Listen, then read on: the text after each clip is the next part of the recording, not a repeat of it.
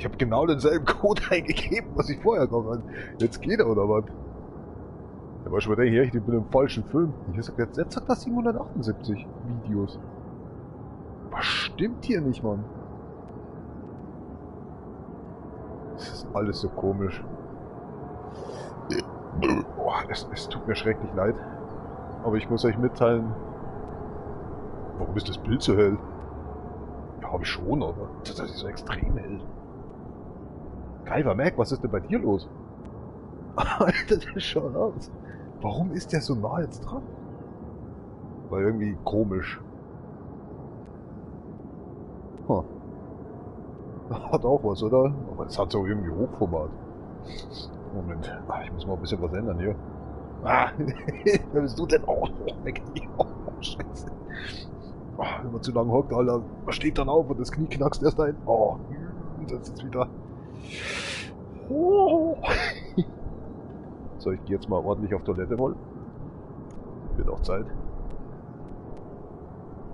Heute ist Freitagabend. Ihr wisst, was das bedeutet. Es ist erst 9. Da gehe ich mal. Trifft den Drink und Freeze. Jetzt muss ich erstmal Kapi noch suchen. Ohne Kapi geht nix für Tappi. Ja, der war jetzt wieder ganz besonders lustig. Ah, jetzt ist die Cola halb voll. Halb leer. Und nimm's wie sie will. Nimm's wie sie will. Ja, Deutsch nichts gut heute, aber auch wieder Englisch besser, oder was? Puh. Ich habe halt schon so viel Blödsinn gemacht und so viel gelacht. Also, Blödsinn, das ist Kinderei, was ich da immer mache. Was hat denn der jetzt da am Fenster? Okay. Weiß 24/7 die ganze Rollo unten, aber jetzt zeigt er hier seine komischen... jeden sein. Hey, was machst du denn schon draußen? Ja, entscheid dich, wo du hin willst. Wie kannst du eigentlich noch auf den kalten Boden hier rum? Du brauchst jetzt nicht auf mich zurennen. Ach, diese Silberfischchen, ey. Also, ich wollte eigentlich nur trinken. Jetzt bist du wieder draußen. Kennt sie nicht aus. Ich hab das Silberfischchen, besser gesagt 1 oder 2, ich weiß nicht so recht. Manchmal sind es 2, manchmal nur eine und lassen sich da tagelang nicht mehr zeigen. Naja. Es waren mal 4, bis ich auf eine draufgetreten bin. Die sind aber auch manchmal aggro, Alter. Die wollen richtig deinen Salz von den Füßen oder so. Ich weiß nicht, was da los ist. Letztens ist mir die eine bis in die Küche reingefolgt. Voll Spinner. Ja. Oh, jetzt kommt der Dosen weggeschissen. Ich wollte da nur Sorge gehen. Jetzt läuft erst einmal die Nase. Ah Mann, ich komme niemand zum Sorgen, weil die Nase läuft. Oh, ich rast gleich durch, ey. Lass lieber die Handbremse einrasten. Oh. So, jetzt muss ich wirklich kacken gehen. So, bin gleich wieder da. Ja, das fängt dann wieder toll an.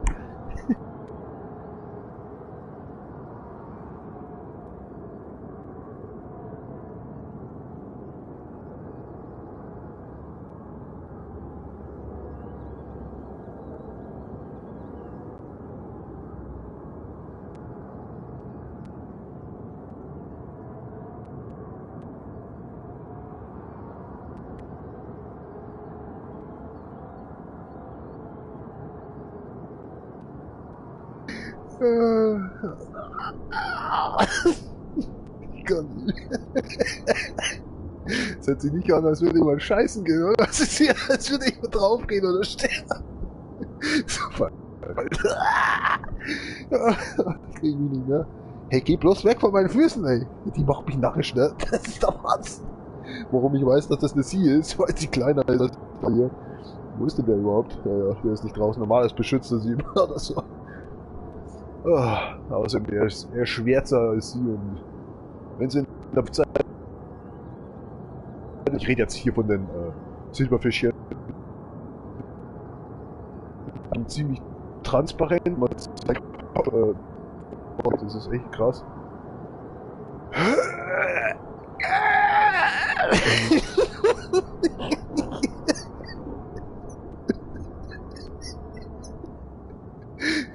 Vor dem, ich sehe jetzt ja vor dem Spiegel, wenn ich an mich überrascht. Kann sie das sein? Oh nein, ich glaube, ich bin so lange schon zu Hause. Oh,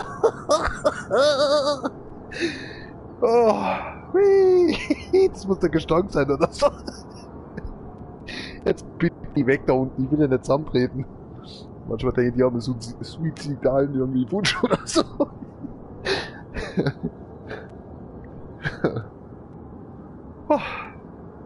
Was wohl die Eintagsfliege so treibt. Ich hatte noch nie eine, aber ich glaube, ich habe schon mal eine gesehen. Ja. Das arme Viech. Wirklich so. 24 Stunden und dann tot. Psst. Was für ein Scheißleben. Ja, vielleicht sehen die das ja auch an. Geh jetzt weg da unten. Ich will jetzt aufstehen. Mensch. Ja, jetzt bist du selber schuld gleich. Oh. Schon denke ich mir immer, die wollen mir in die Socken wegkrabbeln. Ach, der Livestream fängt schon mal ganz gut an. Heute übrigens schon, glaube ich, mein 4. Das heißt überhaupt nichts. Mein Gott, ich häute mich schon wieder. Kommt alles vom Rotzen hier. Dann haben wir nicht mal eine anständige Creme. Wir hatten hier eigentlich von meinem Lister getrunken, ist überhaupt fast nichts mehr drin. Also ich war es definitiv nicht. Ich habe keine sauberen Zähne. Das ist mal wieder sehr toll. Also da isst immer Brötchen und ein bisschen Wurst dazu, weißt du. Ja, fix Mario habe ich den. Weißt, alles hat er. Aber Creme. Da fällt's weit im Hirn. An der Haut, so meine ich. Ja, da fehlt schon öfter. Meistens schon seit meiner Kindheit fehlt's da schon.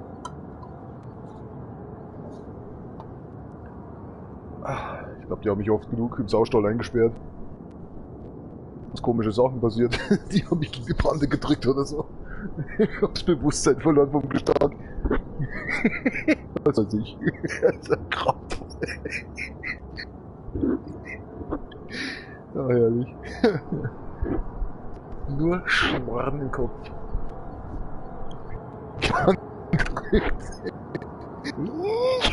Ich stell mir das vor. Oh, so. Achso, Bier brauchen wir noch. Ach du Scheiße. Wird deswegen gestern aufgehört? Achso, das war schon offen. Ich dachte mir jetzt, was ist hier los? Ich hab doch gestern aufgemacht. Ja, Alter, das ist auch schon wieder halb Jahr. Was ist da los? Läuft ja aber wieder im Old Bumper. Ich glaube, die Tequila-Flasche ist auch leer. Bisschen ist noch was drin. Ein Säufer ist das. Was hab ich gedacht, das Fenster ist zu. Ich gerade von mir drauf zustürmen. Was raten wir, sind schon bei mindestens 20 Minuten oder so. Hier komplett voll überzogen. Ich habe noch nicht mal eingestellt. Wie kann man denn sowas verkaufen als Livestream? Können wir da wieder neu anfangen oder so? Schauen wir mal, wo sind wir denn schon hier? Ach, lad doch endlich mal. Ach, jetzt rede ich wieder mit mir selber. Gib doch mal Ruhe jetzt hier. Ist das Churchill? 8 Minuten erst. War ja aber schnell beim Scheißen. Jetzt hat jetzt jeder wieder wissen müssen. Naja, scheißen kann man das jetzt nicht unbedingt nennen. Ja, was wisst ihr denn mit einem Schluck in der Flasche noch? Ach, da stehen ja noch 2 halbe. Naja, scheiß drauf. Ah, was tut der Knopf hier? Alter, liegt der jetzt die ganze Zeit. Jetzt weiß ich auch, wo mein Arsch so weh tut. Von gestern, ach, jetzt sitzt sich gerade mein Chef wieder um. Das ist wieder. Ich hasse es, wenn man im Dunkeln dann vorbeigeht und man sieht dann, aber echt jetzt, Chef, was soll das? Meine Fresse. Ja, ich bin schon lang weg, ne? Also nicht denken, dass ich jetzt gerade zuschaue. Welche nehmen wir denn? Eine kalte Tequila, bitte. Eine Teekalte. Ne, eine Teekalte. Tiefkühl. Ach so, Teekalte. Jetzt habe ich verstanden. Ja, manchmal ist mein Gehirn schneller als der Gedanke, der nicht laufen sollte. So, ich grüße jetzt mal meinen Chef. Ach, der hat schon ausgemacht. Das ist so, ach, wie soll ich das erklären? Sollte doch wirklich eine kalte Tequila-Flasche raus. Das ist ein Depp. Also, Gratulation erstmal. Ah, herrlich. Über sich selbst zu lachen. Ach, auch was Tolles. Das ist so ein komischer Geisteszustand, oder? Ja, da hat sie halt nicht mal alle. Jetzt kommt, Leute, was ist los? Schaut doch hier keiner hier an. Ja, verdammt. Wie ich schon vorher gesagt habe, der ist einfach schon zu lang zu Hause. Ich versuche gerade hier, das habe ich euch vorher schon gezeigt. Oder auch nicht. Oder auch nicht. Ein bisschen troubled hier. Warum?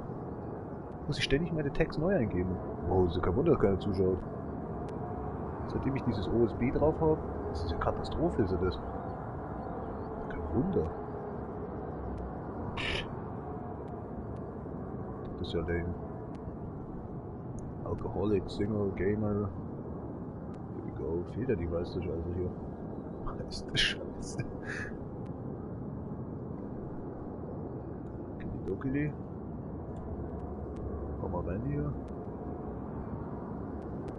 Wie zu viel? Ja, ich sehe das nicht. 25 zu viel. Geht's noch? Was? Da macht doch Sony Entertainment einfach weg. So, fertig. Braucht doch keiner wissen. Boah, mich hebt's gerade, Alter, aber nach oben. Boah. Car X. Car X Drift Racing 2. 2018. Echt? Car Extreme. Letztes Jahr. Es gibt wirklich ein 2er schon? Ja, die arbeiten ja am 3er an den Schadensmodell, stimmt. Oh ja, ich muss mich umziehen. Scheiße. Oh, mein Chef ist. Ah, okay, mein Chef, der schaut, glaube ich, gerade hinten aus. Macht Sinn. Der hat sich gerade umgezogen. Er wird sich gerade denken, Kruzifix, der Christoph hat schon wieder nicht aufgefüllt. Der Hamperer, der Elendige. Boah, ist ja kalt. Kälter als drüben, Alter. Was haben wir denn hier? 12 Grad? Oh mein Gott. Was geht? Dann dürfte es eigentlich hier so um die 11 Grad haben, oder? Wenn ich so. Wo ist denn die Jacke jetzt eigentlich wieder hin? Also. Na, das Kapi kann ich mitnehmen.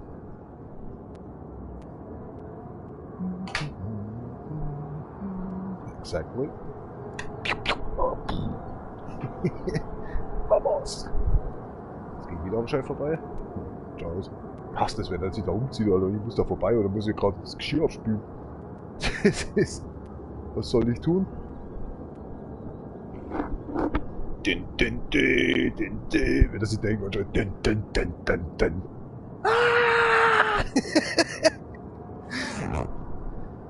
Ah! Oh Gott. Din, din, din.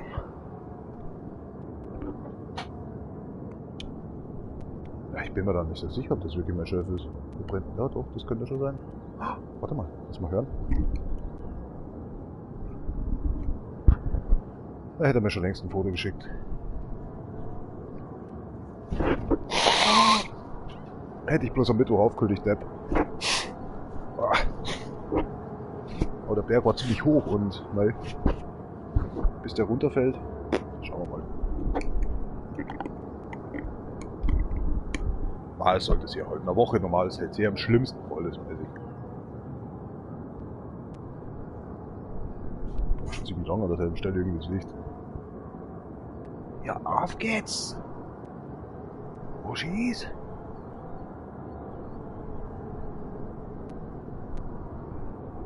Hello all. Hello all. Ach, hier ist erschrocken. Jetzt sind's 8 Aufrufe. Hä? Waren doch 6 vorher. Das schaut aus. Okay. Ach echt, 7 Stunden, du bist doch komplett eine Pfeife. Moment, warte. Vor 18 Stunden live gestreamt? Dann ist ja das mein 5. Livestream heute schon. Ach du Scheiße. Mein 5. Livestream. Und ein Video. 5 Livestream und ein Video. Du bist ja nicht mal ganz bei. Und nur Schwachsinn kommt dabei raus. Ja, das sieht man mal wieder. Wo ist denn jetzt eigentlich hier mein... Ach, das ist es ja. Boah, wird das kalt hier, ey. Geht ab hier, ey. Der Ventilator, der ist ja sowas so kalt manchmal. Ich krieg ja so richtig Schädelweh. So, da gilt nur eins.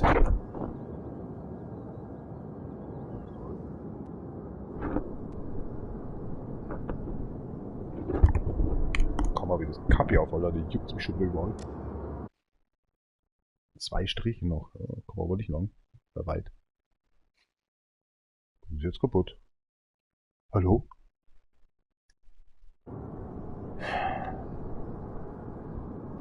Ich hab doch gerade eben Spotify gemacht. Ach, jetzt weiß ich wieder nicht, was ich eingegeben habe. Mein Gott, ist das wieder ein Mist. Bei jeder Sekunde mit dieser dämlichen Pinner zu beten muss. Komm mal ran hier. Ja, ja, Kollege, du auch. Der gerade zuhört, oder?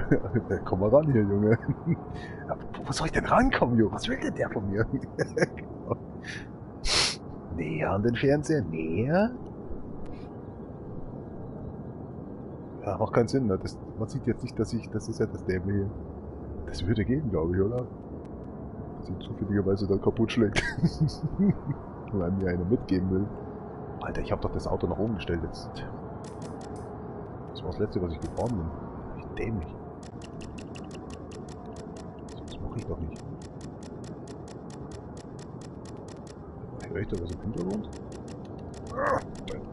Scheiß macht jetzt da. Das ist Geklicke, ne? Kommt mir so bekannt. Weil ja gerade, dass der Hand da drunter geht. Ach, nicht mal. Das ist einfach ein Rotz.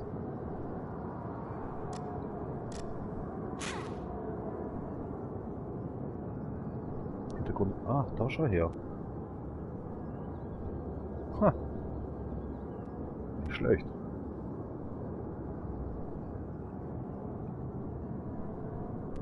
Wow, was ist jetzt kaputt? Ach, meine Earplugs haben sich verabschiedet. Okay. Die habe ich erst seit einer Minute draußen.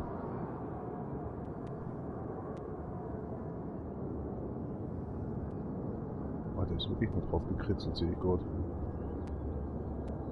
Der hat seinen Kopf bewegt? Wahrhaftig. Was wankt er doch nur mit die Füße? Oh mein Gott, ich krieg Verfolgungswahn. Ja, scheiße, wie mach ich die jetzt wieder an?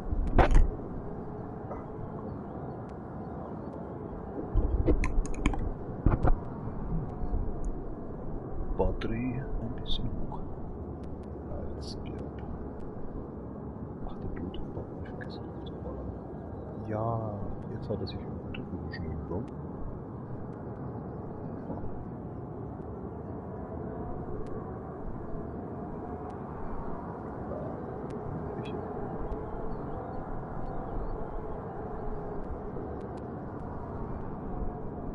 Stimmt was nicht mit ihr?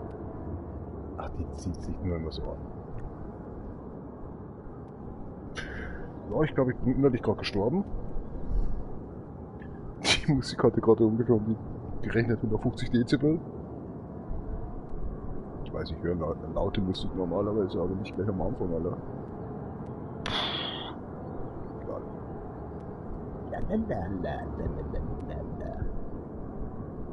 Da vielleicht darf es so laut sein. So.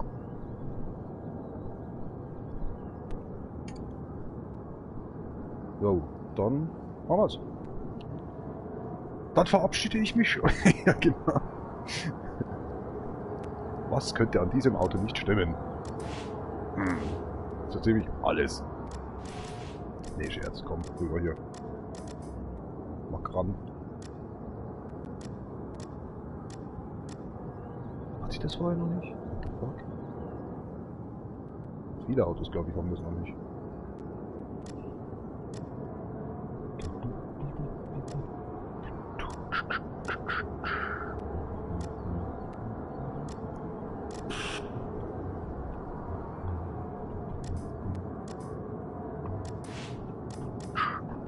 Oh mein Gott. Wie konnte das geschehen? Ja. Ich habe vergessen, den Jam zu starten. Ja, ich höre so oder so keine so, aber das ist mir egal. Ich bin da nicht so.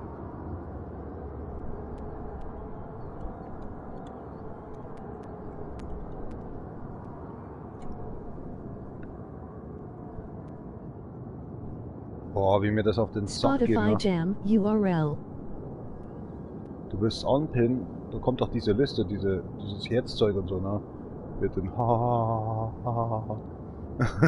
Emojis. Und immer wenn ich das anpinnen will, das passiert mir das die ganze Zeit schon, poppt das auf, das Ding.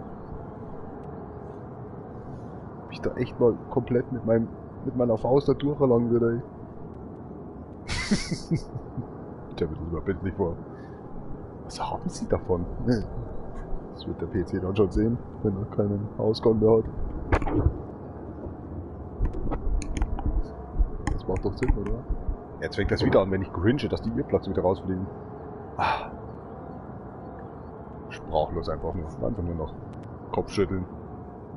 Dauerhaft, durchgehend. Was stinkt hier eigentlich so gut? Boah, ey, das Parfüm, ey, ne? Ich weiß nicht, ob ich das schon erzählt habe, so ein komisches Waschparfüm mal gekauft, weil ich mir gedacht habe, okay, tust dir dir mal gefallen. Das ist aber ein bisschen anders, da riecht nicht immer noch Persil oder, wie heißt das andere nochmal? Boah, hier, Kalgonit wollte ich schon sagen.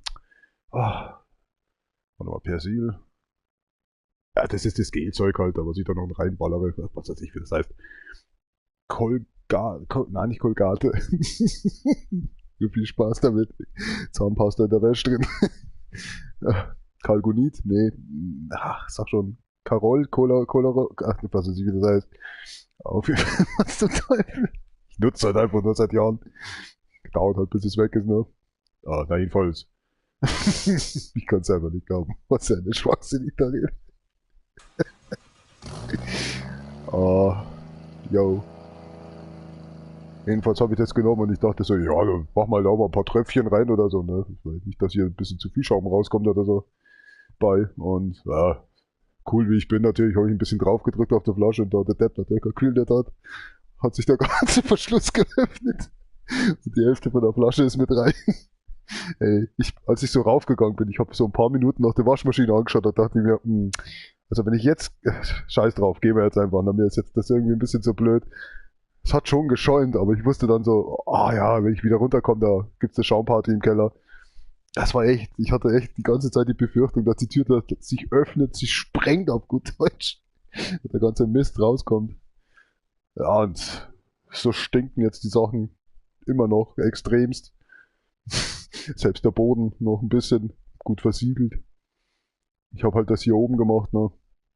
Dachte mir, da ist schon ein Loch drin, alles gut. Tu ein paar Tropfen rauf und dann gehen wir runter. Brauchst nicht die ganze Flasche mitnehmen. Naja. War wohl nix. Jetzt von den 13 Euro nur noch 8 Euro übrig. Das waren 100 Wäschen oder so, was ich da reingeballert habe. Jesus Christ. Erst das am Boden so lag. Ich dachte, Scheiße, wie krieg ich das wieder weg? Da cool wie ich natürlich bin, habe ich erstmal ein bisschen Wasser genommen, erstmal verdünnt und dann ab durch die ganze Bude mit dem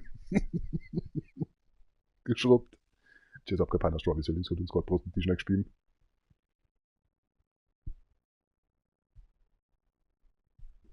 Oh, schmeckt das ekelhaft, das Bier.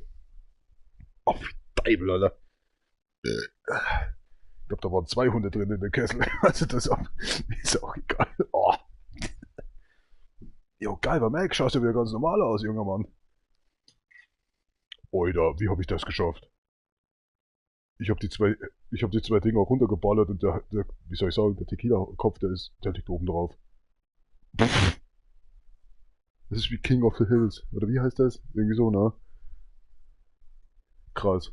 2 runtergestoßen und das geworfene bleibt oben drauf.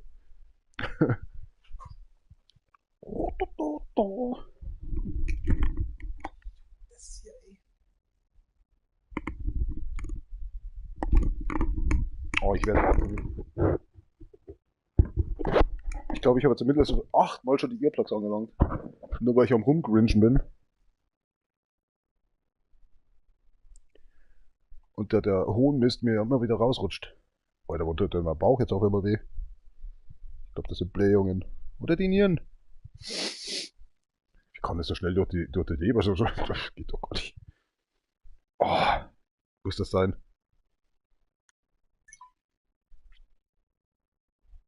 Oh, brennt mir gleich den Lippen, Alter. Können wir jetzt endlich? Gambarimas. Oh, ich höre nichts.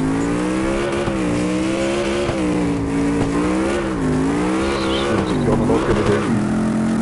Was macht das Auto denn mit mir? Ja, ich wollte doch nur eine kleine Anlage bauen.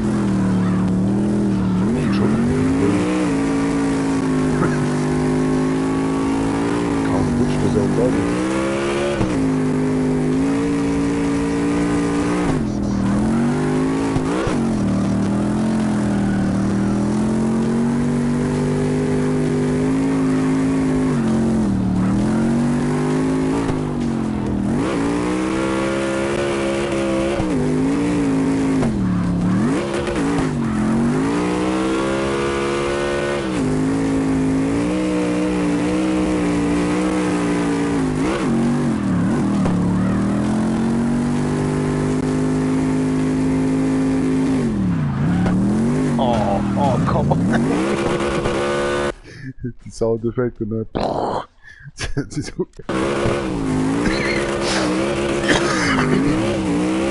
Einfach nur ein Blech.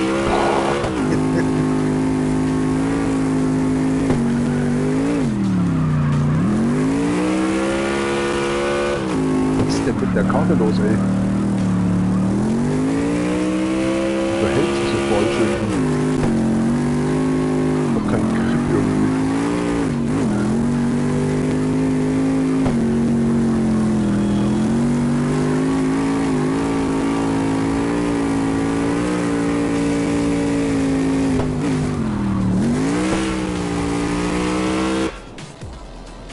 Stand da gerade Finish oder fucking? Ich hab das nicht lesen können. Ich wollte wirklich nur in diese beschissene, blöde Anlage reinfahren. Das Auto, ich konnte es nicht mehr lenken. Diese Irrplatz, alle, die sträuben sich rein, drin zu bleiben. Hier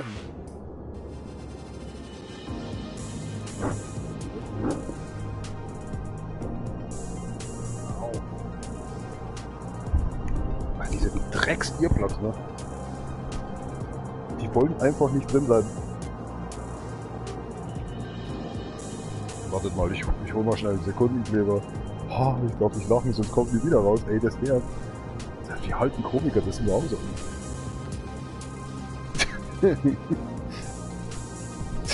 Keine Ahnung. Also ich könnte das nicht. Wenn ich auf der Bühne stehe, ich würde permanent lachen. Bevor ich den Scherz wahrscheinlich schon... Bevor ich den, was auch immer da, was ich da bringe, eine Improvisation, so voll über den Arsch. Oh, nee. Ich wüsste nicht, also nee, geht nicht. Naja, muss ja auch solche Leute geben, ne? Die kriegen wahrscheinlich von mir das Eintrittsgeld wieder zurück. Nichts ging. So, die muss ich zahlen für Schadensersatz oder so. Die kommen nicht, weil sie gezahlt haben, sondern die kommen, weil ich gezahlt habe für die. Dass überhaupt jemand kommt. Oh, herrlich. Und die lasse ich mich nicht anschauen. Oder machen wir es doch ganz einfach. Die dürfen mich anschauen, aber ich schaue sie nicht an, weil ich einfach ihnen nur den Buckel zeige. Ach, das ist doch am Müll. Hat doch nichts, ne? Ich hab was. Das ist immer, ich weiß nicht, bei mir kommt immer die Scherze einfach so, die tauchen einfach auf. Auf jeden Fall, das ist so, wie wenn ich so auf der Bühne stehe und die Leute schauen mich an, aber ich würde sie umdrehen und würde sagen, mir geht's dann besser dabei, ne? Das ist schon alleine die Ansicht, wie die Leute dann einfach in die andere Richtung schauen und ich auf mich schauen und ich immer diese komischen Dinger da bringen. Oder die eigentlich nur hinter sich selber das Lachen hören und denken, oh, jetzt ist bald soweit, der murkst uns bald ab. Ui.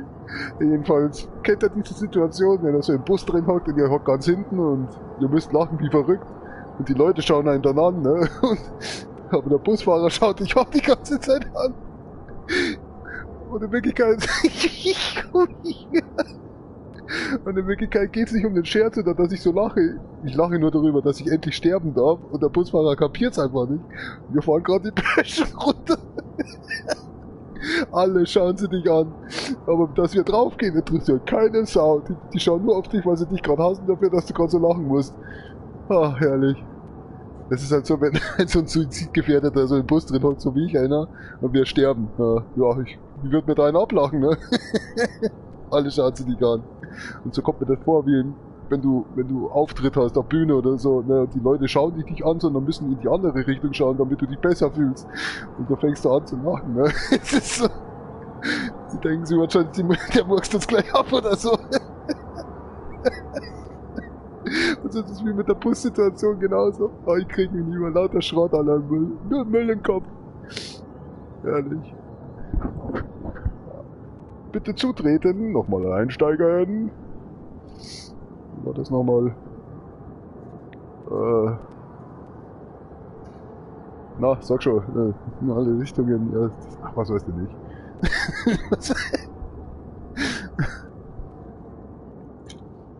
Abtritt, Austritt, Durchtritt. Na, komm schon, mein Hirn hängt schon wieder. Ausstieg in alle Richtungen.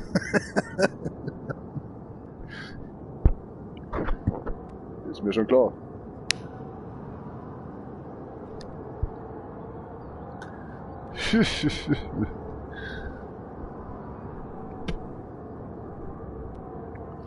Jetzt habe ich mir noch einen gelacht, als der eine so gesagt hat, ich komme da nicht mehr durch das Fenster durch, wenn hier jetzt kein Hammer ist, ne? So ein Notausstiegshammer, wenn der nicht da ist. Der hätte keine Chance, durch das kleine Fenster da durchzusteigen.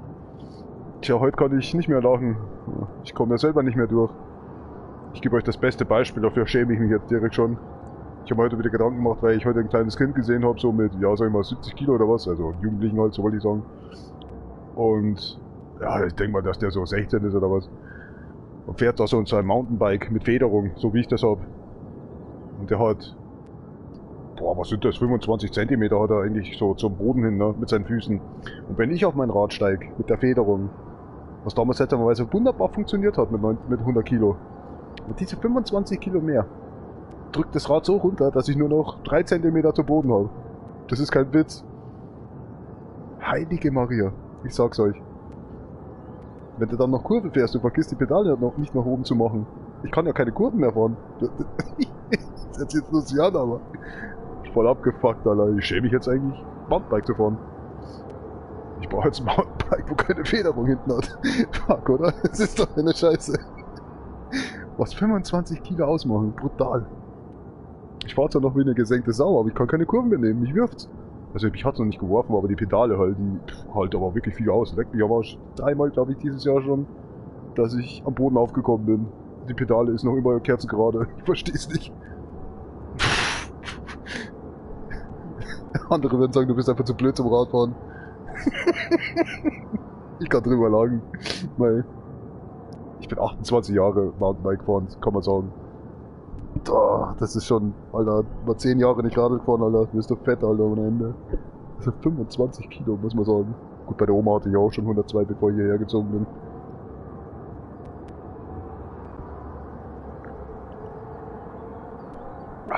Naja. Vor 3 Jahren habe ich noch gesagt, das Fett sieht man noch nicht so. Jetzt langsam geht's dahin. Nicht mit meinem Alter was zu tun, sondern mit dem Saufen, versteht er?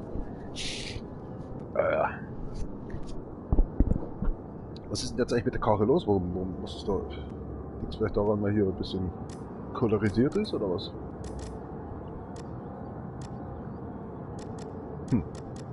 Keine Ahnung. Fährt sich komisch. Ey, die Karren, ne? Die schauen so top geil aus. Aber wenn ich dann im Hintergrund die Autos anschaue, zumindest das Wohnmobil hier, was zum Teufel ist da los? Schaut aus wie ein Schachtel Karton, das bloß bemalt worden ist. Ey, diese Earplugs, ne? Gestern noch gelobt, heute schon wieder gehasst.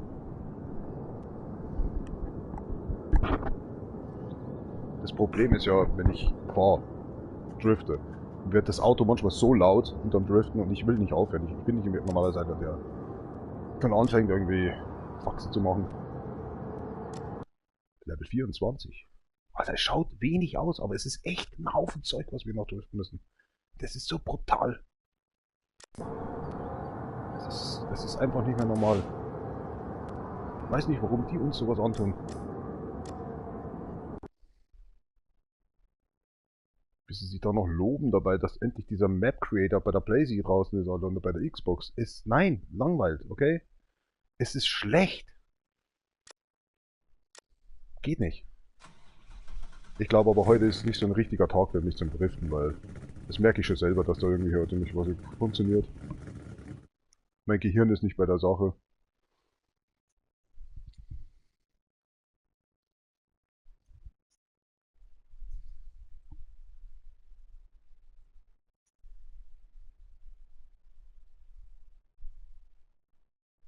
Ach, hier ist das Gequatsche bei der Mucke, Alter. Ich dachte schon, was ist hier los? Ja, man merkt direkt, wie die Earplugs schon wieder raus wollen. Ohne, dass ich irgendwas mache. Ah, da oben funktioniert auf jeden Fall noch. Ich glaube, der ist sogar auf Restfeuer. Weil jetzt schon wieder Funken rum raussprühen.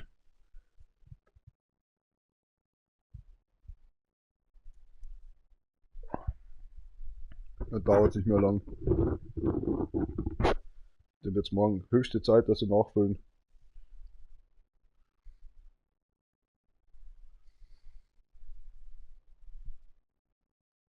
Ja, morgen haben sie Zeit, morgen sind sie nicht in der Arbeit. Sind Heizungsbauer, die das machen bei uns. Haben sie ja gedacht, machen wir uns ein kleines Geschäft raus. Verkaufen wir Hackschnitzel.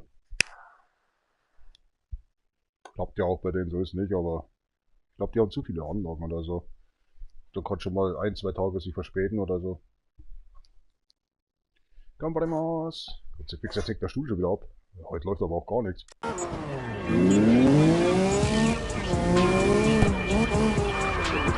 Stark.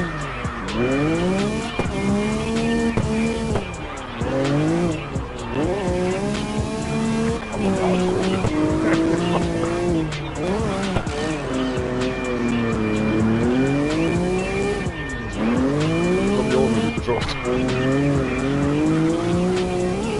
Auto der Kurve abzuwürgen.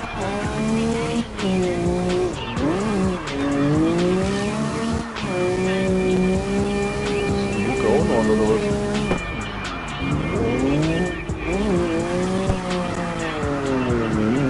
Nein, nein, ach du Viech. Lenke. Ach, echt nur eine Kacke, ey. What the heck is going on? Kann heute nicht, das ist mal wieder so ein typischer Tag.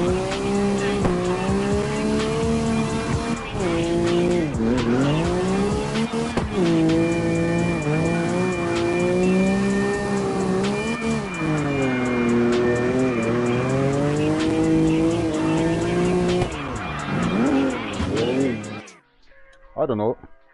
Kein Bock mehr. Ich kann heute nicht driften. Can't drift today. My brain is totally somewhere else.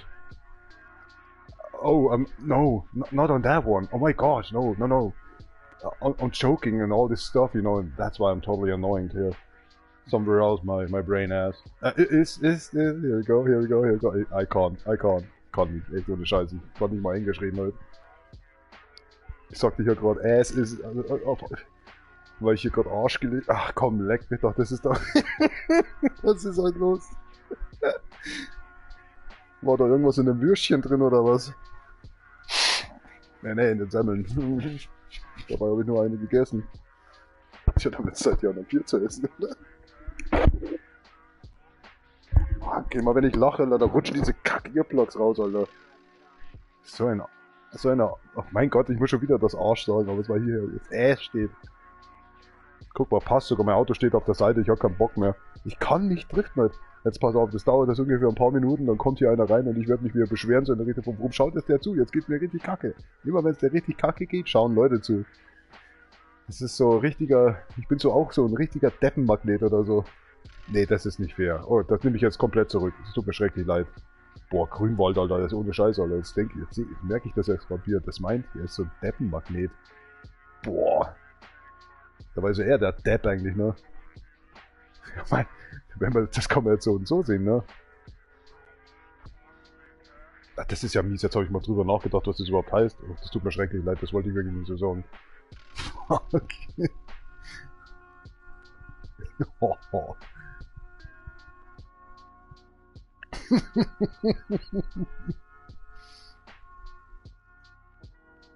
Oh, jetzt hätte ich was geschrieben.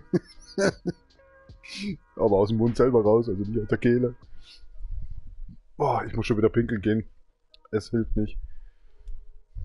Oh Gott. Alter, das Dach ist schon wieder eingefroren. geht das so schnell aufwärts mit den Temperaturen. Ich muss wieder das Licht anschalten, normal schalte ich das Licht nicht ein, weil ich weiß auch genau, wo ich hin mache. Meistens daneben. Nur wenn das Licht brennt. Genau. Nee, also ich bin heute irgendwie nicht beim Driften dabei. Die Mucke passt schon mal überhaupt nicht. Dieses Rumgeschreie, dann die Mucke im Spiel läuft. Das Auto, jedes Auto, das ist das zweite jetzt, okay. Aber was ist da los, Junge? Boah, ich sehe gerade in der Dusche, der Schlauch, der verschlimmert sich ja immer weiter. Ich schieße da immer das Kalkspray drauf, aber das wird immer rötlicher irgendwie. Orangener. Alter, was ist das?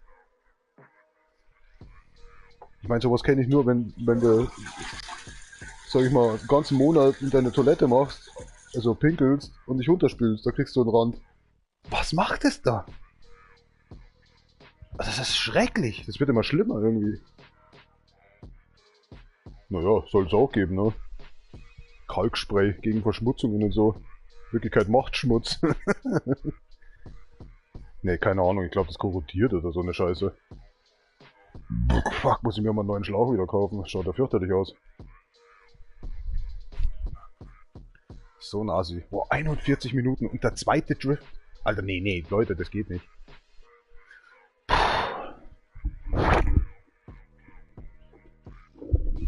Dieses Gequatsche schon wieder von mir, ne? Ich versuche mal die Klappe zu halten. Wird nicht lang dauern, dann werde ich wieder einen Lachflash kriegen. Hey, mich juckt es überall im Gesicht. Der Ventilator verteilt einfach extremst die Partikel von der Zigarette schon wieder.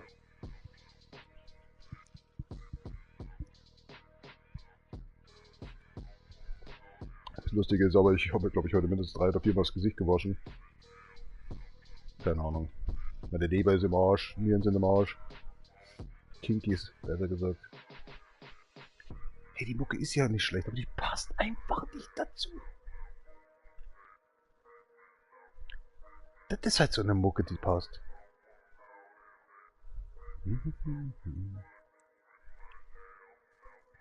Also mich wundert es ja nicht, dass hier keiner zuschaut. Ich sage auch nichts.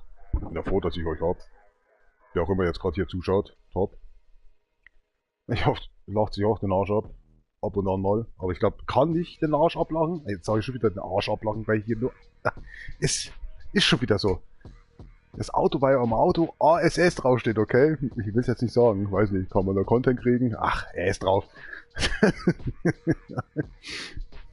Das ist nicht von mir, okay? Das ist halt so. Mir hat es halt gefallen und ich konnte ein bisschen was draus machen. Ausfertig.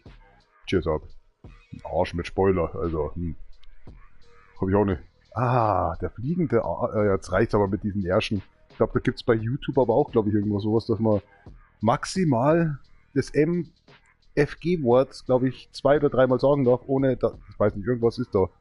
Aber das ist dann auch nur, wenn man monetarisiert oder so. Ich bin mir nicht so sicher, aber, so ein BS.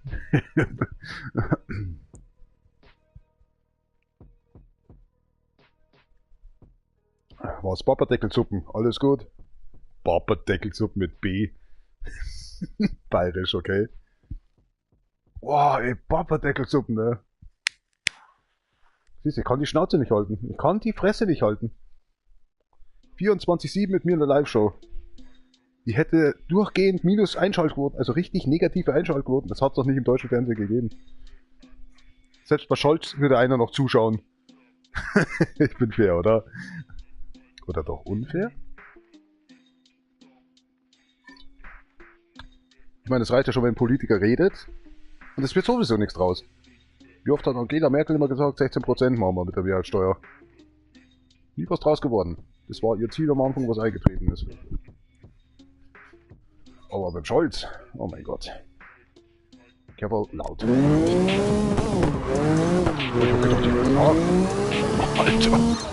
Der fuhr dann los. Vielleicht mal was bremsen, bevor Vollgas geht.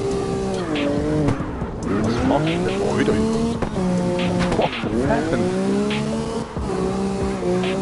Pumpen sind nicht weggegangen. Was ist denn mit der Karre los, ey? Stopp auf, das ist auch aus.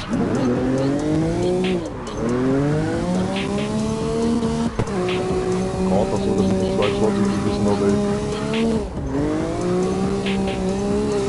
Geschissen.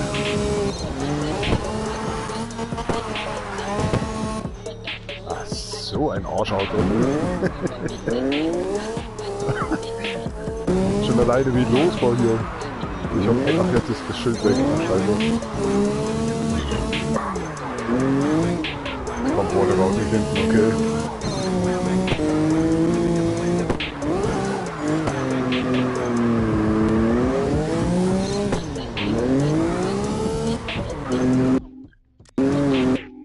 Was ich gerade sagen wollte, zu welchem Arsch, auf den Autos sind doch 8 Leute, ne? Zu welchem Arsch kann man das, ich meine, zu welcher Person kann man diesen Arsch...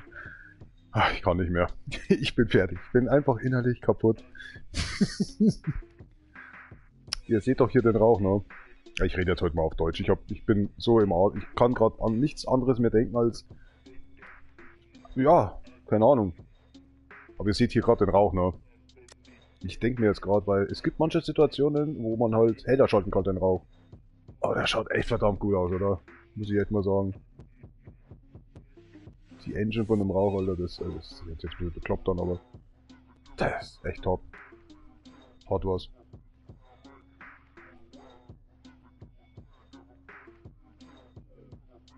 Überhaupt die Belichtung seltsamerweise, die hat einfach was.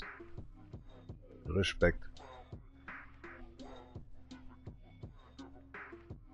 Ja, ich weiß nicht, ob das bei es gibt ja diese Sandboxen, also diese Sandboxen auf gut Deutsch, die wo ich da auch immer nutze. Für Crysis zum Beispiel habe ich sie genutzt, um selber mal eine Map zu erstellen und auch die Lichter zu machen und so. Das war immer schwierig, den Schaltkreis zu machen. In der Crysis Sandbox. Also Far Cry Sandbox war das, glaube ich, immer. Wurde dann immer komplizierter. Aber das hat was, ne? Nicht schlecht. Ich weiß nicht. Mir gefällt mir das Spiel trotz alledem noch. Aber es zieht halt einen runter, ne? Wenn du dir so gibst. Jetzt kannst du eine Map selber erstellen. Ja, pff.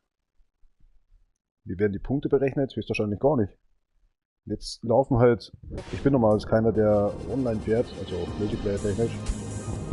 Boah, jetzt habe ich gerade mit meiner Zigarette Finger, ich würde das Augen weggelangt. Aus Versehen. Oh. Ich hab die Kontrolle auf der anderen Seite hatte. Und brennt das. Das zieht einfach einen runter, weil die alle weg sind. Da findest du keine Map mehr, wo mal knapp voll ist. Immer hier ein, da ein. Und ich will mich hier nicht anmelden. Das ist nervig. Weil dort wissen sie, ich habe 3 Accounts oder so und dann, glaube ich, läuft irgendwie alles schief. Hättest du einen Account, würde ich mich anmelden. Und ich glaube, wenn ich mich mit 3 Accounts anmelde, mit demselben Accountname, ich weiß nicht, das ist kacke.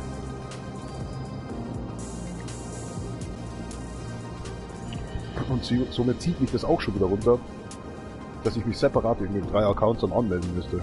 Voll blöd. Viel zu viel Arbeit. Sag mal. Schwallt sich aber auch dahin. Total. So, das war der zweite Drift nach 48 Minuten. Ganz schön ins Klo gelangt halt. Und wir fahren weiter mit der Karre. Die taugt mir so. Ja, nicht wegen dem Arsch. Es tut mir leid. Alter, der Ventilator ist ziemlich heftig. Der Tempo liegt schon wieder am Boden.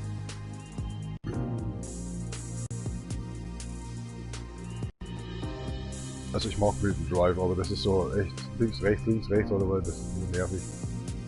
Das hier ist auch so nervig. Tja, da wird ja langsam nichts mehr übrig bleiben, doch den Karten-Editor da doch mal zu probieren. Boah, 46, wie habe ich das denn geschafft? 43, 888. 43 ist magisch, DC und so, aber die 888 ist, wir hatten mal so ein Auto in der Firma mit dem Kennzeichen 888. Eine sehr verstörende Zahl.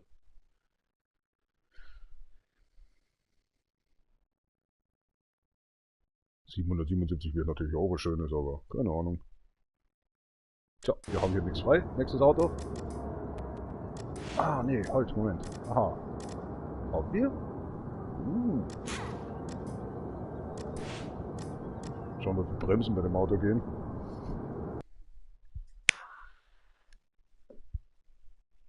Ja, ich habe vergessen, heute ist Freitag. Kann ja keiner zuschauen. Oh mein Gott, wenn ich das schon nicht geschafft habe. Eis halt. Machen wir's kurz.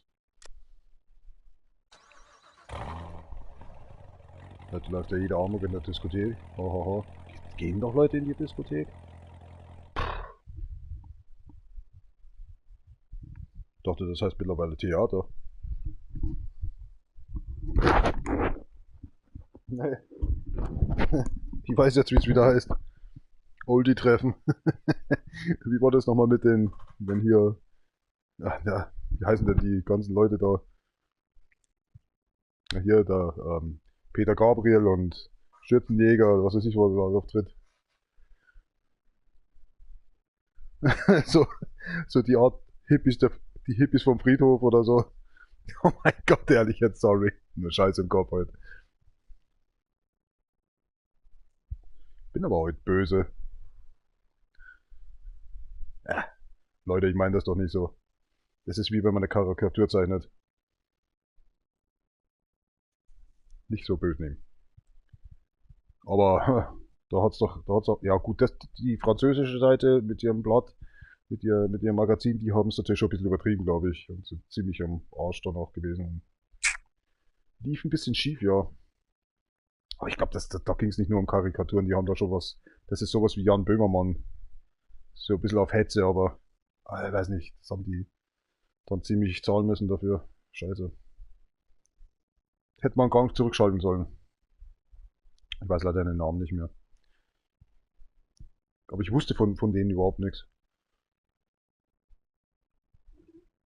So wie das böse Blatt von Mad TV oder so.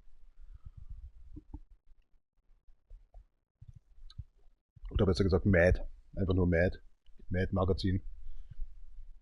Hatte ich auch ein paar zu Hause. Weiß nicht, die liegen glaube ich bei meiner Oma irgendwo drüben auf dem Hopfenboden. Oder auch nicht mehr. Oder mein Onkel hat's. Kann auch sein.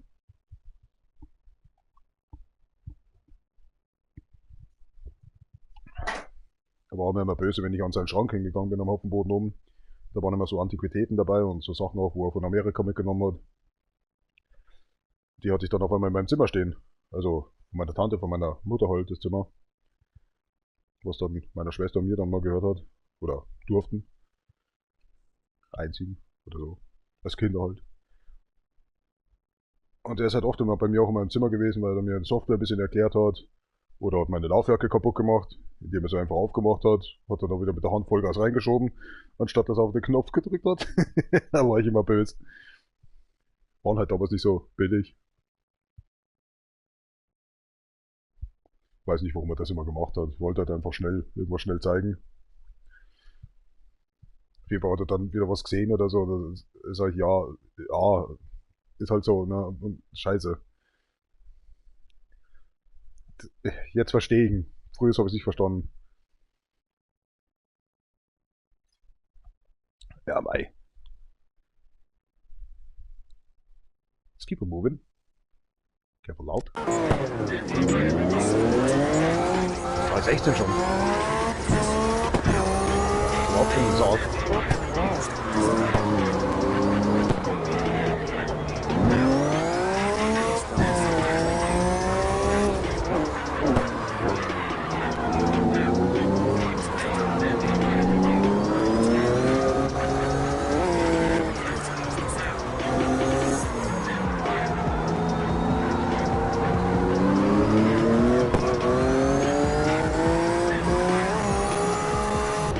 Heute geht das Auto dann auf.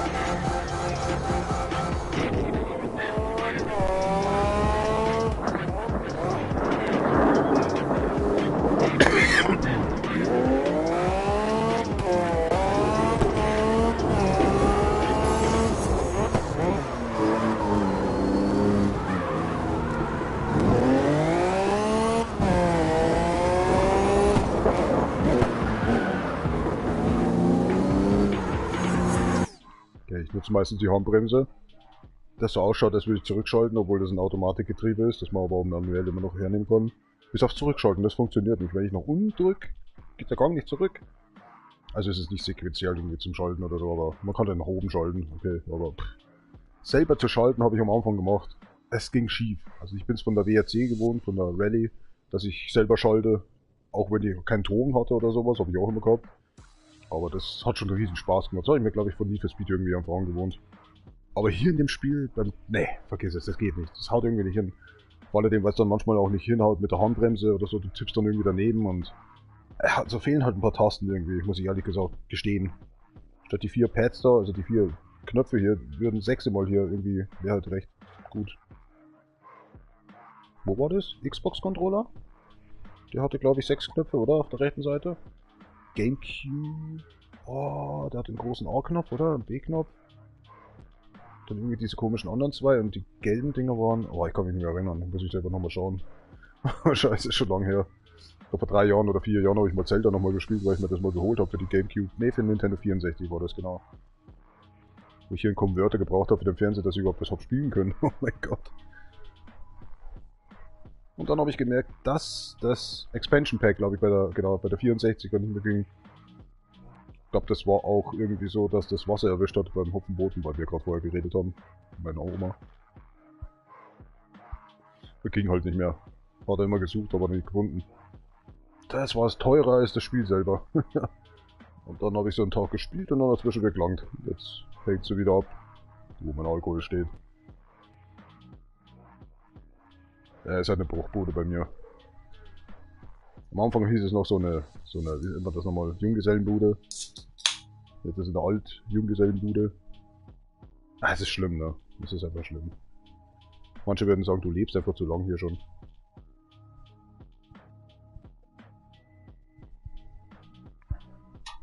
Manche andere sagen, schau dir mal andere Buden an. Das sind Häuser, die schauen so aus. Geh aber laut.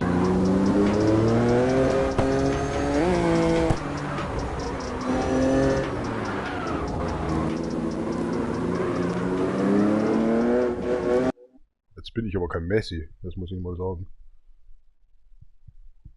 Ich bin schon einer, der sortiert. Jetzt so wie jetzt bei Guyver Mac hier zum Beispiel, wo ich einfach alles neiwerf, was ich an den Hüten habe von den Tequila-Flaschen.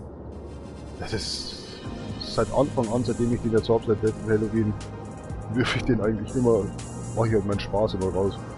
Versuche eigentlich immer in meinen Kopf zu werfen, aber jetzt irgendwie will ich nicht mehr so recht. Muss ich immer wieder neu anfangen damit und die Zigarren, die sind dann immer kaputt geworden und naja. Also die Hälfte hier in dem Auto war schon, die andere Hälfte kam dazu. Habe ich die Motorhaube geändert? Echt? Oh. Ja, die habe ich wirklich geändert. Oh, warum habe ich die geändert?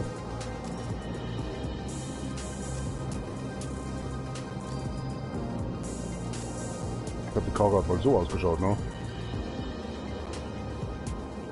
Ah, okay. Ist das denn so? Ja, passt schon. Ach genau, das hat wirklich so ausgeschaut. Stimmt. Bis das Bild dann kommt. Warte mal, ich schau mal. Das war doch das Original, oder? Das war das Original. Warum habe ich das geändert?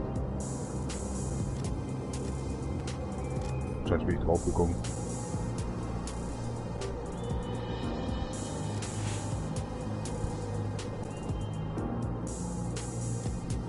Nochmal! Hat jetzt kurzzeitig jemand zugeschaut? Augenirritation.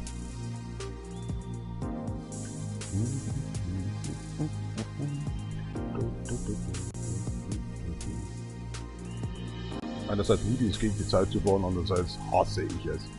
Vor allem, wenn die Bremsen nicht richtig funktionieren. Also hier haben wir schon mal überhaupt keine Chance. Das habe ich selber schon gemerkt. Dreht das Auto komplett durch. Ja, hier wäre sowas, da habe ich aber 1,3 geschafft. Wow, 1,3 korrekt. 1,13. Da kommt das so ein Witz, oder? Ja gut, 3 Minuten. 2 Minuten will ich es wahrscheinlich schaffen. Na, hau rein.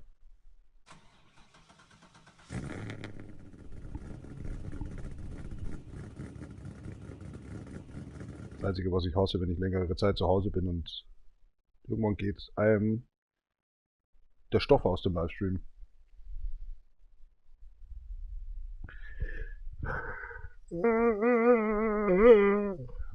Eine Stunde schon. 3 Rennen. Meine Fresse.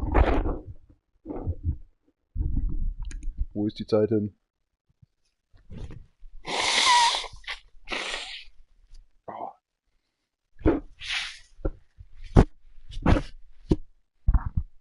Jetzt habe ich vor einer Woche, genau vor einer Woche habe ich trainiert. Ist schon wieder weg. Oh, Verzeihung. Ist wieder schon wieder kein Bock. Jetzt auch die Hanteln, ne? Also nee, nicht Hanteln. Wie sagt man da? Schaut aus wie ein Stock, hat eine Feder drin. Also sah ich schon etliches im Video, also in YouTube, auf YouTube, so Videos. Das geht, glaube ich, bis 200 Kilogramm, oder? Und ich habe jetzt eine mit, was sind das, 120 Kilo? Ne, 60 Kilogramm. Es ist, ich weiß nicht, ich würde die 200 nicht schaffen. Niemals. Also 120 noch, ja, aber das war's dann. Also die 60 Kilogramm, die sind ziemlich einfach zu drücken. Da steht extra sogar noch dabei, wie Arnold Schwarzenegger, wie war das nochmal? Hulk, Sylvester Stallone und Schwarzenegger.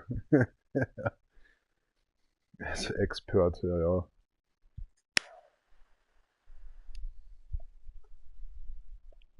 Ich dachte immer, Expert kommt zuerst und dann kommt Professional. Statt drauf Professional und dann kam eben, also ganz am Anfang, wo Lady draufsteht. Ich so, what the fuck, was ist das jetzt? So Rassismus oder sowas schon. Voll die Beleidigung irgendwie. Wenn sie gleich Pussyboy oder so hinschreiben können. Also, geht's noch?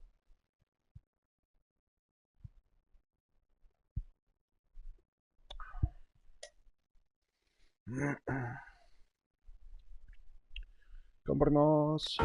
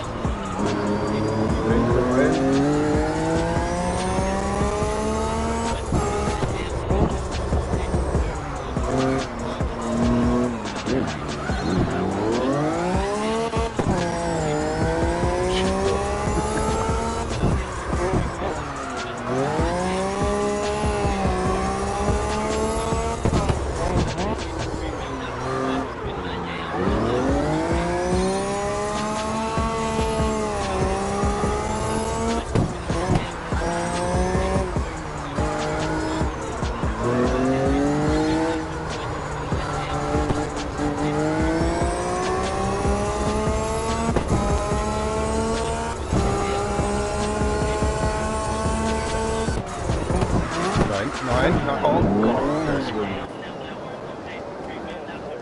Das hätte die AI nichts Besseres zu tun, als gegen die Wände zu fahren.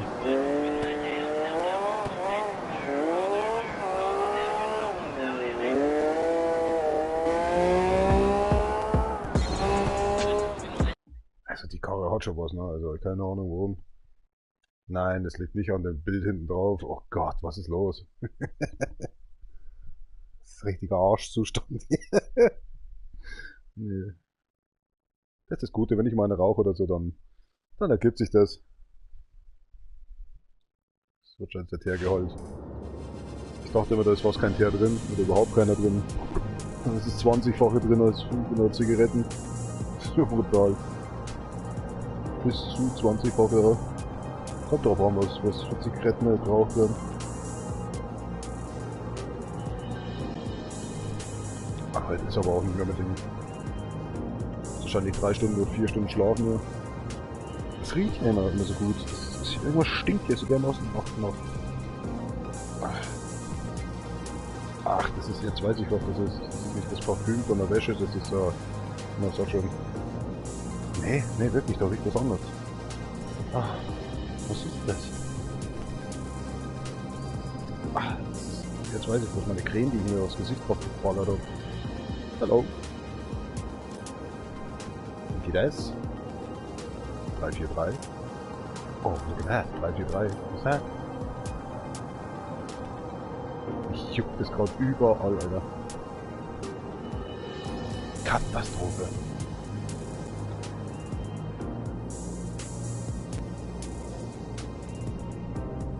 Hat einfach irgendwas.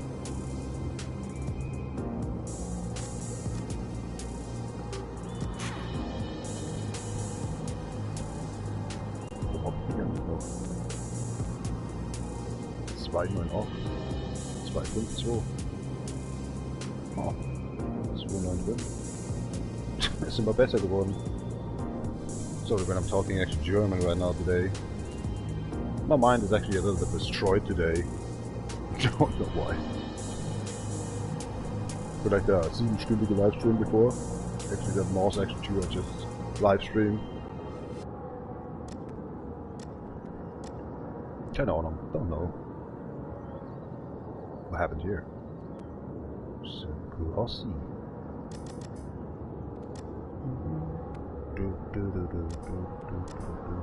Ah, geht nicht. So ein PC gemacht worden.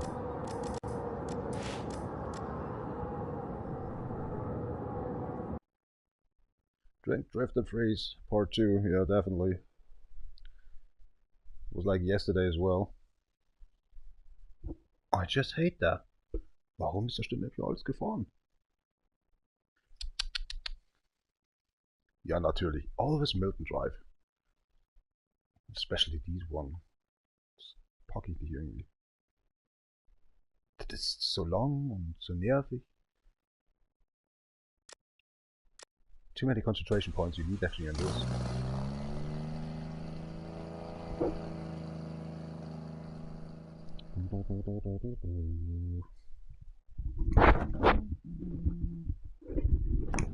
Ah, the hell with the microphone. Boah. Mal wieder kalt, immer wieder warm, dann juckt's wieder, dann rutschen die Earplugs raus. Ey, komm schon, ey. Ey, ich muss mir echt mal zum Obi gehen und mir mal einen Strick kaufen, Alter. Ja, Scherz.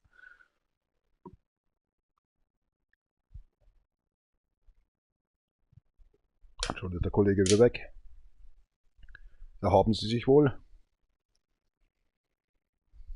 Wird sich auch denken, was für eine geisteskranke Sprache ist denn das, was der da jetzt auf einmal quatscht. Komm bei der Maus. Mit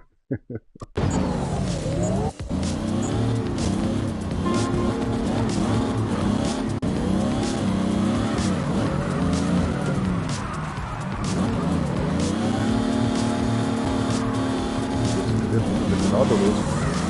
Auch nicht genug schon ein.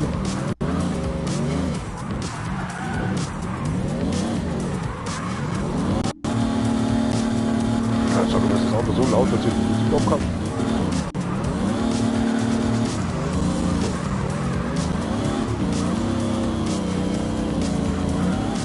Oh, Crack.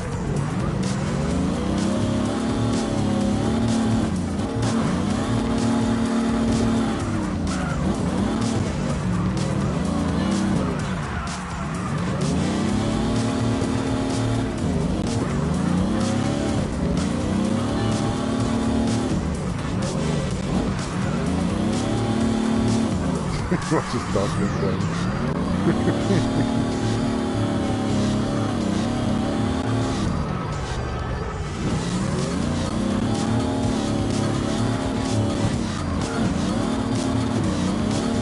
So fucking fine ass that's looking in here.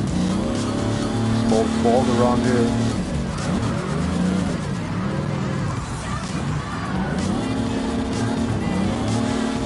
Absolut schöne Grafik, Alter. Obwohl es echt eine beschissene Grafik ist, dafür ist es eine echt gute Grafik. Und ich schaue auch gar nicht aufs Auto, was das Auto macht, ehrlich gesagt. Alles noch geduld.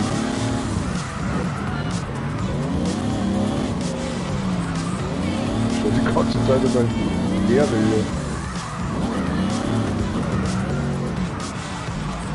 Die Umgebung Besser gesagt.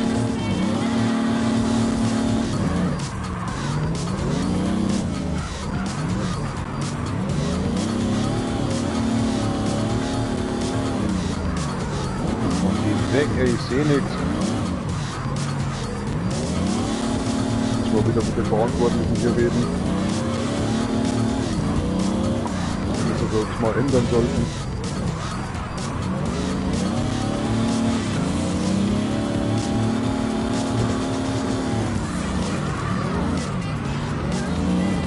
Jawohl. Okay. Nice. I didn't actually watch the car how it actually drifts in the angle.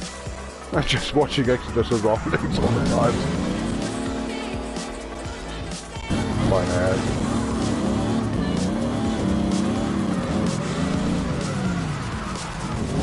He's like actually more like a rally track or something right now. He's better saying Christmas trees are around. Because of 4 or 5 days is Christmas, you know, that's why I just say Christmas trees. Even they're looking lousy here somehow. They're not needling. They have only 4 sides actually. No, that's just not actually working if you talk in English like that. Oh crap.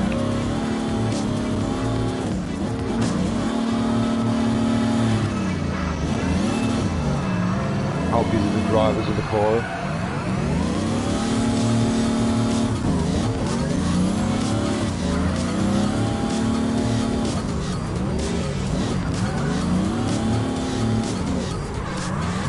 Still stunned.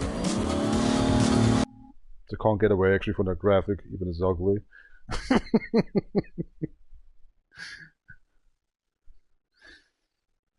Oh, hell no. It's getting colder in the room. And I'm getting even fatter. Yeah. Come on, fat sack, move, jump a little bit around, yo. Sir, instructor, I think I soiled myself. Then move more. Yeah. Ah, ja. Könnte schon wieder pinkeln gehen. Next Vehicle. Kommen wir auf der Laderfläche hier. Ordentlich. Wow, wo ist er hin? Ach, da ist er. Jetzt Heiligenschein hinzeichnen soll bei ihm. Vielleicht noch die drei Leute, weil die wo zu Weihnachten vorbeikommen. Die komischen Typen da. Balthasar Medikus sind da tot. Oder wie? Was weiß ich was. Ja, ich hasse es, wenn ich selber lachen muss über meinen Müll. Balthasar Medius und was? Medikus und der Tod. Alles ein Logan oder so in der Karre.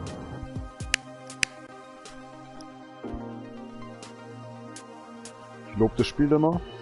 Ich sage immer, die Grafik ist gut. Ja, so die Grafik, sage die Physik. Der Physik, ja. Ach komm, schon wieder alles gefahren hier. Junge, was willst du denn noch? Lösch halt einfach mal alles. Ah ne, da macht's aber auch keinen Spaß. Das war ein Grund, warum ich bei anderen Accounts dann weitergespielt habe. Oder neu gestartet habe. Aber jetzt bin ich da auch schon immer so weit. Ich glaube bei der Need for Speed Takeshi Sato, ich glaube, ich ungefähr gebraucht 1-2 Wochen, bis ich fast alle Trophäen schon hatte. Fast alle Trophäen meine ich. So 70%. Also das war Wahnsinn. Hier sind verfluchte Axt. Da schau her, ich hab was gefunden. Jetzt habe ich doch vergessen, was ich sagen wollte. Und meinte halt immer so auf Englisch dann, dass hier so ein paar Leichen zu viel im Kofferraum drin liegen. Weil die Karre manchmal sich irgendwie schwermütig bewegt. Schlechter als am letzten Tag oder so. Was ist da los? Deswegen gerade Balthasar Medikus und der Tod.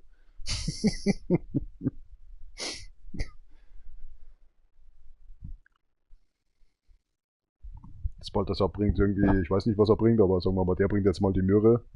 Der Medikus, naja, der bringt halt sein Weed. Kannst du dir vorstellen, was der Tod mitbringt? Sack voll Leichen. Gottes Willen. Was zum Teufel hat das mit dem Spiel zu tun? Gute Frage. Ach, hey, Mene. Wie die Zeit doch verfliegt.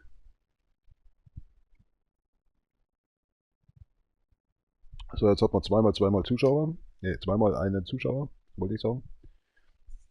Oh mein Gott, bin ich ein Idiot. Warte mal. Ich habe doch vorletztens, habe ich dir gesagt, beim Live-Chat, die Teilnehmer, ne? Moment, will mal schauen. Also, der erste Teilnehmer bin ich. Und das war's. Ja. Weiß nicht, wie das geht. Manchmal zeigt er nur einen an. Also, es schaut definitiv einer zu. Oder eine. Oh. Ich glaube, hier ist er tot.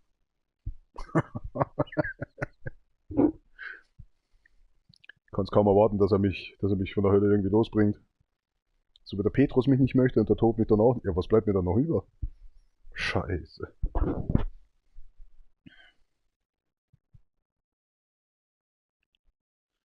Ich hätte einen Tausch.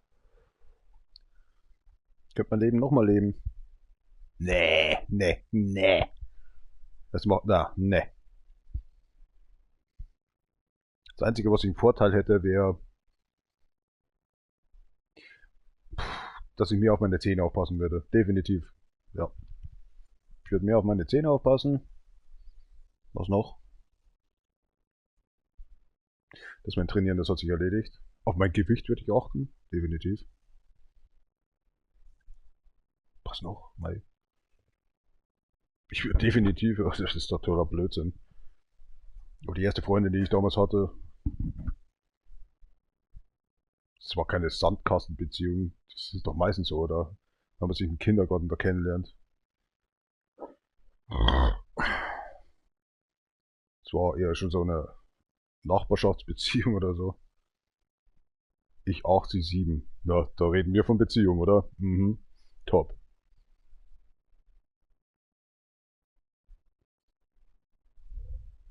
Das ist ja Kacke. Ja, das weiß ich noch genau immer, wenn sie mich unter das Müllhäusl gezogen hat oder was. Also unter die Treppe, besser gesagt. Da hat der Vater mal zugeschaut und das habe ich gemerkt. Deswegen habe ich mich anscheinend höchstwahrscheinlich immer vor ihr stellen müssen. Oh mei.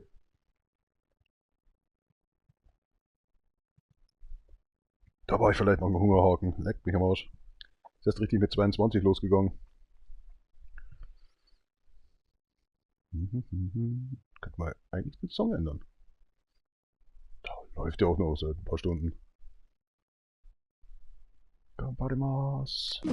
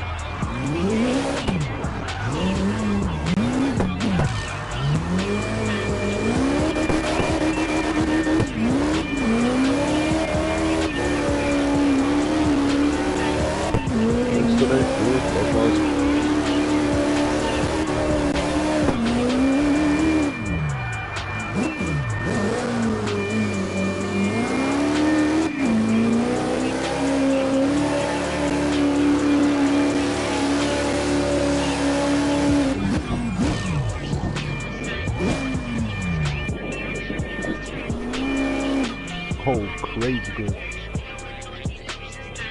33. 43, sorry. Under 428. Close for 430.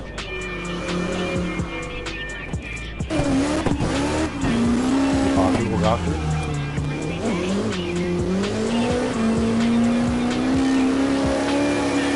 That's just so noisy, goddammit.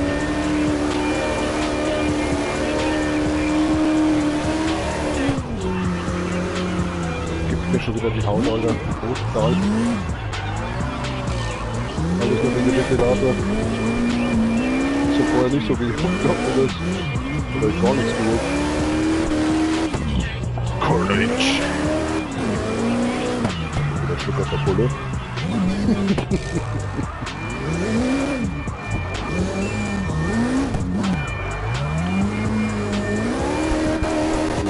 zu oder schaut auch keiner zu, wenn nur Schwarze verzapft.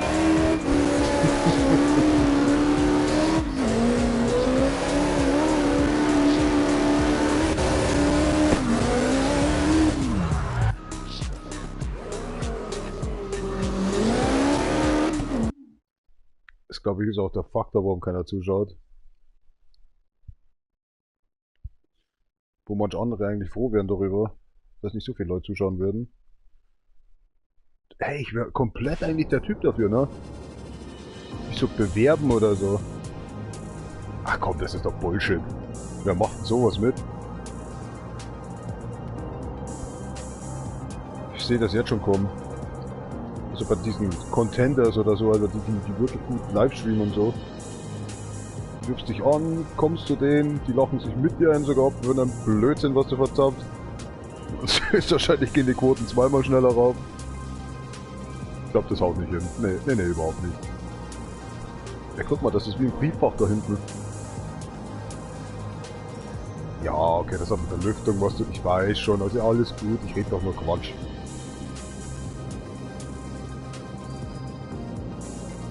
Was wirft man in der Brieffach rein? Briefe, richtig. Schaut aus wie ein Kindersack da hinten drin. Jetzt wisst ihr Bescheid, was ich gerade gedacht habe. Warum fährt sich die Karre nur so schwerfällig? Nice vehicle. Seriously.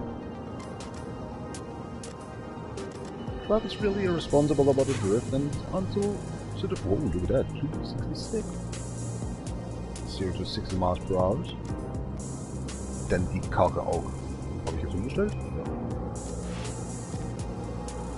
Oh, 343 is gone. Schade. Egal.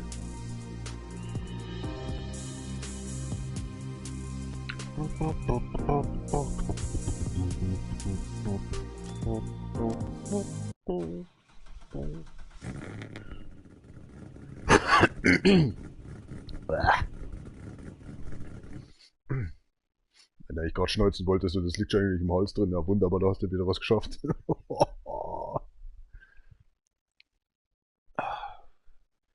Wollte ich nicht auf Klo gehen? Ach, wurscht. Moment, lass mich das übernehmen. Nicht, dass ich schon wieder mit meiner Zigarillo-Finger da in meinen Augen lang. Ist schon wieder nichts drin, aber es juckt wie Sau.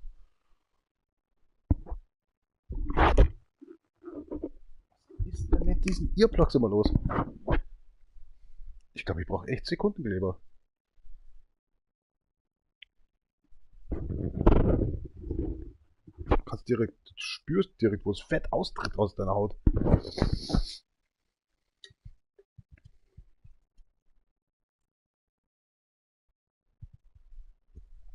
Was schreist denn du so in meine Ohren rein? Jetzt habe ich dich wirklich gelesen, I follow rivers und da unten Arsch. Das heißt Aztec. Alles klar. Oh ja, so ist das Leben. Ziemlich lame.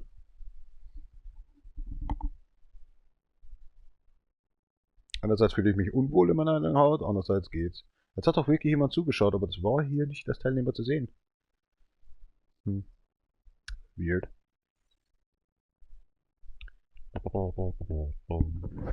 Was ist jetzt los? Jesus Christ, what happened? Ja, wieder nicht. Die Teilnehmer werden nicht erkannt. There's just 4 persons now, it's free. Hello. Welcome. Das war jetzt wegen dem Arsch, oder? Was ich da gerade gesagt habe, was Aztec heißt. Aztec. Aztec. Oh, come on. As wird auch mit 2 geschrieben, oder? Ja, mein Gott, mit scharfem S. Boah, Leute. Lass mich doch erstmal trinken. Ich ist auch kein Peinerstrafe, ich will so das Goldposten, die schnell spielen. And the earplugs just gone again. Gambarimasu.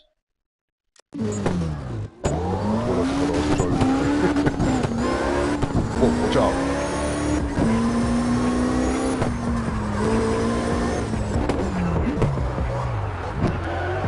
Easy. Ist das mal hier gut?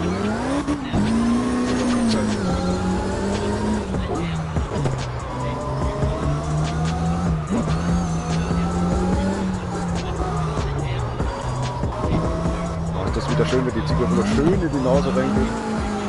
Oh, der Rauch meine ich drauf. Hold on a sec. Stupid cigarette.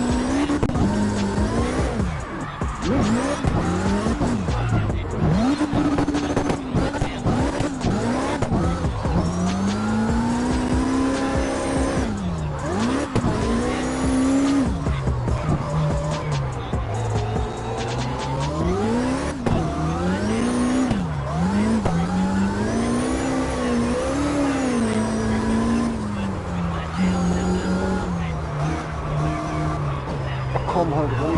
Jetzt das mal, ja. Das schon mal gesagt, ja, keine Zeit nicht.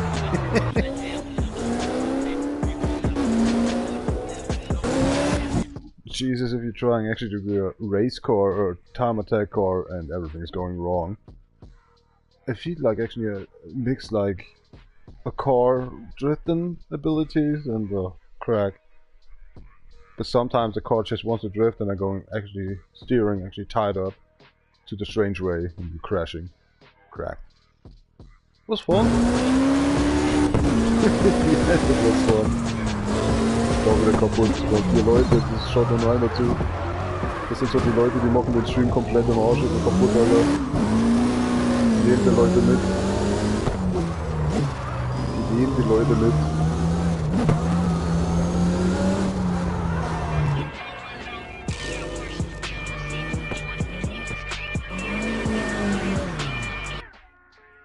Ist das die Mucke? Der Quatsch, den man in der Mucke ist, das habe ich noch nicht so richtig gehört. Oh, that was a close one, man.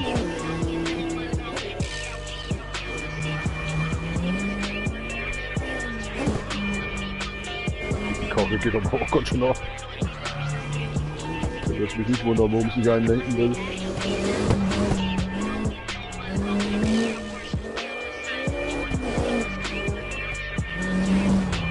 Übel.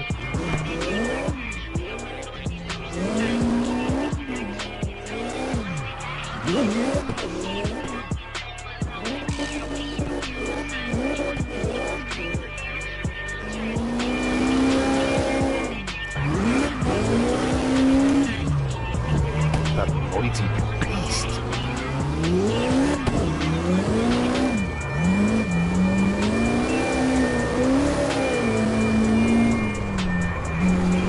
Der Nachbarn tut, aber der gerade lüftet.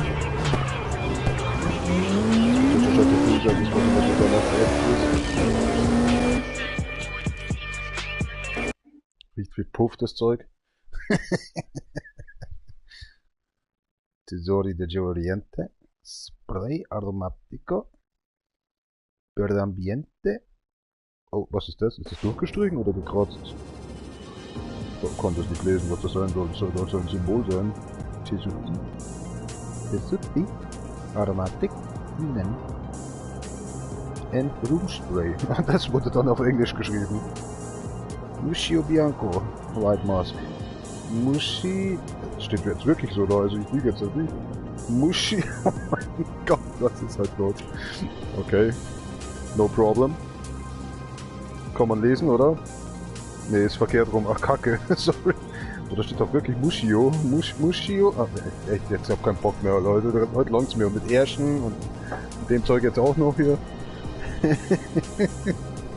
Nur Müll im Kopf. Komm, lass mal tauschen oder so ins Gehirn. Funktioniert nicht.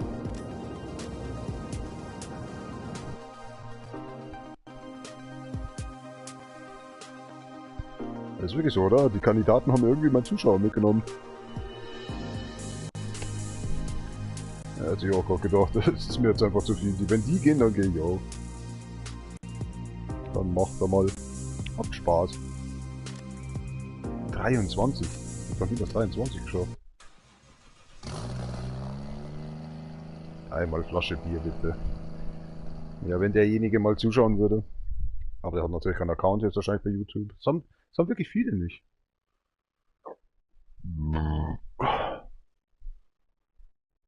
Alter, was ist denn das mit meinem Arm los? Oh, Entschuldigung. Oh, ich hasse das, wenn ich das Licht noch machen. Fisch, das kleine Silberfischchen müsste ich wieder verstecken. Die hassen Licht. Die sind so lichtempfindlich, habe ich gelesen.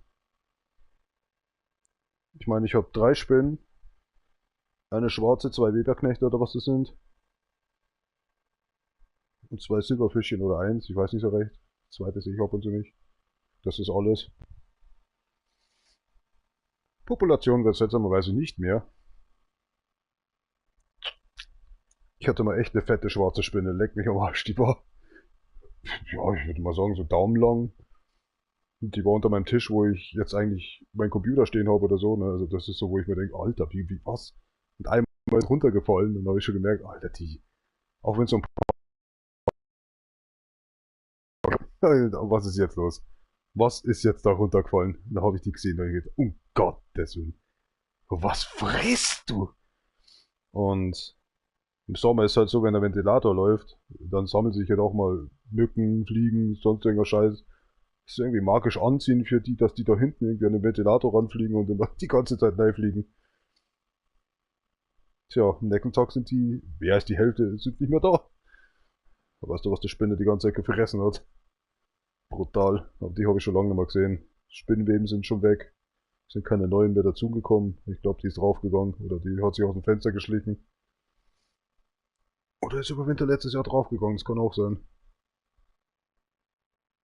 Oder ich habe sie durch die Nase durchgezogen. Man weiß es nicht. Frauen fürchten sich echt vor Spinnen. So fürchterlich immer wieder. Das ist brutal. Ich hätte eher mehr vor, keine Ahnung, Schlangenangst oder so. Wenn du denen in die Augen schaust, du weißt nicht, was die denken. Das ist einfach nur schwarz. Keine Ahnung. Kann's nicht erklären. Weiß nicht. Ja gut, natürlich, wenn ich jetzt das mal in die Realität umsetzen würde, was bei Resident Evil alles vorgefallen ist. Als ich noch klein und jung war, wo ich mir den Einser reingezogen habe auf dem Computer. Ja, da wird einem schon ein bisschen mulmig. Ich weiß nicht, was für ein Film das ist, aber ich habe da mal so ein YouTube-Video gesehen, vor ewig lange, das ist ja schon Jahrzehnte her. Da hatte ich nicht mal einen Account. Vielleicht war es auch Evil Dead oder so. Weiß nicht, keine Ahnung. Der eine Typ, der läuft da irgendwie in der Dunkelheit umeinander und hinter ihm so eine haushohe Spinne kommt auf einmal daher und tippt ihm auf die Schulter. Der dreht sich um und ja, da habe ich einen Filmriss irgendwie, ich weiß nicht, ob er da gelacht hat oder gefressen worden ist. Nee, da ist glaube ich nichts passiert. Er hat einfach nur gemerkt, dass ihm jemand auf die Schulter klopft. Aber ich glaube, ich habe ihn nicht mehr umdrehen sehen oder so.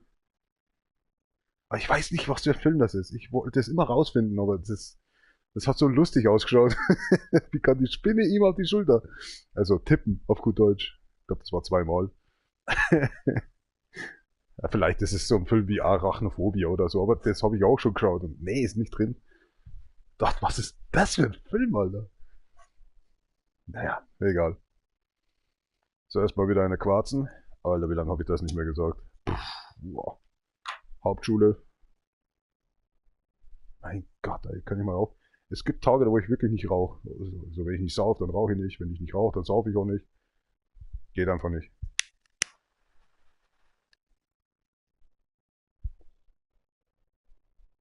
Meistens ist es auch so ohne Rauch, ohne Bier. Geht auch keine Musik. Langweilt mich irgendwie.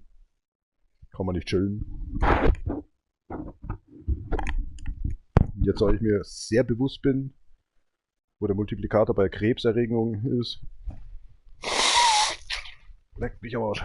Sollte ich ja schon längst tot sein. Tja.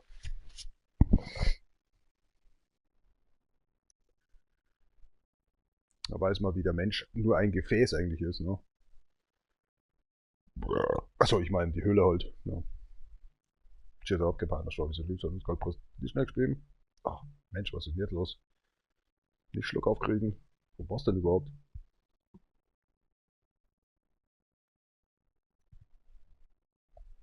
Könnte meinen, auf der rechten Seite, ne, das Gebäude hier mit dem blauen Streifen, das könnte ein Knastgefängnis sein oder so.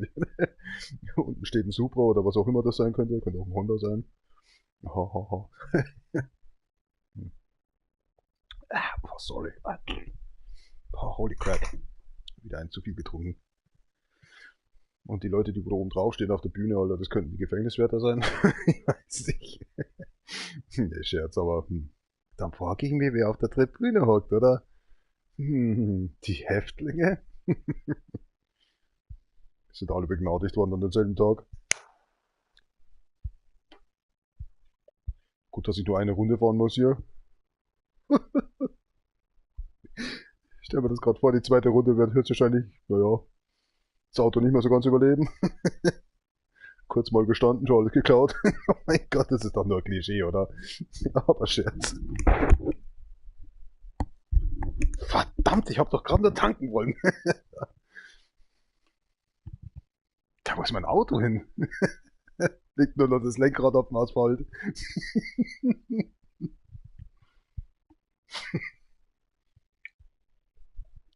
Und eine Zigarettenschachtel. Schwarzer Koffer oder so. Ja, geil. Was ist hier? Ah, ja. Alles gut, habe ich schon verstanden.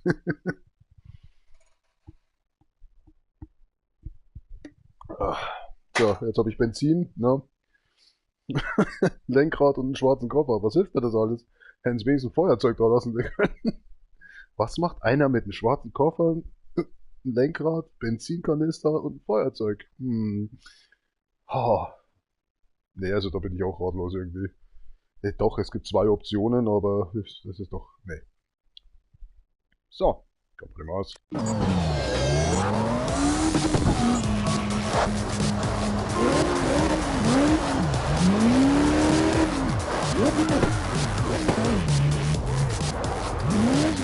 Kurve, ne? Weiß man gleich mal wieder, wo ist. Ja, ist schon. Mit dem Erschen.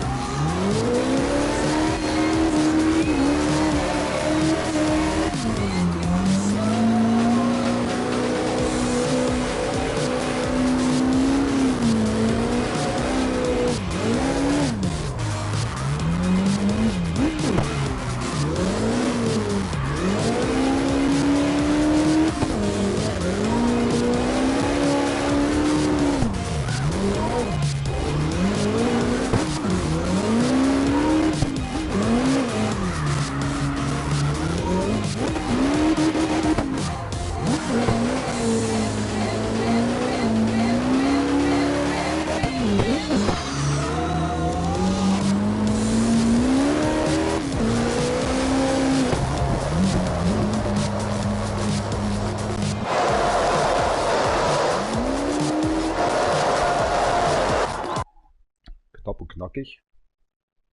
Und Astron. Warum bringen manche Autos so viele Punkte und andere verkacken da voll? Ich brauche mir nicht mehr Mühe geben. Die rutschen so gut. Obwohl die eigentlich, ja, die Reifen sind auf 120%. Da ist schon fast nichts.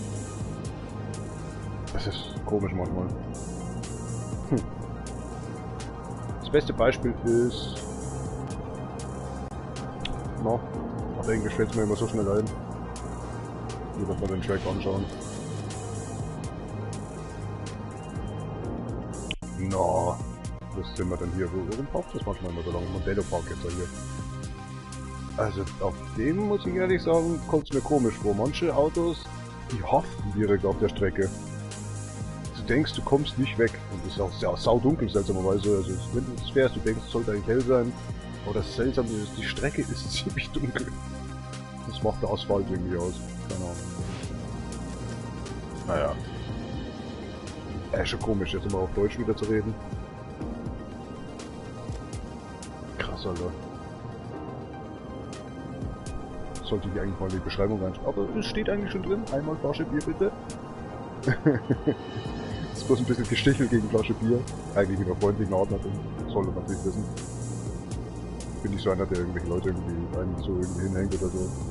Außer es ist wirklich was Beschissenes passiert, dann der ist natürlich... Ne, aber nee, überhaupt nicht. Der Kerl auf jeden Fall nicht. Nee. Das ist ganz in Ordnung.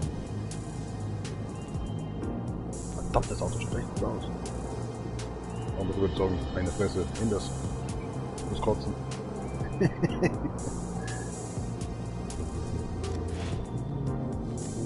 Aber schon wieder ein lautes Auto. Mercedes halt. Ob 6 oder 8 Zylinder.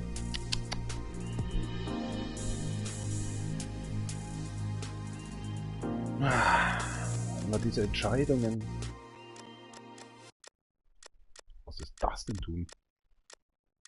Oida. Es gibt Straßen irgendwie, also diese Stages. Ach, ja gut, 60 sollte normal sein eigentlich. Normal. Na, es ist echt schwierig, da so zu fahren.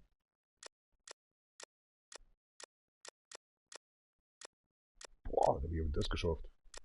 Echt. Oh, meine Füße, Alter, ich spüre sie schon gar nicht mehr. 40, 23, bin ich oft abgerutscht. 20, 23, heilige Marie. Ja, der Gewinner ist entweder Pacific Hills oder Easttag. Das ist aber auch wieder so eine Entscheidung. Also für das, dass ich die lieber fahre als die, fahren wir die. Drink, Drift and Freeze, ja. Das ist halt das so, ne? Warte, ich krieg mal wieder einen Fax. Ich wollte eigentlich noch sagen, mal schauen, wie das Wetter morgen ausschaut. Und dann wollte ich aber. Mann, oh Mann, da muss man sich zusammenreißen, dass man nicht gleich einscheißt. Was ist denn heute los, verdammt nochmal? Nur Mist im Kopf, der Kerl. Ah, jetzt muss ich gerade mein T-Shirt mal ein bisschen hier reinklemmen. Ah. Das hat's mir jetzt gerade aus der Hose rausgezogen, als ein bisschen der Wind hinten rauskam. Kann ich echt nur will. Das ist immer so die Situation, da gibt es ja so ein. Oh, Entschuldigung, bin ich bei Hack hängen geblieben. Ich sage, ich spüre mir den Zeh nicht mehr. Da wo der einer auf dem Klo hockt und möchte jetzt dann ein bisschen groß machen und so, ne? Oh mein Gott. Da hebt's den Klo runter. Boah, es ist einfach nicht mehr. Nur Mist im Kopf. So, jetzt hole ich mir gerade ein Bierchen. Genauso kann ich nochmal pinkeln gehen. So komme ich auf die Idee eigentlich, naja, mein T-Shirt reinzustecken mal. Ach, Hilfe, echt. Ich glaube, heute tut mir ein bisschen die Lunge und mein Hals weh, nur vom Lachen. Nur von dem dämlichen Lachen. Nur weil ich so viel Quatsch im Kopf habe. Schon alleine diese 7 Stunden, was ich da durchgequasselt habe, da bei dem Mars Attack. Nee, warum sage ich immer Mars Attack? Mars Action 2. Katastrophe. Katastrophe. Noch richtig Frust in der Früh geschoben. Wusste schon, nee, das wird heute überhaupt nichts. Scheiße auf den Anzeiger. 3 Stunden nur geschlafen. Das sehe ich auch bei meinem Ring. Der Ring, der zeigt das verdammt gut an. Das ist kein Witz. Meine Blutfrequenz wollte ich schon sagen. Mein Bluthochdruck und naja, Herzfrequenz und die Luft, sage ich mal gerade, ich habe den Blut praktisch misst. Die Luft. Wortwörtlich, wo wird's denn sonst hinten rauskommen? Von wo denn? Ne, Scherz. Ich glaube, das ist auch nur das, weil ich vorher versucht habe, eine Semmel, also Hotdog zu essen auf gut Deutsch, aber oh, echt. Wenn du ständig an der Maus bist, du hast nicht mal eine Hand frei, weil da fällt immer irgendwas ein. Du willst rauszoomen. Keine Ahnung, du kommst nicht zum Essen. Trotzdem wiege ich 125,2 Kilogramm. Das kann ich mir nicht, ich weiß nicht, was da los ist. Jetzt stehe ich wieder vorm Klo und rede wieder mit mir selber. Andere werden sich ans Hirn klatschen. Wer hat denn eine an der Klatsche? Na.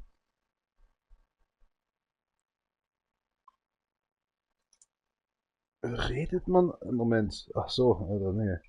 Man redet weniger, wenn man stirbt, oder? Ja, dann, alles gut. Aber es gibt Tage, wo ich nicht reden kann und die Schnauze voll habe. Es ist so. Und dann passieren die meistens genau diese Dinge, was ich jetzt hier gerade ein bisschen so verzähle. Ach, hätte ich nur das Mikrofon angelassen oder so. Meistens ist es unterm Rennen fahren, weil mir dann ein bisschen das Hirn schaltet ab. Ah, jetzt ist der Chef schon wieder beim Umziehen. Ey, was ist denn da los? Lieber weg. Nicht, dass er mich noch sieht. Denkt sich, was für ein Voyeur. Ich bin keiner, okay? Ich gehe halt nur an der Küche vorbei und sehe halt, dass das Licht an ist. Letztens die Tochter hat eine Woche lang das Licht brennen lassen. In ihrem Zimmer. Vaters Wohnzimmer, glaube ich, ist das oder so, weiß ich jetzt nicht so ganz. Und im Badezimmer. Da dachte ich mir, ach, der Hans ist wieder, also mein Chef ist wieder zu Hause. Nee, die Tochter war's.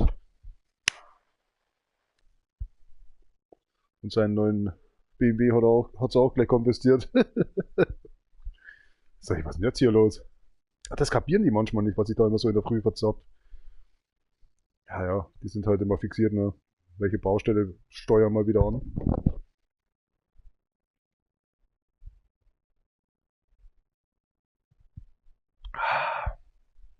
Boah, das Bier schmeckt immer noch ekelhaft. Und das ist das Bier, was ich eigentlich immer. Ich habe mal ein Auto, ich weiß nicht, ist das hier? Nee, DJ Bolchen, ne? Ich glaube, DJ Bolchen Account ist das. Da habe ich ein Auto kreiert, das heißt Sternhagel Lichtbrew. Das hat vorne drauf ein Stern von der Brauerei, kann ich ja nennen hier. Sternburg Export. Entschuldigung, Sternburg Export. Wollte ich gerade wieder sagen, Sternhagel Lichtbrew. Und ja, ich habe das Logo mit dem Toreingang nicht geschafft. Ist zwar drauf, ein bisschen irgendwie so ein bisschen hingeballert, aber habe ich nicht geschafft. Auf jeden Fall, wie gesagt, das Bier habe ich halt in der Zeit immer getrunken, das war vor 2 Jahren. Oder 2,5 Jahren ungefähr. 1,5 bis 2 Jahre. Oh, wow, schönes Auto. Gutes Logo. Und dann habe ich irgendwo aufgehört, einfach das Bier zu trinken. Mal schon wieder Werbung fürs Saufen, Alter, weißt. Entschuldigung, wollte ich nicht. Schon wieder. Tschüss, ab, kein Peiner, Strawberry, Salü, Goldbrust oder die Steck spielen. Ich kann einfach nicht anders, ne? Also unter Tisch habe ich bis heute noch nicht geschafft, dass ich schreibe. Auf Flaschen ist immer mehr ausgelaufen, okay, gebe ich zu. Das war das erste und letzte Mal, dass ich mal Bier auf mein Gerät unten raufgestellt habe, auf mein Printer. Wollte halt schnell mal oben abwaschen, aber naja, der Depp bleibt mit der Kniescheibe natürlich hängen und was wird wohl passiert sein? Gott sei Dank nicht in den Drucker rein. Ja, aber auf dem Boden. Mann, war das lästig. Es gibt, glaube ich, nichts Schlimmeres, wie wenn du eigentlich nicht saufen willst an dem Tag und es stinkt nach Bier. Es stinkt, die ganze Bude stinkt, also das Zimmer besser gesagt, stinkt nach Bier. Und du weißt nicht, und wo ist es dann meistens? Am Karton dran. Oder an der Wäsche. Oder an den Socken, besser gesagt. Das ist richtig nervig. Na, mal schauen, ob wir die 23.000 schaffen. 24, sagen wir 24.000.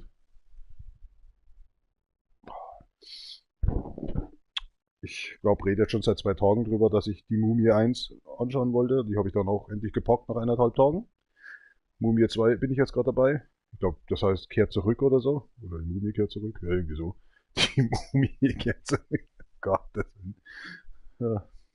Hat's auch was zum Essen dabei, oder wie? Skarabäus. Nee, also wie gesagt, ich versuche den zweiten Teil anzuschauen, aber ich penne entweder ein.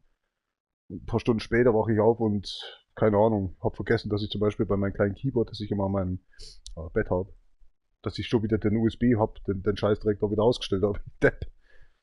Ja, kann man wieder nicht weiterschauen, ne? Egal. Irgendwann werde ich den dritten Teil dann auch schaffen. Und vielleicht dann auch mit Tom Cruise. Was hat Tom Cruise mit der Mumie zu tun? Das ist doch komplett fehlbesetzt, oder? Naja, mal schauen. Ich habe den auch noch nicht gesehen. Ich dachte, es gab nur 2 Teile. Dann habe ich mir mal Scorpion King angeschaut, ja. Wusste nicht, dass das eigentlich aus dem raus ist. Aber ich glaube, das kommt im dritten Teil, oder?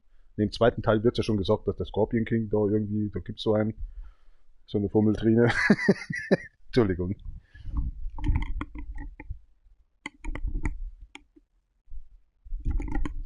Ich war nicht oft im Kino. Nee, ich war nicht oft im Kino. Ich glaube, ich war die meiste Zeit, sogar meine Arbeitskollegen haben mich eingeladen. Das war 3-mal. Das war, ich glaube, der erste Film war irgendwie der zweite Teil von den Kuscheltiere. What the fuck? Dann haben wir uns S angeschaut. Ich glaube, das war der Remastering, oder? Dann haben wir uns den zweiten Teil da reingezogen. Ja, ich glaube, das war's. Das ist unglaublich. Ich glaube, der erste Film, den ich mir angeschaut habe, war natürlich König der Löwen als kleines Kind. Da bin ich viel von Filmen erwischt, weil ich immer unter die Stühle rumgekrabbelt bin. Dann, das war's, glaube ich schon. Wir hatten, glaube ich, schon irgendwas noch angeschaut, aber ich kann mich nicht mehr erinnern. Höchstwahrscheinlich, weil ich keine Audienz oder kein richtiges Gefühl für den Film hatte und irgendwie abgelenkt war. Dann in der Pflegefamilie war es Jurassic Park, wo der Pflegevater zu den Mädels gesagt hat, die unter, glaube ich, 12 waren, die da nicht rein durften. Die haben sich da was anderes angeschaut mit der älteren Schwester. War irgendwie komisch. Die 11-Jährige durfte aber mit rein, weil sie wollte es unbedingt sehen, deswegen ist sie auch mitgegangen. Und ich habe den Pflegevater so dermaßen überreden müssen, dass, und hat die Pflegemutter dann gesagt, ja, komm, darf mit. Ich habe nicht viele eigentlich gesehen im Kino. Doch, da waren schon noch einige, da durfte man sogar noch rauchen, aber das war so keine Zeit. Das war auch die Zeit, wo ich nicht geraucht habe. Du hast gesagt, da war ich 15 oder so. Ich glaube, da bin ich sogar mit meiner Mom, mit dem Vater und mit meiner Tante reingegangen oder so. Ich weiß nicht mehr, das ist so lange her. Ah ja, das Einzige, wo ich mal rein wollte, das habe ich nie gemacht. Das war dieses 3-4D-Ding da. Ich weiß nicht mehr, wie es heißt, aber Cinemax, na, wie heißt das nochmal? Cinemax? Mhm. Das erste kam irgendwie in München in Deutschland auf, glaube ich, oder war das nur in Bayern so, oder ach, was weiß ich. War ziemlich teuer irgendwie in der Zeit. Die ist jetzt noch teurer. Definitiv. Ich weiß noch, damals hat die Karte 3 bis 6 Euro oder so gekostet. Jetzt mittlerweile kostet wahrscheinlich schon 15 Euro oder aufwärts. Wie kann ein Film fast schon 1 Milliarde Euro kosten? Wie kann das sein, huh? Diese dämlichen Spezialeffekte. Wahnsinn. Gut, die Schauspieler wollen natürlich auch ein bisschen was. Klar. Brauchen wir nicht reden. Careful. Gonna be loud. Lebt der Controller noch? Guyver Mac?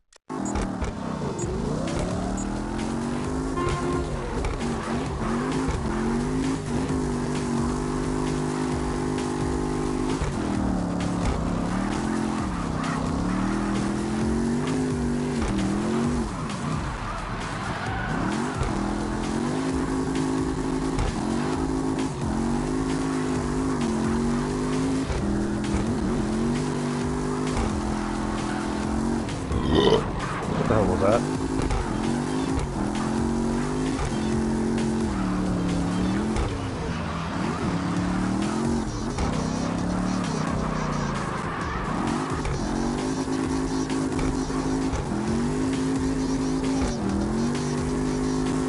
Junge, das Auto schwenkt aus.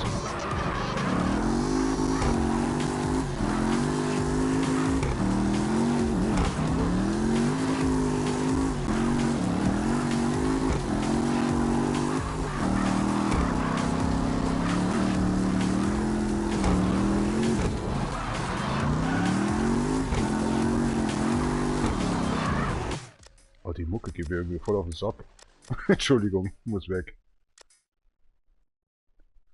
Da gibt's ja jemanden in der Politik. Na, ich muss mir das mal aufzeichnen, das ist immer irgendwie als so ein Button. Es gibt ja, ich glaube, da sind die Batterien schon aus. Careful, lauter gern. Was machst du? Einfach nur X drücken?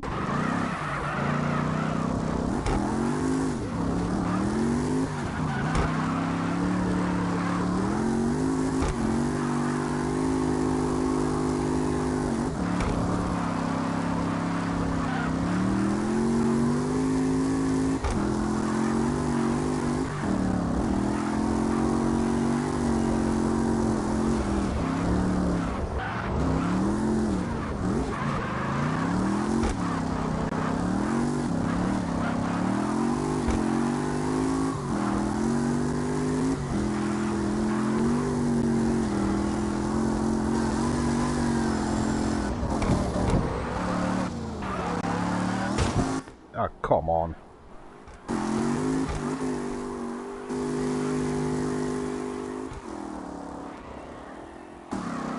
Übel. Übel. Jetzt sehe ich gerade, dass das 47.000 sind. Was habe ich vorher geschafft? 23 noch was? 24? Alter Schwede. Versteht mich nicht falsch oder so. Ich rede normalerweise Englisch immer. Das ist gebrochen Englisch. Weil normalerweise schaue ich immer hin, was die Karre tut. Und ich habe nur einfach vorher gesagt, die holt ganz schön aus. Aber ich wusste nicht, dass ich so viel schaffe. Krass. Aber ich bin manchmal irgendwie, da bin ich komplett irgendwie weg. Was habe ich eigentlich davor geschafft? Vor ungefähr einem Jahr zuvor oder so. Warte mal. Kleinen Moment. 40.000.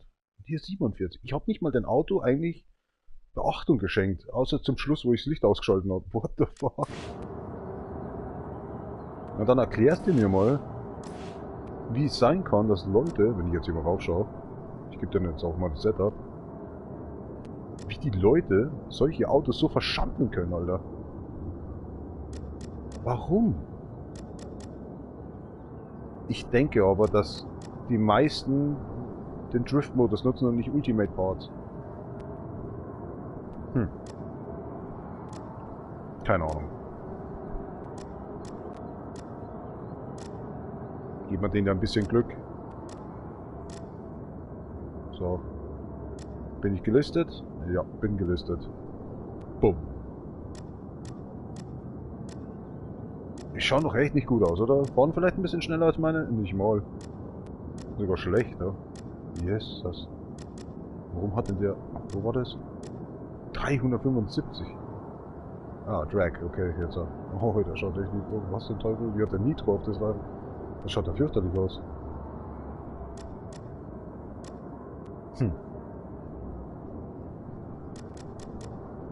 298, okay. Aber weniger Horsies.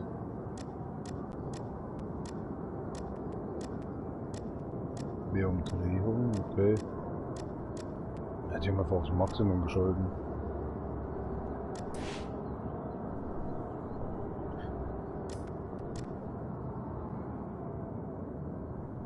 Das Quatsch, der Rammel. Bruce Lee. Aber wo bin ich denn jetzt wieder hier? Oh, das drückt mich wieder ans Limit, Alter. Wo ist jetzt wieder meine Aufzeichnung? Wahrscheinlich bin ich schon drin. Nee, sonst wäre schon gelistet. Warum bin ich nicht zu sehen? Komisch.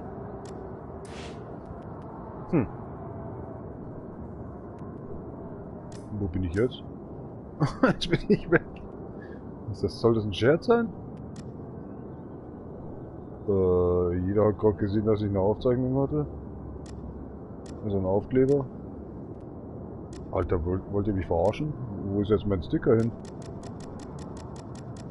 Digga.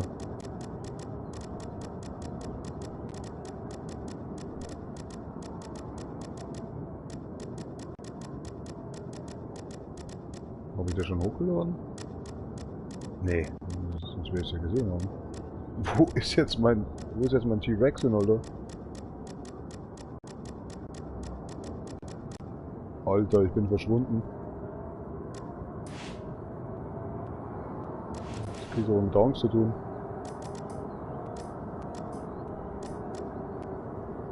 Alter, was ist jetzt los? Was geht? Was ist mit dem Spiel kaputt, Mann?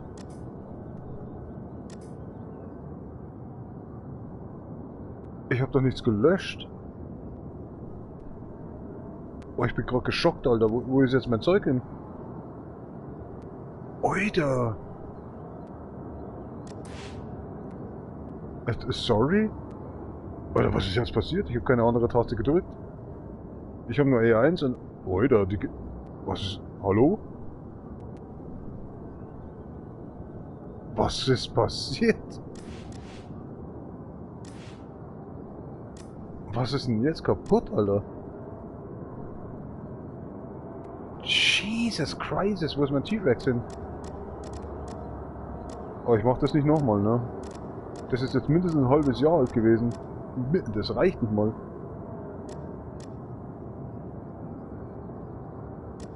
Warte mal. Okay, vielleicht habe ich eine Chance, aber... Nee. Alter, was ist jetzt los?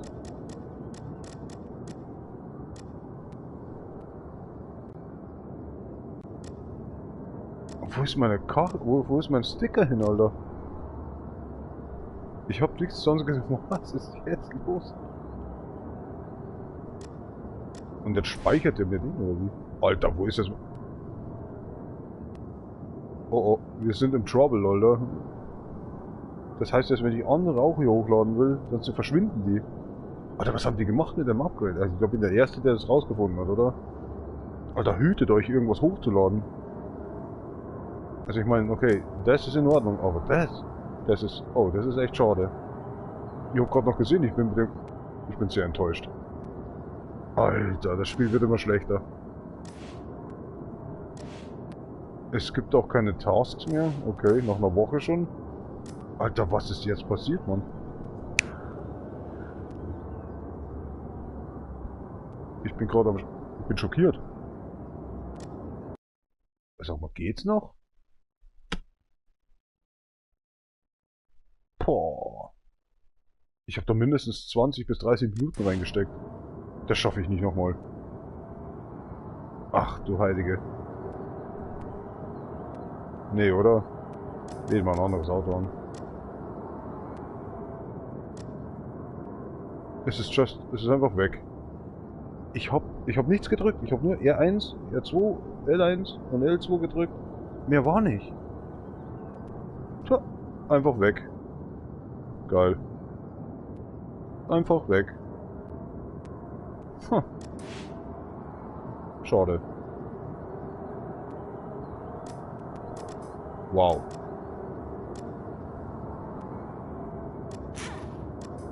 Krass, oder? Just gone. Schade. Echt, wow. Das war echt viel Arbeit. Vor allem mit der T-Rex, der hatte, ich wollte ihm eigentlich seinen Schwanz geben und das, also, jetzt geht's hier schon wieder los mit Arsch und Schwanz. Entschuldigung. Ihr wisst doch, was ich meine. Aber, seinen reptilischen Schwanz? Nee, auch nicht. Gut, das ist ja voller Müll. Das hat echt viel gekostet, weil da habe ich mir viel Mühe gegeben, dass man so eigentlich den T-Rex, ich wollte versuchen, dass man den so irgendwie von der Seite sieht, aber so 3D-technisch. Das hat nicht so ganz funktioniert, aber meine Fresse. Jetzt ist das einfach weg. Ich bin geschockt. Ich wollte es hochladen, damit jeder was davon hatte. Weg. Weil ich es nicht hatte. Wie kann das sein? Weil ich Spiel deinstalliert habe und jetzt wieder installiert habe. Also ich habe es nicht deinstalliert, das wurde selbst gelöscht. Das ist das Größte überhaupt, was ich sagte. Das war, glaube ich, vorgestern oder so. Ich bin raus aus dem Spiel und gestern wollte ich wieder rein in der Früh. Dann sehe ich, okay, das Spiel ist gar nicht mehr auf meiner Konsole. Ich lösche nur Sachen, wenn ich wirklich aggro bin oder ein, zwei Controller schon kaputt gemacht habe, dann lösche ich dieses Spiel. Weil es einfach zu viel ist. Das kostet mich dann zu viel. Ja, das Spiel, das ist einfach das Drop weg. Dass ich nicht mehr auf. Ach, das ist ja fies, ja. Ich habe nichts gedrückt. Null. Ich habe nur die Schulterbutton habe ich gedrückt, mehr nicht.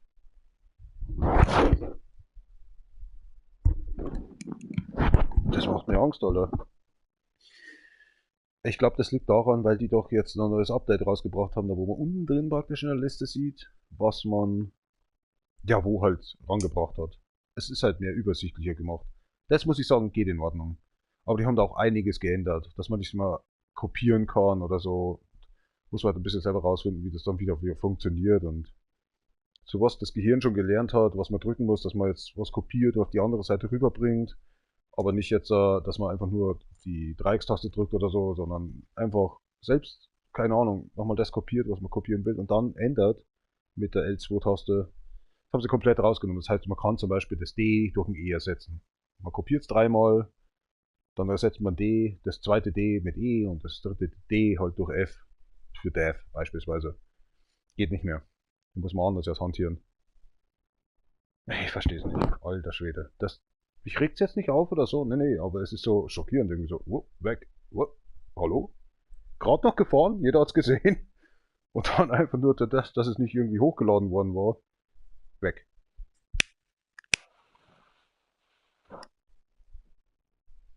Hätte ich's löschen wollen, dann wäre das da aber nicht gegangen. Das hätte man selber unter den, wie sagt man da?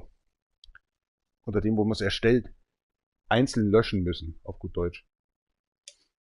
Oder man resettet komplett seinen Account, beispielsweise. Glaube ich, ich habe es noch nie probiert. Das ist ja auch so ein Ding. Man geht hier auf seine Statistik, hier zum Beispiel, geht hier auf seine Statistik und drückt L3. Dann ist alles auf Null. Welcher Depp kommt auf solche Idee? Und höchstwahrscheinlich wirst du dann nicht mal gefragt, ob du das willst. Es wird einfach passieren. Was soll der Mist? Das muss man in der Optionsmenü eigentlich machen können. Nicht hier wenn man Starttaste drückt, also Optionstaste. Was ist das für ein Müll? Ich muss mit den Leuten echt mal reden. Ich weiß, die reden Russisch und werden auch Englisch können natürlich, aber so geht's nicht, Alter. Nee, das ist, wow. Kann man sich schnell was kaputt machen und wird man Anti-Fan und wird das Spiel nie wieder spielen, da verlieren die ja Leute, Alter. Und ich mag das Spiel wirklich gern. Keine Ahnung, ich spiele schon seit guten 3 Jahren jetzt schon.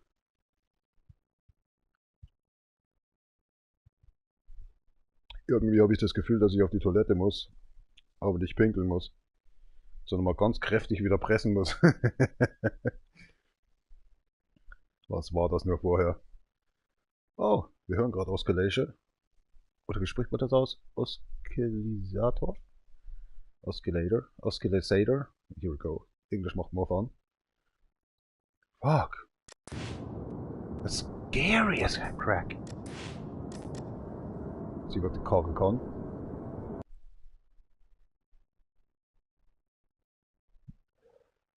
Sag mal, Ventilator, du bist schon noch da, oder? Da rauche ich so in den Raum rein, so in der Richtung von. Übrigens, Raum rein, rauchen. Bach. Wie heißt das nochmal? Muscio Bianco. Mein Gott. Was ist denn das heute für ein perverser Tag? Entschuldigung, bin ich nicht selber. Es kommt und geht. Ja. Ich bin schon so fett und so ekelhaft aussehend. Ich will überhaupt keine Freunde mehr. Ich habe schon aufgegeben. Na dann, tschüss, auf kein Peiner Schwab, ich soll bald posten, die Schnack spielen. Goodbye! Hier. Auf Eis fahrend und sag ich mal, auf Teer. Was soll das? No joke. Ich weiß, dass es dieselben Strecken sind, aber es ist halt physikalisch irgendwie ein bisschen unfair, oder? Das geht in Ordnung. Eigentlich auch nicht, weil es ist einfach rückwärts. Ja, okay, dann gebe ich zu. Wenn man rückwärts Strecken fährt, also praktisch, ja, heißt gewiss anders, dann kann schon sein, dass man ein paar Sekunden verliert, weil das einfach anders da ist mit den Kurvenverhältnissen und so, aber dass das gleichgestellt ist hier, das ist doch. Die haben sich keine Mühe gegeben hier eigentlich, ehrlich gesagt. 3 Minuten, 5 Minuten, was soll denn der Müll? Man hätte 3,45 erstellen können und hier 4 Minuten, aber doch keine 5 Minuten.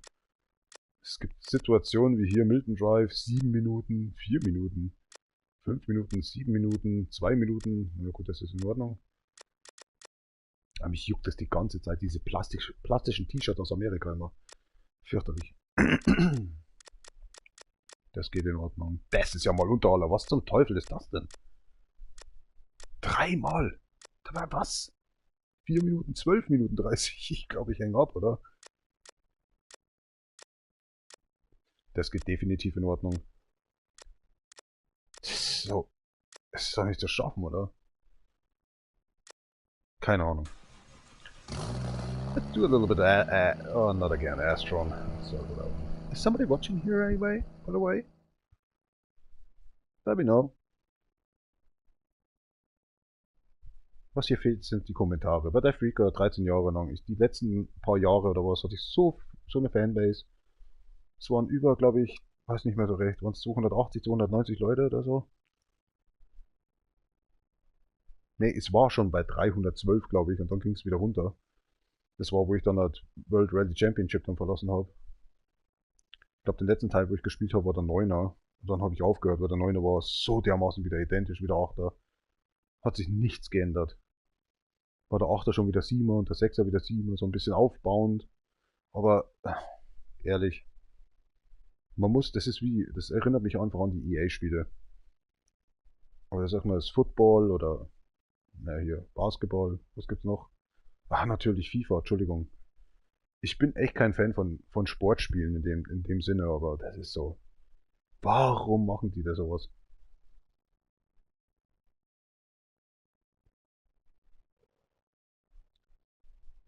Ich meine, man könnte im Spiel selber, wenn sie schon die Grafik gleich lassen, wenn sie schon diese Optionen gleich lassen, diese Videosequenzen, dass es im Hauptmenü unter Karriere oder sonst was, wie es dann heißen könnte, dann einfach 2023 reinschreibt, 2024, so ein DLC einfach rauswirft. Nein, kommt eine neue Konsole, gibt's halt ein neues Spiel oder so, aber boah, echt jetzt so, das ist nervig. Das geht nicht. Das haut nicht hin.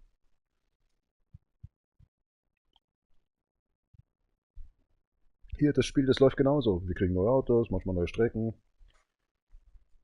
Könnten eigentlich die alten Strecken, die sie am Anfang gehabt haben, wie am Computer kann man es ja spielen, wenn man etwas löscht. Ich glaube, eine Datei, Entschuldigung.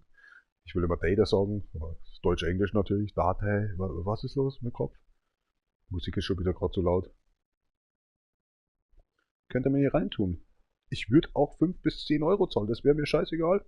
Das Spiel hat's einfach, okay? Und ich verstehe auch Leute, die Assetto Corsa spielen. Kein Thema. Alles gut, cool. Ich hab's gespielt, ich kam nämlich nicht klar. Ich konnte nicht driften, ich konnte kein Rennen fahren. Das war einfach zu schwierig. Weiß nicht warum, aber ich habe, glaube ich, ein paar Wochen gespielt. Knapp einen Monat. Ich kam nicht klar. Und das war die Zeit, wo ich mich entscheiden musste zwischen Need for Speed, WRC oder ja, anderen Spielen.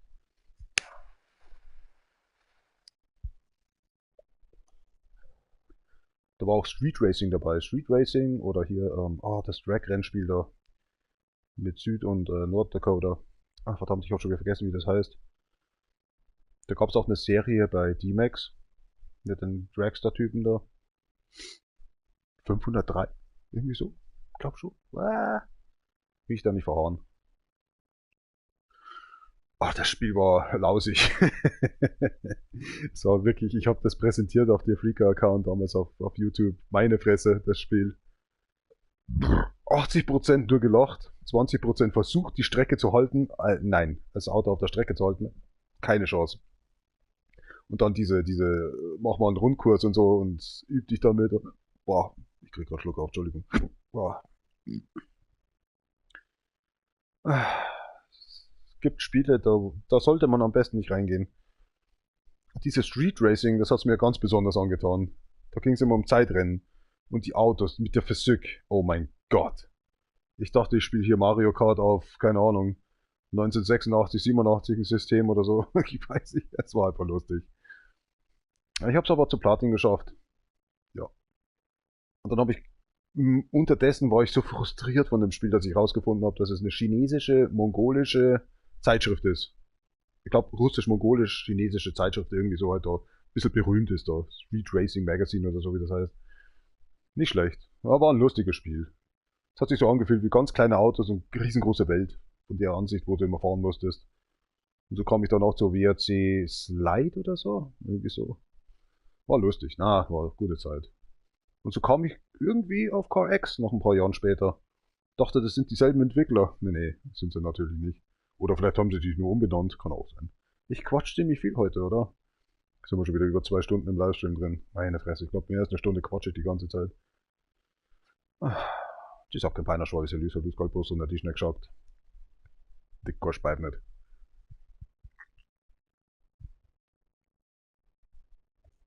Oh, jetzt wird langsam irgendwie, zieht die Kälte an hier im Raum.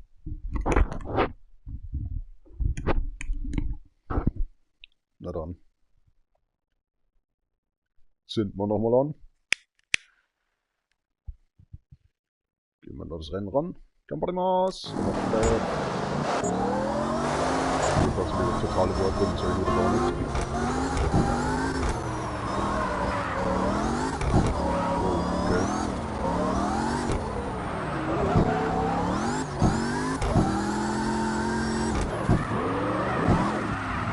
Wo willst du denn hin, Meister?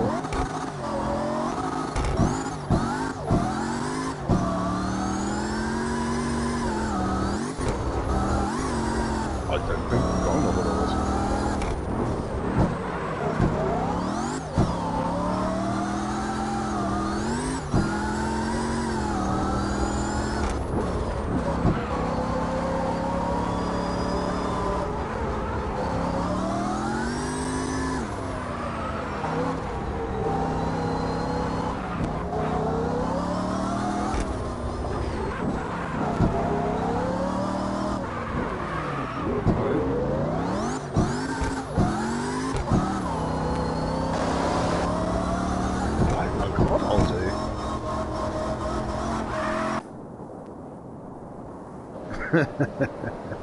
Wie würde jemand sagen?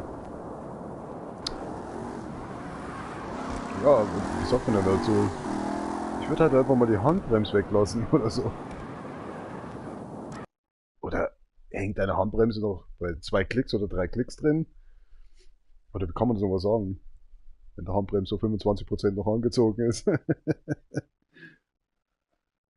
Ich bin ja immer Beifahrer zu meinen Arbeitskollegen hin und ich sehe halt oft, dass die ab und zu dann am Anfang mit Handbremse losfahren wollen und muss immer ein, weiß nicht, wir haben die Fahrschule geschafft.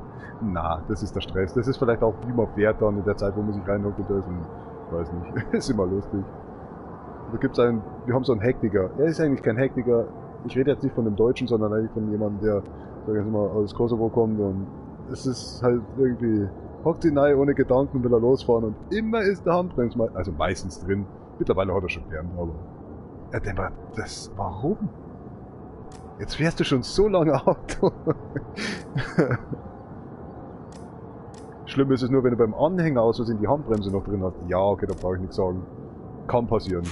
Vor alledem, wenn man ja da früh vielleicht ein paar Minuten, ich sag mal so, ich komme normal eigentlich in die Arbeit an, aber es kann mal sein, dass jemand früher da ist und schon den Anhänger dran hat und man halt selber nicht geschaut hat, was so alles abgeht, ob die Lichter gehen, weil als Beifahrer schaue ich schon immer ein bisschen auf die Autos dann.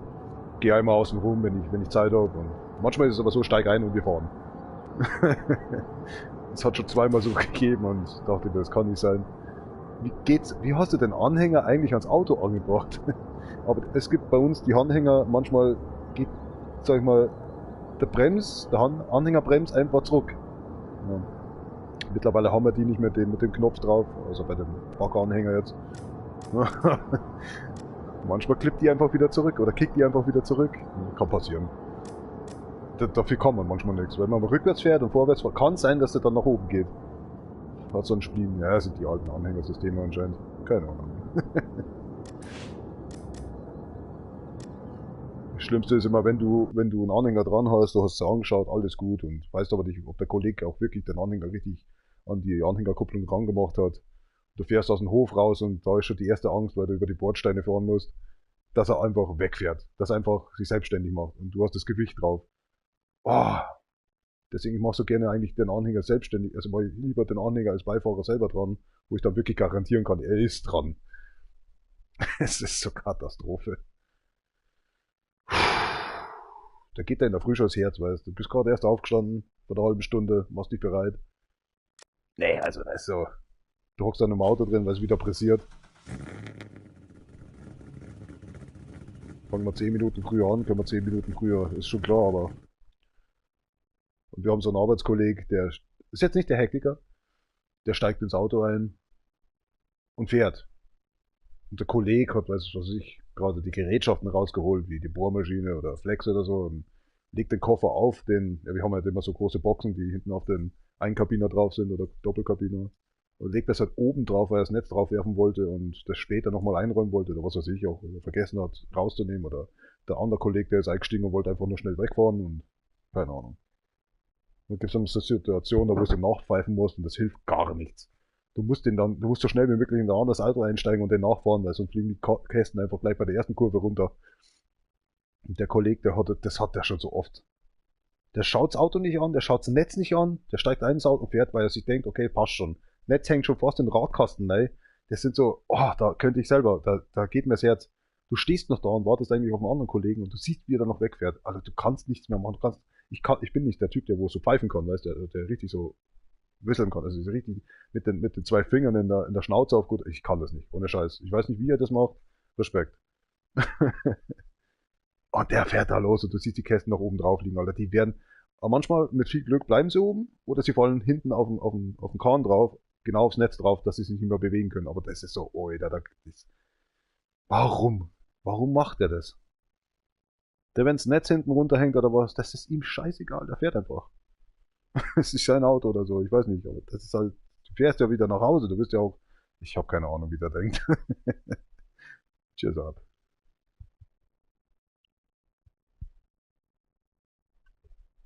Guckt man sich viele Videos, da wo immer die Kaffeebecher oder auch mal, ja.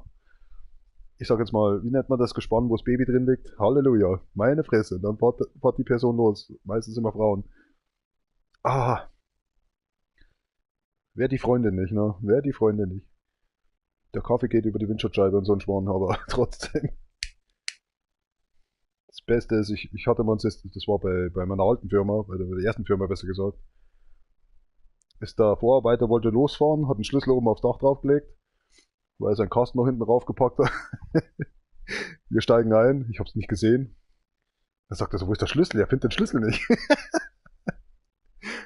Ich so, ich geh mal raus und schau mal, ob der noch am Ding jetzt am Brett dran hängt. Nee, hängt natürlich nicht am Brett. Komme ich zurück und sehe dann halt vom Weiten, weil von nahen siehst du es nicht, sehe ich, dass er oben auf dem Auto drauf liegt.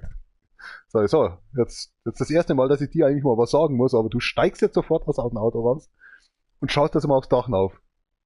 Der war so schockiert, der war so irgendwie so, da hätte ich jetzt stundenlang suchen können, aber ich hätte den nicht gefunden. Hier so lang müssen. Nee, warte mal, das war nicht der Vorarbeit, das war der Schoß. Ja, genau. Das war einer der ersten Tage mit ihm. äh, ich weiß, ich rede jetzt Deutsch und das und ich habe ja aus DJ Volgin habe ich auch ein bisschen, ja, sag ich jetzt mal, ein paar Lieder gemacht. Das sind so, glaube ich, wie sind das? 70, 80 Alben oder so und davon halt, ja, sind so, keine Ahnung, ich weiß nicht, 3000 Songs oder so. Und davon waren auch mehr als 30 Rap-Songs, also Hip-Hop, also Hip-Hop, Instrumental. Und man hört mich ja da so ein bisschen rumschmalzen und so, ja, nicht rappen, sondern einfach nur reimen. Und das war immer so der Frust, den ich in meinen ersten 3 Jahren hatte mit der ersten Firma als Maurer halt, Bauarbeiter. Und bin immer heimgekommen und ich wusste nicht, was ich mit mir anfangen sollte, weil mein Chef mich immer so niedergemacht hat. Und ich habe da angefangen, einfach die Stimmen dann zu synchronisieren, also zu nachmachen dazu gebracht, wie die Arbeiter halt so reden von der Stimme her und von der Akustik. Naja, wie gesagt, da war halt auch der eine Tag dabei, wo eben dieser Schoß gekommen ist und hat halt gefragt, wer ich denn sei. Und er sei halt der Neue und ich sagte halt so, wer ich halt bin und ja, ja, ja. Also das geht mir nie aus dem Kopf raus, wie er damals mit dem Radl hochgefahren ist, hat seine Tasche dabei gehabt und ich war ja schon da. Ich habe schon meine erste halbe Bier schon gehabt und habe schon hinter das Gerüst gepinkelt, wie ich das immer so an den Tag gemacht habe.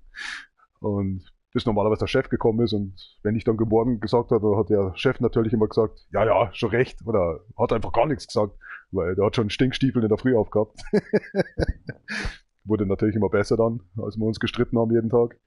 Der hat es gebraucht. Und ja, aber dieses Bild, wie der da hochgefahren und fragt auch noch, so in Richtung, wer ich denn sei. Und er sei der Neue. Das habt ihr eingebaut. Das werde ich nie vergessen. Und da war mal, ich weiß nicht, was das nochmal für ein Tag war. Ich glaube, das war so kurz vor den Pfingstferien oder so. Und wir hatten halt da ein paar Wochen frei. War meistens bei Hopfensuppen bei mir so. Und ich hatte halt ein paar Tage zuvor schon frei, bevor ich zu Hopfensuppen gegangen bin. Weil mein Onkel gesagt hat, Hopfenfax hat er gesagt, eine Woche später können wir ernten. Und ich bin halt zu Supermarkt gefahren und wollte einfach mal, wie meine Oma immer gesagt hat, billige Angebote einholen, bis ich zum Schluss endlich eigentlich auch zu McDonalds gegangen bin. Und der ist mir da hinterher. Der Typ ist mir wirklich hinterher. Also der war bei Lidl, dann war er bei Aldi mit mir und ich habe ihn immer wieder gesehen. Und so ist eben dieser Song zusammengekommen. Und zum Schluss endlich habe ich gesagt, es gibt nichts Gescheites, gehen wir zu McDonalds. Und wen siehst du da? Ich wollte nur McFlurry haben, Pommes und ein Rip halt. Und der hat dann wirklich gesagt, das werde ich nie vergessen, wie der da wirklich so, jetzt sehe ich dich ja schon wieder. Wie kann das sein? Und sage, hast nichts gefunden beim Aldi oder was? Und dann sagt er mir, was er da gefunden hat, aber er wollte es nicht kaufen, weil seine Frau, die würde verärgert sein, weil die war gerade im Urlaub. Also die hat sich ja da mal selber mal ausgeschaltet für 3, 4 Tage und er wusste nicht, der Kühlschrank wird leer und wo soll er hin? Der hat mich immer verfolgt. War lustig. Er mit dem Auto, ich mit dem Rad. Saugeil. Nie vergessen. Naja, herrlich. Hm. Auf der Baustelle gibt's schon so lustige Sachen. Na, ich weiß, wie andere über mich denken, aber das ist so, ja, das geht mir über die Schulter einfach weg. So am Bob ist einfach vorbei. Ich wäre gar nicht mehr auf der Baustelle, ehrlich gesagt. Aber würde ich es nicht sein, würde ich noch fetter werden. Ich glaube, da wäre ich schon bei mehr als 300 Kilogramm oder so, wenn ich nicht auf der Baustelle arbeiten würde. Weil das, was ich seit der Bundeswehr weiß, dass 2000 Kalorien ganz normal ist. Oder 2,5 halt, als, ja, wie soll ich sagen, Panzer mit Gehilfe oder so. Äh, ja, das ist so, ich esse einfach gern für mein Leben gern. Wäre ich nicht auf der Baustelle, sondern ich irgendwie Büroknecht sein oder so, ich könnte das nicht, ne? Büroknecht. Ja. Ich glaube, im Büro zu arbeiten ist einfach nicht schön. Moment, kann ich auch beweisen, warum. Wenn du da so jemand neben dir sitzen hast, der die ganze Zeit so wie ich purzen würde, die Stimmung würde sich auf jeden Fall nicht heben.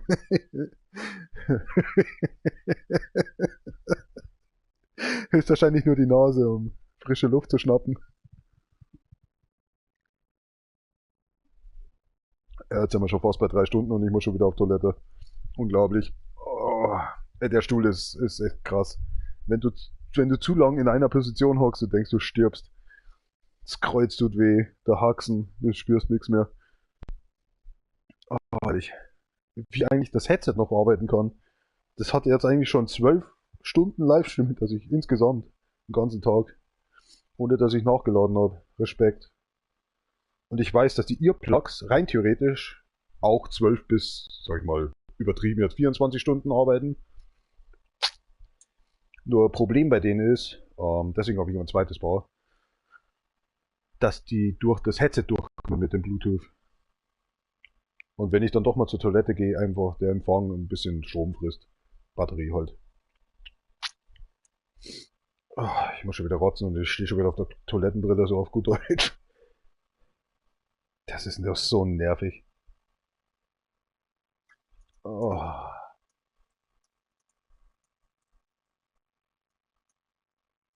Ja, hör auf zu laufen. Ich weiß, ich muss. Ach, meine Fresse. Ah, boah, friert mich. Leck mich am Arsch. Ah, na, nicht schon wieder. Wie hält ihr das nur aus?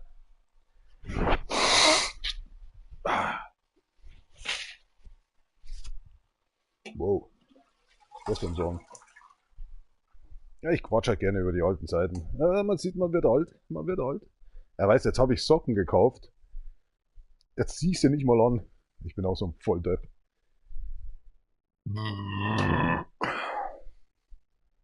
Liegt wohl daran, weil ich sie mir eigentlich bestellt habe, um mir selber welche vielleicht zum 24. zu geben am Abend. Bin seitdem ich weiß, am 25. in der Früh eigentlich sollte man was aufmachen, auch immer so dahinter, ne? Es ist wie Silvester. Meistens verpenne ich Silvester. Eigentlich fast jedes Jahr, seit ja, so 5, 6 Jahren.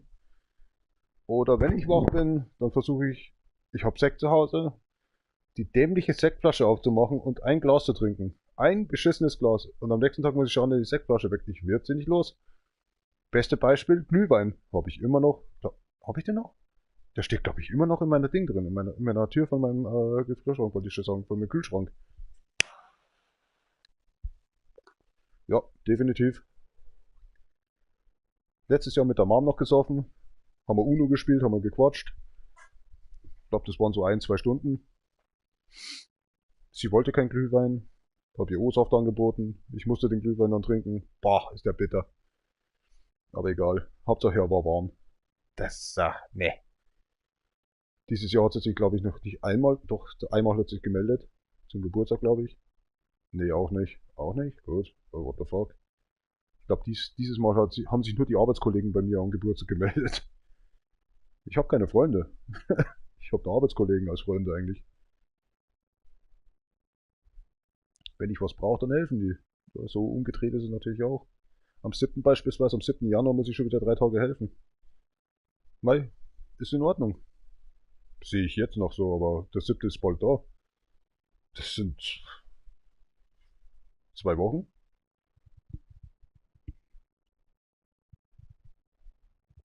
Krass, wie schnell das wieder rumgeht. Jetzt bin ich schon seit, was ist heute? Samstag wird. Freitag. Mittwoch, Donnerstag, Freitag zu Hause. Leck mich am Arsch, 3 Tage. Nur Unfug getrieben. Nur Unfug getrieben. Mit 37 Jahren. Hätte ich eine gescheite Familie, Alter, die würden mich dreschen, Alter. Die würden mir höchstwahrscheinlich nur gescheite Watschen geben. Mit 37 Jahren. Ja, ja. Alter, das Bild ist schon wieder dunkel, aber wenn ich hier mal einen Livestream reinschaue, das ist hell. Der Bildschirm ist echt krass. Ist kein Wunder, dass der so lange durchhält.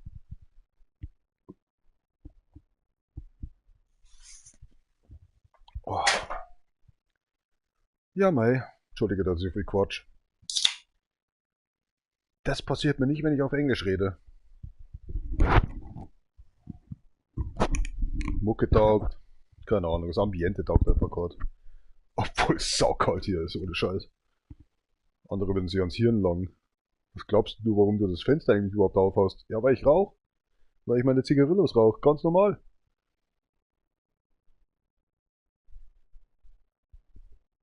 Naja, so ist das. Tschüss, hab kein Peiner Strawberries in Lützow, Lützkalt, Prost, Wiener gespielt.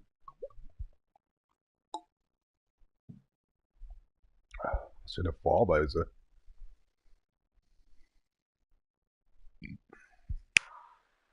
Tandem. Das heißt doch nicht Tandem. Das fängt mit D an. Ah, verdammt. Ich wieder, ey. Ich hab mein Japanisch so dermaßen verloren. Ah.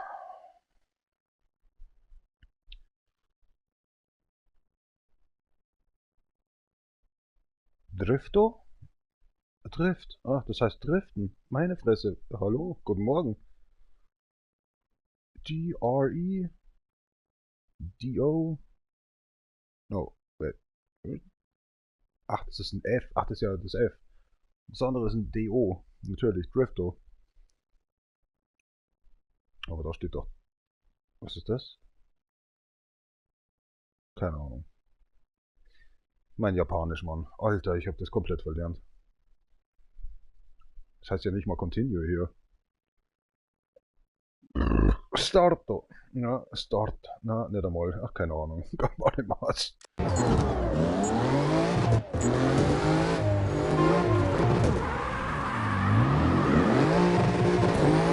Dauert so gut. Das Auto abgeht schon wieder. Quatschplan wirklich das Virtuelle. Total.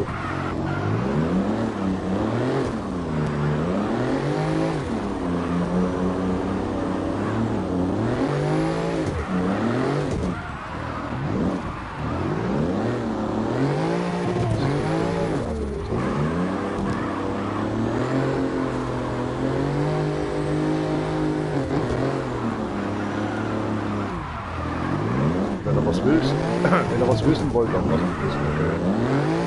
Alles gut.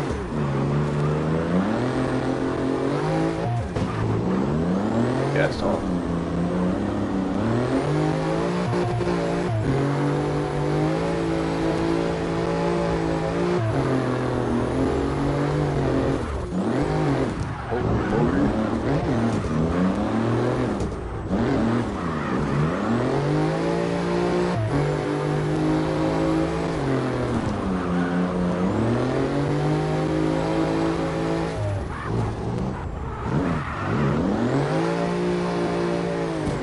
Nein. Oh, crap.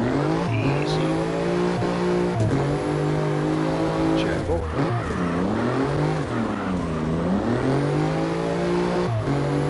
Ich hasse es, mit Anzügen.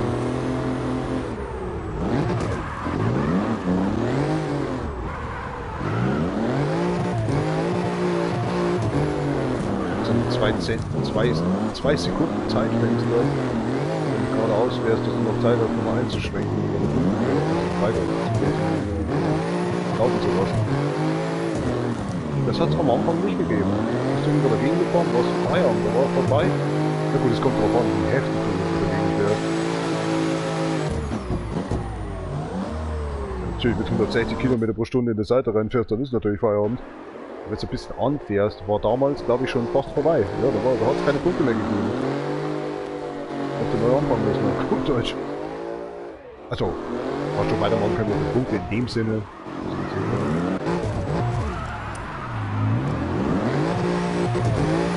Aber das Reglement wurde irgendwie ein bisschen vereinfacht. Seitdem ich jetzt, ich glaube, ein Jahr ist das wieder weiterspielen können, dann manch anderen Account. Schon.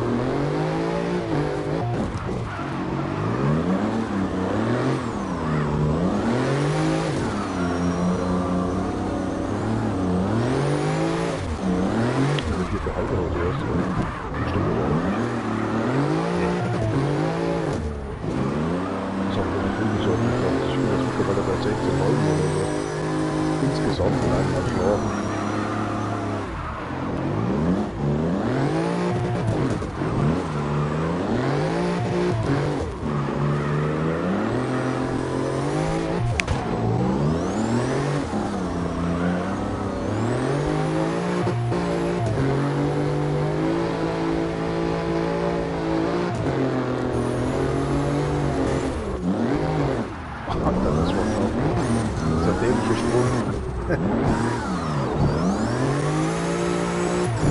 Was soll denn vor Pillen reinlegen? Diese Pillen heißen, ne? Boah. Was steht da drunter? Samen. Unbedingt das Sulfat. Mit Rennen und Vitamin C. Mist. Hört sich komisch an. Die Abkürzung. Drogen oder was? Das ist eigentlich nur, dass die Knochen so ein bisschen, ja, wie soll ich sagen. Ja, das hat ja wieder Zeug wieder bekommen, wie Kalzium, Magnesium eigentlich verloren könnte. Nee, ist es nicht.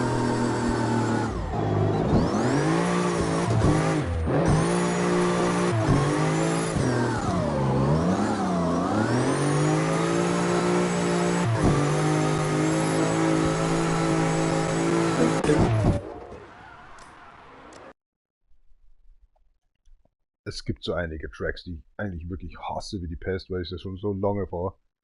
Am Anfang war selbst die erste Strecke so dermaßen schwer. Aber das ist so. Leute, glaubt mir, wenn ihr das Spiel spielt, das dauert ungefähr 1 bis 2 Wochen, bis ihr da reinkommt. Ich habe da, glaube ich, ein halbes Jahr gebraucht. Es wurde immer besser, vor allem die Autoeinstellungen, bis man das Geld zusammen hatte.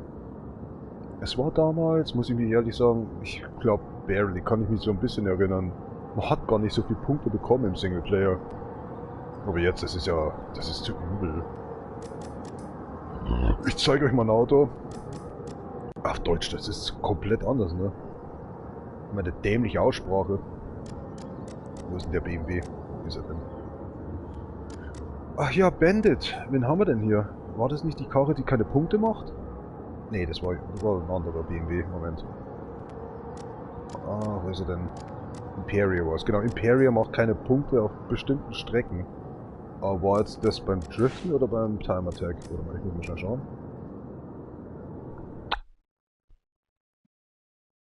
Das sieht man aber, glaube ich, erst, wenn man reingeht. Warte mal, ich muss mal West Coast Arena. Also, es ist jetzt nicht sicher, okay? Ich weiß es nicht mehr, okay. Einen kleinen Moment. Nee, es macht Punkte. Ich glaube, das war, wenn du Rennen fährst mit dem Auto, da macht es keine Punkte. Aber Nimble war es, genau. Nimble, das ist auch ein BMW. Das ist so eine, naja, Zweiart oder so. Ich kenne mich mit BMW schlecht aus, tut mir leid. Obwohl ich in Bayern lebe, ja, ich weiß, etc. Ich habe wenig mit Autos zu tun, weil ich selber keinen Führerschein habe. Und deswegen kenne ich da eigentlich null aus. Vage zu erinnern und etc. Und sorry. Ich bin woanders vielleicht gut spezialisiert, aber sowas geht gar nicht. Muss das jetzt leider fahren. Gleich wieder weg hier.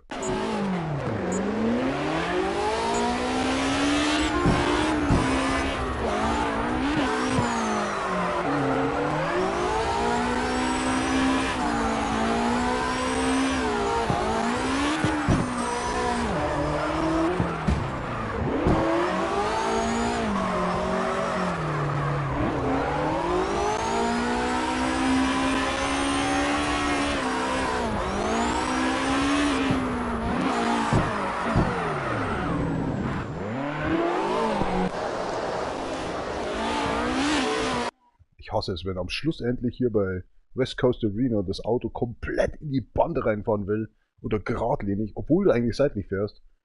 Also ich habe jetzt voll die Handbremse ziehen müssen. Das ist so ekelhaft. Was hat das Auto nochmal gemacht? Das war das Auto? Was beim Rennspiel? Ich weiß jetzt nicht mehr. Was bei den Racetracks? Na, ist ja auch egal. Nimm mal jetzt mal Nimble. Wenn du einen Haufen Geld verdienen willst, kauf dir den Nimble. Muss man erstmal wieder runter. Ach, wir haben ja auch sehr viele Autos hier. Wo ist er denn? Wo ist er denn? Ja, da ist er doch. Ich habe sogar ein Setup für den Schmarrn. Wohl eins eigentlich reichen würde. Das ist eigentlich dasselbe Setup wie hier, könnte man sagen. Hier steht Racing, genau, okay.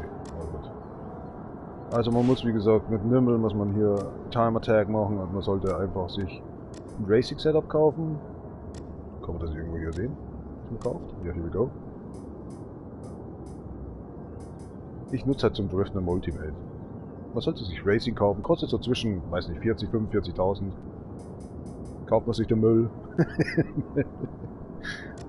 Wenn man den Müll dann hat, dann braucht man keine Einstellung eigentlich, man kann einfach durch. Aber auf jeden Fall sollte man irgendwie in die Hand kommen von diesen, ich weiß nicht wie viel Kohle das nochmal kostet, das Auto. Dann habt ihr eigentlich so ein Auto erwischt, wo man dann zur Zeitattack, ja das ist ja das nächste, bis West Coast Arena freigeschalten wird, ist ja auch, glaube ich, muss wie Level, keine Ahnung, 14, 20. Und dann sieht man doch hier, wahrhaftig, 8 Minuten hat man Zeit, um Gold zu erreichen. Ja, frag mich nicht warum, ich mache jetzt das wieder mal am Tag. Mein Rekord war eigentlich unter 20,3, und das war irgendwie bei Need for Speed Takeshis Auto, glaube ich. Egal, wenn du 40 Sekunden schaffst, oder 20 Sekunden, oder 21, 23, du wirst sehen, dass seltsamerweise das Geld ganz schön in die Höhe schießt. Also normalerweise heißt es ja, wenn du 20 Sekunden schaffst, dann schaffst du halt deine 45.000. Und dann, sag ich mal, CarX Credits oder so, Dollars. In Wirklichkeit multipliziert sich das irgendwie. Okay, jetzt mal angenommen, man schafft jetzt eine Minute, dann würde man eigentlich 8-mal das Geld verdienen. Also der Multiplikator ist 8 dann. Und wenn man 20 Sekunden natürlich schafft, dann ist der Multiplikator, man kann sich selber rechnen, ich glaube 32-fach. Stimmt das überhaupt? Warte mal, lass mal nachrechnen. Nee, stimmt nicht. Nee. Ah, wie habe ich das nochmal gemacht? Da hatte ich irgendwie die Formel. Also 20 Sekunden sind 1,1 Millionen, oder? Ja, rechnet euch selber aus, ich bin jetzt gerade hier nicht. Die Musik ist mir zu laut und ich bin zu dumm und dämlich. Ich bin zu lang heute schon wach. Ich glaube, von den 24 Stunden, was ich wach bin, habe ich 3 Stunden geschlafen und keine Ahnung. Dumm und dämlich gerade. Oh, was denn jetzt? Ach, ich war doch auf Toilette, ne? Ich habe doch gesagt, ich muss was Größeres machen. Total wieder verpeilt.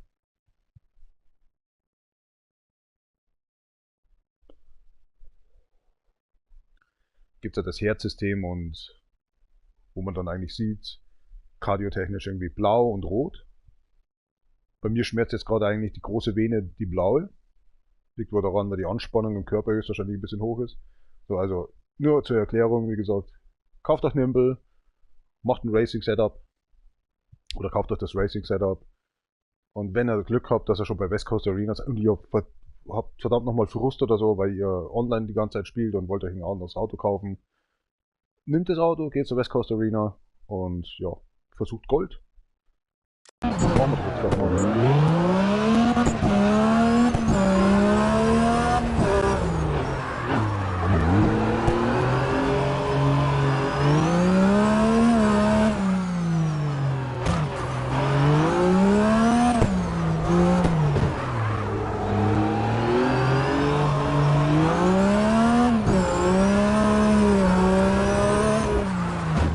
Noch 21 Sekunden.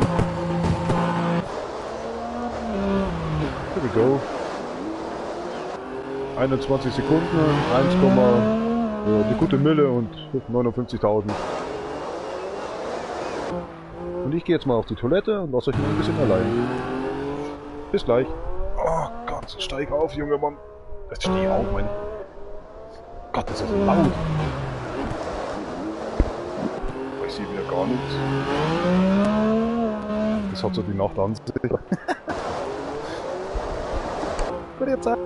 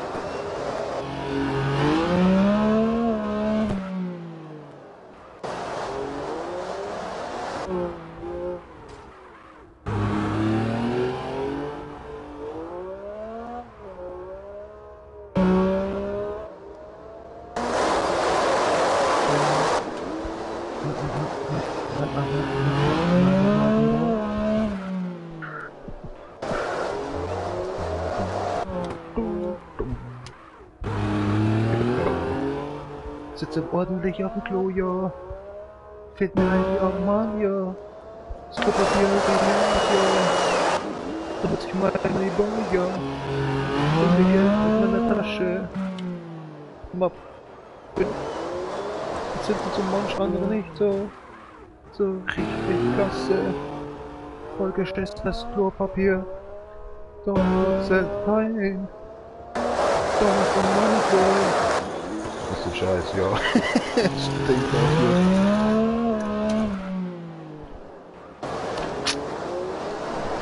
Ey, das ist so echt. Stehst auf, was gerade beim, weißt, Dudu-Bader machen und so. Und was geht natürlich wieder nicht los, oder muss ich doch mal.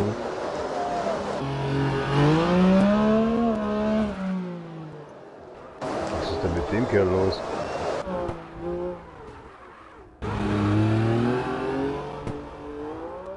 Den ganzen Cake. Ja, ich mit dir auch nicht, Junge.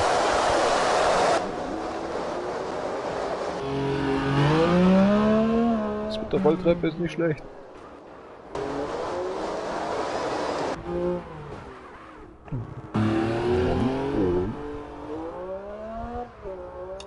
Er hat zum Haus in Monte Carlo.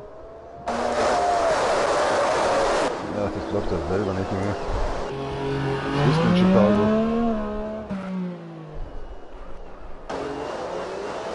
Alter, hier riecht es. Was ist das?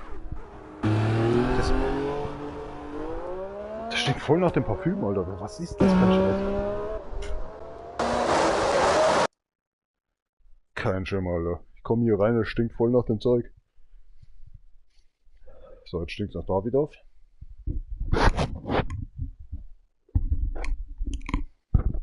Na, mach doch. So, heute wieder eine halbe Schachtel Zigarillo geraucht. Das merkt man doch ein bisschen an der Lunge und am Herz. Alter, Geiger Mag Nitro the Bad. Warum schaut ihr denn so bleich aus? Ist es mein Gequatsche oder was?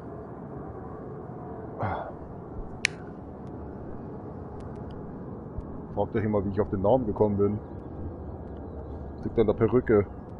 Der Zeit, wo ich mir den Kerl gekauft habe, so in Richtung für 60 Euro, oder Tacken, habe ich immer bei Saturday Night Live, habe ich mir immer diesen, wie heißt der nochmal? MacGruber angeschaut, aber das ist schon länger eigentlich, wo ich den gekannt habe. Und da kam ja auch dann ein Film raus vor ein paar etlichen Jahren, ehrlich gesagt. Naja. Dachte mir, okay, nicht mehr Guyver, sondern Guyver Mag. Also Guyver Mag und Nitro the Bad. Passt einfach. Den sieht man nicht mal. Mach mal an hier. Das kommt schon, das geht überhaupt nicht hier. Was ist das überhaupt? Broadcast, Advanced Setting, here we go.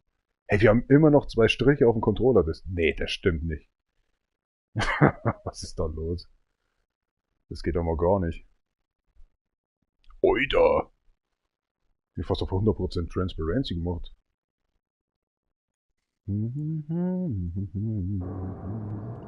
Das ist doch das Original.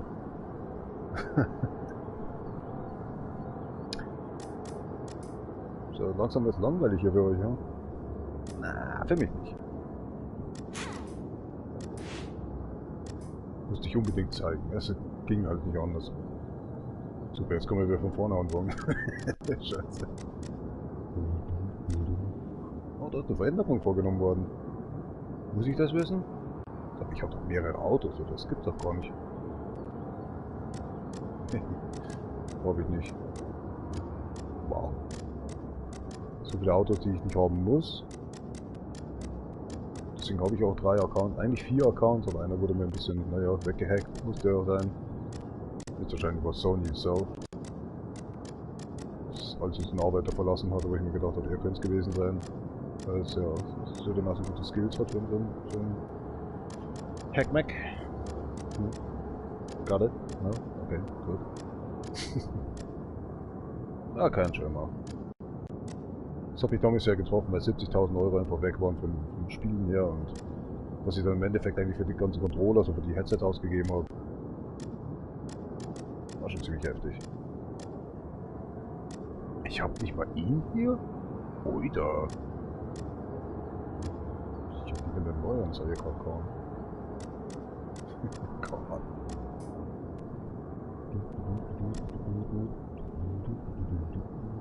Doch, hab ich. Nee, ist es nicht. Entschuldigung. Ich hab's so gekauft, weil mir das da hinten gefallen hat. Die Reißleine für Fallschirm oder was? Nee, Scherz. Das haben aber viele Autos früher gehabt. Ne? Oder eigentlich sind das so mehr Rallye-Autos oder so. Oder Rennautos eigentlich, die Schleife hinten haben. Stahlkabel wäre theoretisch. Das hat keiner schon wieso nicht, so das gerade gut nicht gespielt.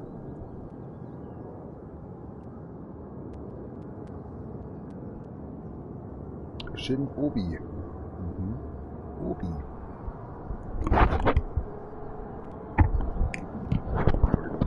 Dammit.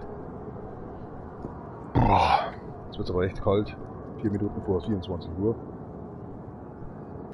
Nix im Bauch, trotzdem fett. Geht schon wieder los. Geht es schon wieder los. Oh, Alter, ich hab das auf HD hier. Also normal ist diese Zeit, letztes Jahr war es so, dass ich hier einen Wi-Fi-Repeater hatte, ne? Alter, das war das Schlimmste überhaupt. Aber er hat 720p gemacht. Respekt. Und das war kostenlos. Also Vodafone ist manchmal für mich schon, wo ich sage, oh, kann ganz schlimm nach hinten losgehen. War für mich am Anfang so, wo Kabel Deutschland noch irgendwie zur Verfügung war. Gott sei Dank, Kabel Deutschland wurde aufgekauft von Vodafone. Aber die wurden besser, wurden immer besser. Ich bin mir jetzt ehrlich gesagt nicht mehr ganz sicher, ob ich eine 250er oder 500er, aber die haben mir gratis eine 500er gegeben. Genau, durch den ganzen Schmarrn, was ich da alles durchgemacht habe. Ich bin nicht so einer, der normales alles Mögliche meldet, aber was ja auch mal... Sagen wir das leere Glas Bier auch mal beim Ressort, wollte ich schon sagen. In der Kneipe lassen, aber es ist so, keine Ahnung. War schon echt manchmal, wo ich gesagt habe, Alter, mir reißt wirklich der Geduldsfaden. Ganz besonders, wo mein Nachbar, der Albaner, gemeint hat, so, ich brauche schnelleres und besseres Internet und hat da an den, sag ich mal, Hubs da unten umeinander getan. Und ich hatte kein Internet mehr. Wochenlang. Bis ich rausgefunden habe, dass, sag ich mal, der Albaner einfach mal ein schnelleres Internet wollte und hat da unten umeinander getan. In den Koaxialsteckern. Alter, da sehe ich, dass meins weggehangen ist. Ja, was soll das denn, Junge? Ich hab nichts gegen den, ohne Scheiß, ich bin weder Ausländer oder sonst was, aber da an dem Tag, ich so, das kann's nicht sein. Was glaubt denn der, wer ist? Und wir sind eigentlich Freunde. Ich mag den echt gern. Beste Beispiel, er hat, sag mal, wow, das weiß ich gar nicht mehr, 3, 4 Jahre unter mir gelebt. Aber da war halt noch die gute Zeit noch bei mir. Also zwischen, sag ich mal, 28 und 30 ging halt noch die Post ab. Beste war, wo der Arbeitskollege da war und wir haben bis 2 Uhr in der Nacht noch gezockt und waren noch bei McDonalds in Ingolstadt drin, sogar die halbe, und wir haben Rambo gespielt und dieses Spiel echt bescheuert. Wir haben es echt krachen lassen an dem Tag. Eigentlich bin ich nicht so einer, der da Vollgas Musik aufdreht und dieses dämliche Spiel spielt. Aber es war einfach schön an dem Abend. Naja. Er hat gesagt, er hat schon mitbekommen, dass wir laut waren, aber er hat gesagt, er schläft immer wie ein Stein. Und auch die Familie. Aber da war ich mir nicht so sicher an dem Tag. Und das werde ich nie vergessen. Das waren so die ersten paar Wochen, wo ich eingezogen bin. Auf einmal war da so eine, sag mal, 3-, 4-Jährige, die die Treppe putzt. Und seitdem kenne ich ihm seine Tochter. Und das ist so, what the fuck. Werde ich nie vergessen. Bei denen läuft das irgendwie anscheinend anders. Aber man schickt doch kein Kleinkind eigentlich zum Treppenputzen oder so. Ich glaube, die hat einfach versucht zu spielen und hat nur so getan, als würde putzen. Ich habe halt nur gesagt, oh, hat dich der Vater heute jetzt wieder rausgeschickt zum Treppenputzen oder so. Das werde ich nie vergessen. Hockt die da auf der Treppe und folgt da, also das... What the hell? Naja.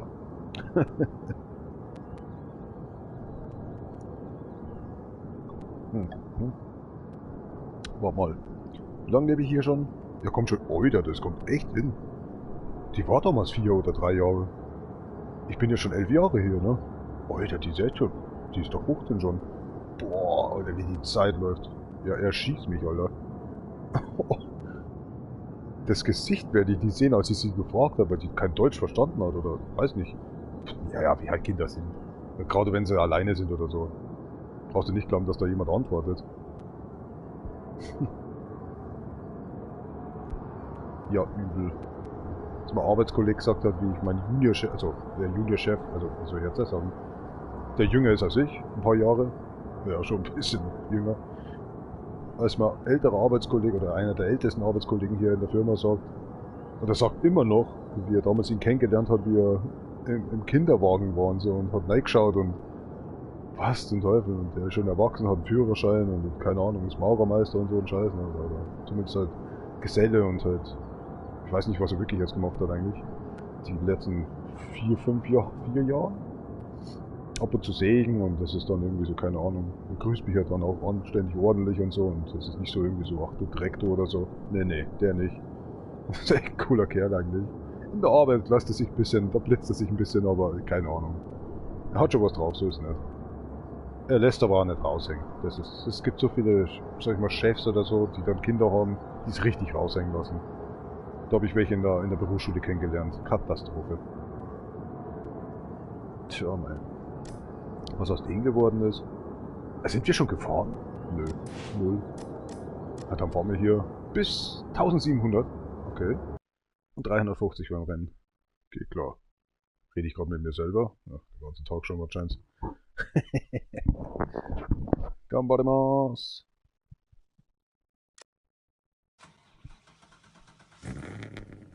Okay.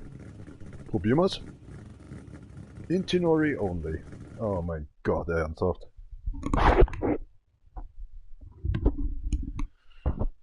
Gut, dass die Musik so dermaßen laut ist. Was ist los?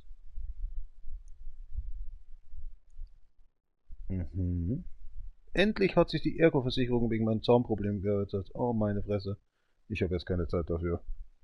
Lese ich mir morgen zu. Immer kurz vor Weihnachten. So dass man nicht mehr reagieren kann, weil sie dann schon im Urlaub sind. Oh, da ist es schon 2 nach. Na dann. Habt einen schönen guten Morgen, liebe Leute. Have a nice day. Greatly actually Saturday. In the morning time. But actually you don't have. The Americans don't have. The Japanese already have 8 o'clock and 2 maybe. Oh, crack, right. Die sind uns immer voraus. War schon krass, ne, wenn du dann sagst, die sind so weit voraus mit den Stunden, dann gehst du über, sag ich mal, den Atlantik oder so und dann, what happened? 16 Stunden. Boah. Schlimm wird's in Hawaii mit 24, glaube ich. Oder wo war das? Ich weiß nicht mehr so recht. Was zum Teufel, Alter? Nicht Hawaii. Naja. Wo halt hier The Rock herkommt. Der Johnson. Leck mich doch am Arsch. Das ist richtig kacke, oder? Das kann man sich gar nicht. Also du schüttest dir einen Kaffee ein, aber vor 24 Stunden warst du irgendwie nicht. Da war Sonntag noch oder so. Ich weiß nicht, wie ich es erklären soll. Das ist echt beschämend. Bescheuert, ehrlich gesagt.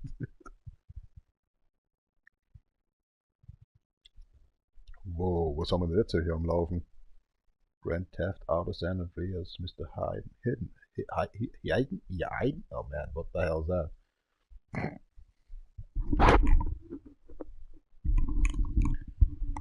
Intinori. Ich brauche nochmal einen Schluck. Glucki, glucki. Spyrex. Hört sich schon an wie so ein Kampfsystem. Pointo. Oh, well, then gambarimasu.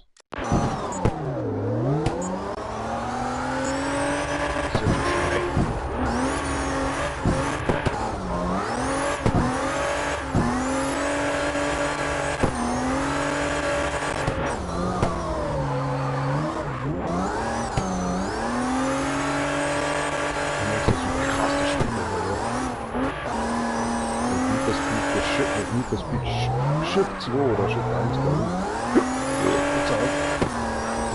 Witz doch nicht.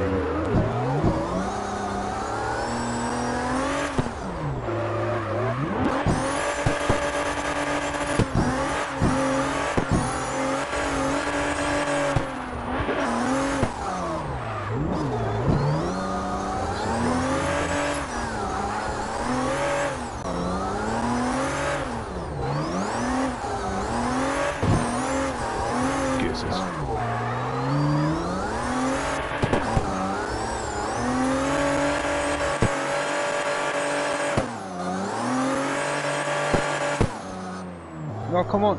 Geh halt rum. Was ist los mit dir?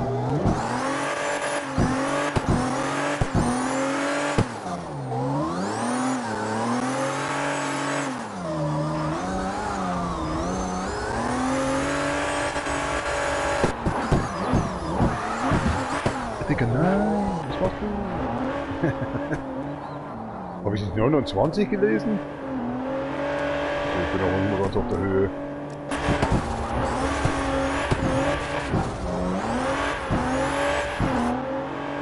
Ja, willst du es heute noch was? Ja, so schlecht war es doch gar nicht. Alter, das ganze Gewand in der Kabine drin, ne? In der Kabine, Alter. Ja, what the hell? Ist manchmal echt kein Wunder, warum sich das Auto 180 Grad dreht. Man kriegt's gar nicht mit.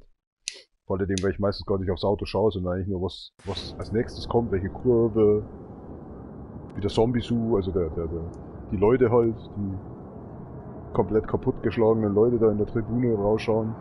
Keine Ahnung, kann ich schlecht erklären. Nochmal!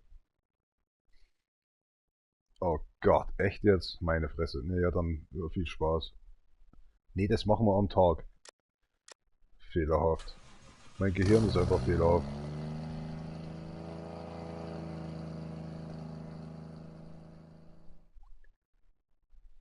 Ist, wenn man einmal betrunken war, dann kommt man so ins Gequatsche dann auch, wenn man so aufwacht. Also bei mir ist es jetzt irgendwie so, jetzt startet das in 24 Stunden das zweite Mal, dass ich wieder angetrunken werde. Man hört irgendwelche Sachen. Ich habe ja vorher schon gesagt, vor 7, 8 Stunden, dass ich Türen schlagen höre, dass die Polizei und der Sanker vorbeigefahren sind, obwohl die Fenster zu waren, obwohl ich das Headset an hatte. Also was zum Teufel? Aber jetzt höre ich schon Stimmen in diesen... Ist das wieder Oscillation? Nein. Onkel Drug broke. Ich höre diese kleinen Stimmen, Alter. Suchen Sie sich bitte Hilfe auf, oder? Ja, genau. Oh, das ist ein schöner Song. Ja, ja. Ich könnte schon wieder pinkeln gehen. Es ist so kalt. Da zieht sich alles zusammen bei mir.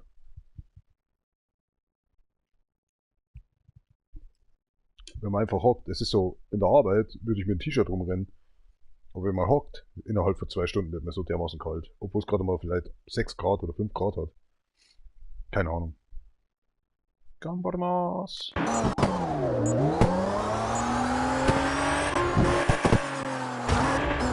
Oida.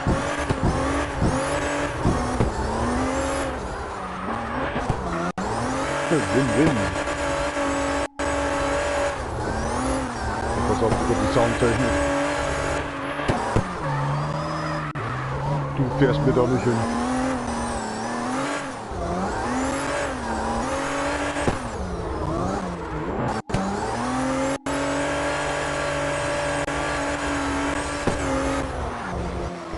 Natürlich fahren wir da jetzt mal Vollgasgrad drüber.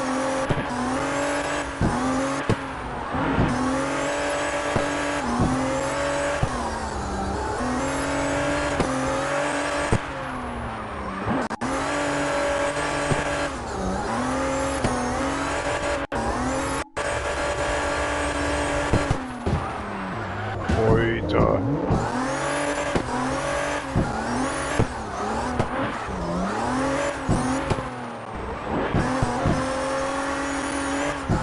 Ich glaube, das werden wir nicht gewinnen.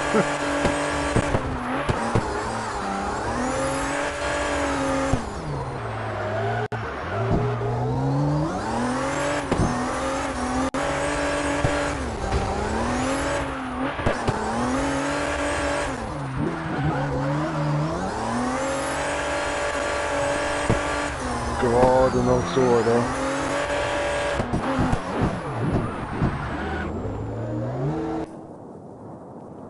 Holy shit.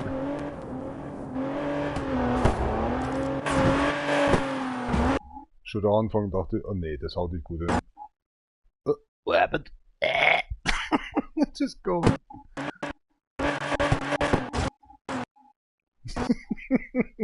Entschuldigung. Geht schon wieder los. Oida. Das ist, wie kann ich es erklären? der Unterschied, wenn man von far away, also von weiter entfernt irgendwie das Auto so driften sieht, im Gegensatz zu dem, dass er wirklich drin hockt, heilige Maria Gottes. Ah, die hat doch wieder keine Zeit, das weiß ich doch, die ist doch beschäftigt mit Schwanger sein. Gott sei Dank hat uns keiner gehört. Ich muss jetzt wirklich nochmal auf Toilette, es tut mir wirklich schrecklich leid. Ich bin normalerweise nicht so ein, ich halte normalerweise schon eine Stunde aus, aber es ist so irgendwie, ich spüre meine Zähne nicht mehr. Ah, das nennt man Alkoholvergiftung. Oh, meine Fresse. Boah, das ist schon eine andere Nummer, ne? Ich bin's ja gewohnt eigentlich auf Eis immer, dann kam ja, die Strecke kam ja später, so vor einem Jahr oder so kam die raus, ohne Eis. Schnee und Eis. Ja, das ist schon eine andere Nummer. Neues Auto, kaum gefahren und fährt dann sowas noch. Also ich weiß nicht. Und dieses Umleitungsschild, heilige Marie, bumm. Ich sagte doch, die hat keine Zeit, die muss schwanger jetzt sein und etc. bla bla bla. Jedes Jahr. Die arme Marie. Ja. Oh, Marie, oh. Ein Scherz. Ich quatsch doch Bullshit daher, ich weiß. Hält mich am Leben höchstwahrscheinlich. Das menschliche Gerüst eines Christophers, okay? Rede Bullshit und du bleibst am Leben. Du musst laufen oder du stirbst. Das ist wie mit dem Bus, oder? 50 Meilen pro Stunde, oder was? 60 Meilen pro Stunde? Sandra Bullock, Alter, dass ich das jemals sage. Alter, ich brauch Bier. Nein, das meinte ich jetzt nicht. Ich meinte Sandra Bullock. Keanu Reeves und Sandra Bullock. Meine Fresse. Ich glaube, ich habe den ersten Teil gesehen, den zweiten Teil habe ich nur irgendwie erwähnungstechnisch mal irgendwie gesehen.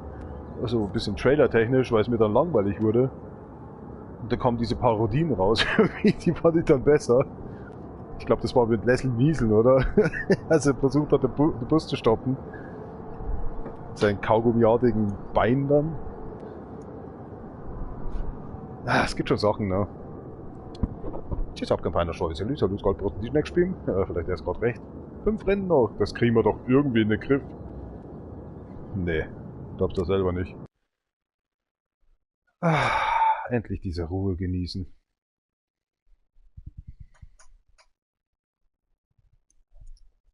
...255. Metal Gear Solid, sage ich da nur. Der Aggressor war 255. Fürs Unendlichzeichen. Das haben die Japaner aber auch irgendwie in sich. Also die, wenn du fragen würdest, die würden gleich dir sagen können, warum es so ist. Ich verstehe es bis heute nicht. Das habe ich beim Explorer damals nicht verstanden, war auf der PlayStation 1, als ich da ein bisschen rumgehackt habe. Oder auf der Nintendo 64. Können wir mal was fahren, was ich einigermaßen noch kenne? Ach, das ist dann... Nee, geht gar nicht. Boah, das ist schlimm. Nee. Aber es sind Gott sei Dank nur 12.000. Ja klar, machen wir doch Nacht noch. Ja, wie dumm und dämlich bin ich eigentlich? Ich bin mir immer eins voraus. Entschuldigung. Das ist hart. Ist kein Funkenverstand mehr vorhanden. Kann es dann noch schlimmer enden? Natürlich schlimmer enden. Indem man den Funken auch noch verliert. Oh Gott, bitte, hör auf zu denken. Nee, lieber nicht. Krieg ich meinen ersten Herzinfarkt. Hat der Japaner sagen, na, oder der Amerikaner besser noch. My first stroke. Yo. Bist du in der Pubertät oder wie? Ja, meint's dann. Ist ja egal, ja, alles gut. Es riecht hier so nach Parfüm. Alter, es fühlt sich manchmal an hier wie ein Puff.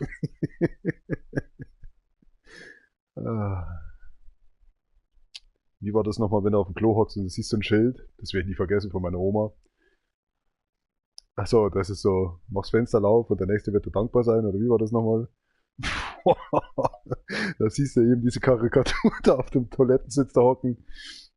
Hinten kommt die Dampfwolke raus. Alles gut, wir haben's begriffen.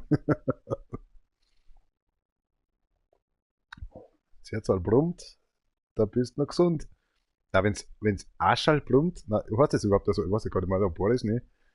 Wenn's Arschall brummt, dann ist das Herz halt gesund. Machst Fenster auf, der nächste wird, na, das war anders, da, wie war das nochmal? Der wird dir dankbar sein. Mach's Fenster auf, lass Luft herein, der nächste wird dir dankbar sein. Alter, normalerweise erinnere ich mich an sowas nicht mehr. Das ist so, auch Scherze oder so, warum so ein langes Gesicht in der Bar oder so mit dem Pferd. Das ist, ich komme nicht klar mit so einem Schmarrn. Ich bin so ein spontaner Kerl, keine Ahnung. Es geht bei mir rein, manchmal bleibt hängen oder geht einfach wieder raus oder keine Ahnung. Ach so, das liegt an der Konzentration. Schon in der Schule war ich ziemlich schlecht darin. Es läuft die Mucke immer noch, oder was? Aber mal, wenn wir ein bisschen umändern. Nee, das ist laut. Da habe ich was Schönes. Smoke Tires. Jawohl.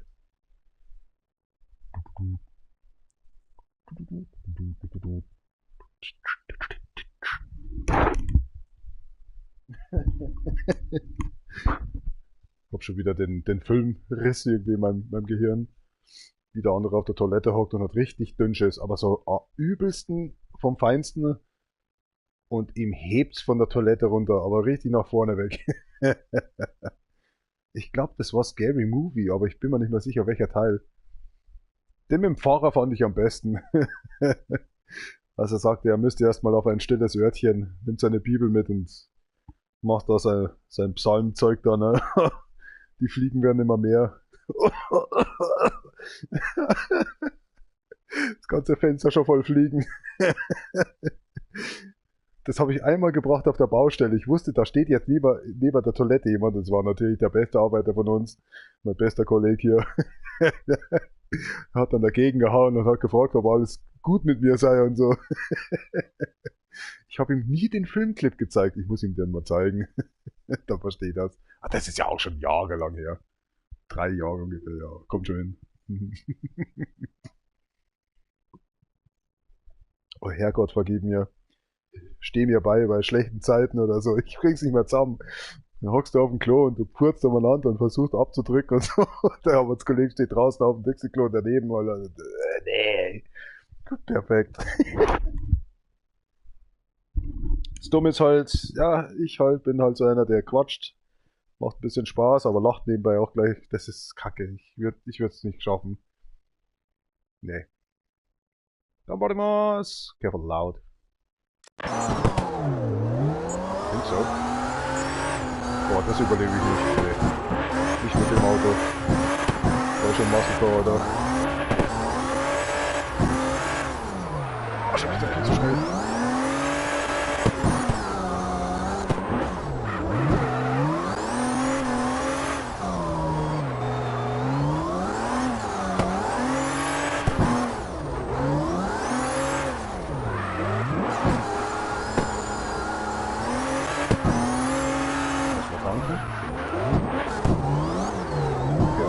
Nice. Tanken. Auf Englisch hätte ich es sagen. Speed Whippering. Oh, maybe by that soil. Gott, drück die Taste, Junge.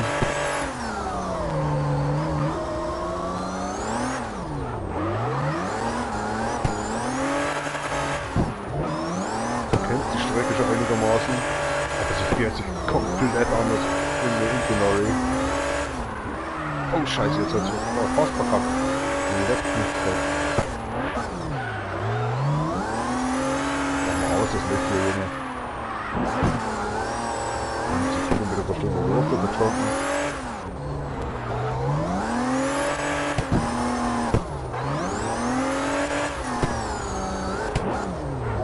Endkurs. Wow, wir sind schon da.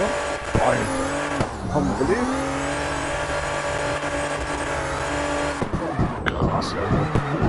Ja. Wer das eine Video kennt, wo ich gestorben bin. Auch wenn es nur 23, 33 war, es war.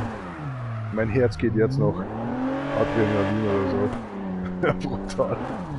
Das hat schon was anderes, Alter, Intinoli zu fahren. Hier und da ein bisschen und oh mein Gott. Überreagiert auch nicht.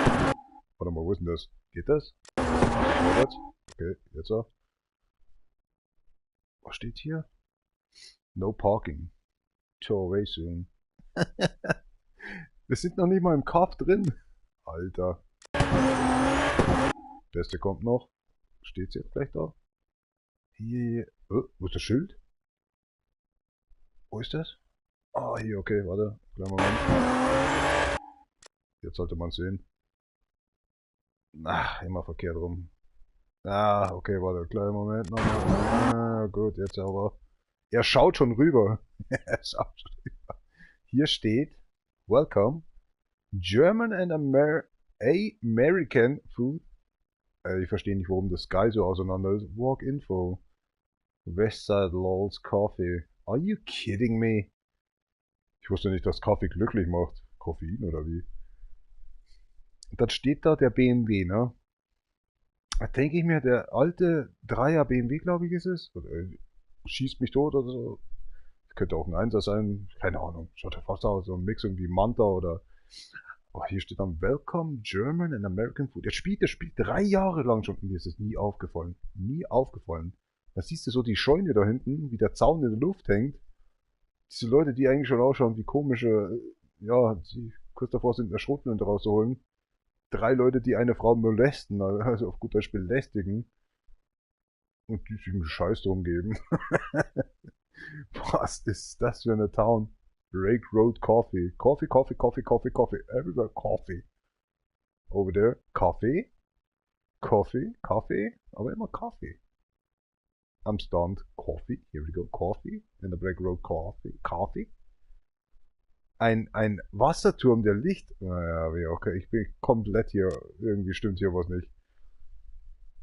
Ja, kommt schon, Leute. Ihr müsst schon da bleiben. Es gibt immer so ein Ende. Irgendwie so am Ende irgendwie was man dann. Was wär's? Gibt so einer, der im Western ziemlich berühmt war, der gute Westernfilme gemacht hat? Clint Eastwood. Ihr seid nicht drauf gekommen, oder? Was die uns eigentlich hiermit sagen wollen. Den ganzen Kaffeegedöns, mit dem, was hier alles los ist. Das sind die Clint Eastwood-Filme.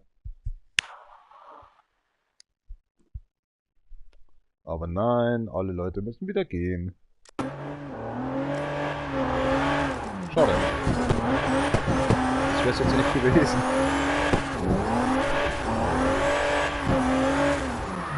Kann nicht immer alle begeistern. Es ist spät. Leute wollen ins Bett. Scheint ihnen zu langweilig zu sein.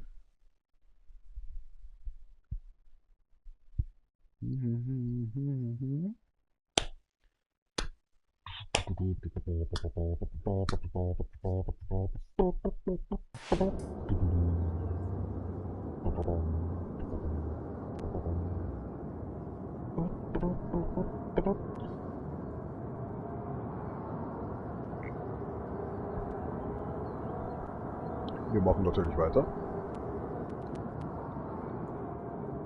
Oh, mein Daumen ist schon eingefroren. Alter. Normalerweise friert alles bei mir erst ein bei ungefähr 5 Grad. Fängt's langsam an. Minusgrade sind so, dauert eine Stunde. Dann fröstelt es mich an meinen Zehen. Jetzt muss ich aber ehrlich sagen, ich hocke hier schon seit eigentlich 18 Stunden. Da ist es echt kein Wunder. Da ist es normal, aber es ist echt null kein Wunder. Und jetzt sind wir 20 Grad sogar wahrscheinlich noch frieren. So, mal ein Rennen fahren, dass wir 400 schaffen.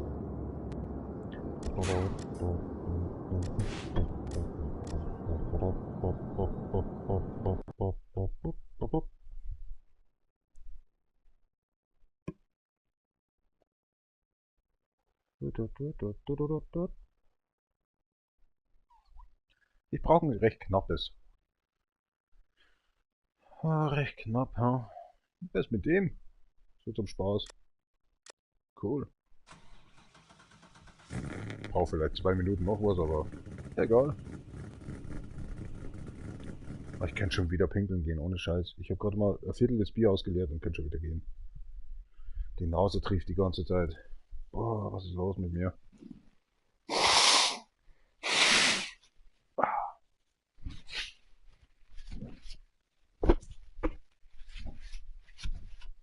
Vielleicht quatsche ich einfach zu viel. Vielleicht bin ich auch zu laut. Schauen wir mal. Sagt mir das Mikrofon. Oh shit, wieder falsche Taste gedrückt. Ah, krieg meinen Griff. Testing. Mikrofon. 3, 2, 1.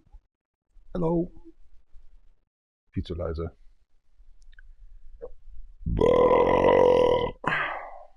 Nächster Titel von der Shrieker Correct Zero 2024. Als die eine gesagt hat 2024, hat sie komplett recht. Es ist 2024 und nicht 2024. Ich weiß nicht, warum diese beleidigt wird. Selbst die selber hat mir ein Like gegeben. Was soll das? Solche Leute will ich als Freunde komplett gleich haben. Es heißt 2024 und die sagen ja auch 2K24. Ich weiß nicht, warum da so gelästert wird über sie. Psch, Top Dame.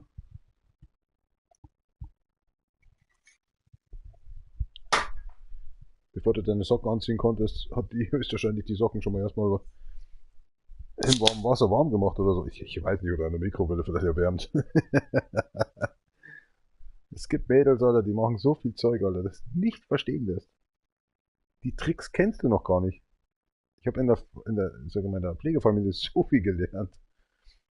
Ich habe zwar, sage ich mal, 35% wieder davon verlernt und die restlichen, sage ich jetzt mal, 65% sind noch da, aber es war ja, das, wo ich gesagt habe, ich wäre da nie drauf gekommen.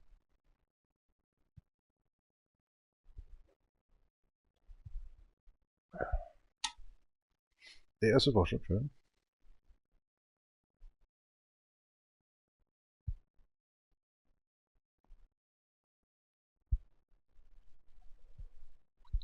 Lasset uns beginnen.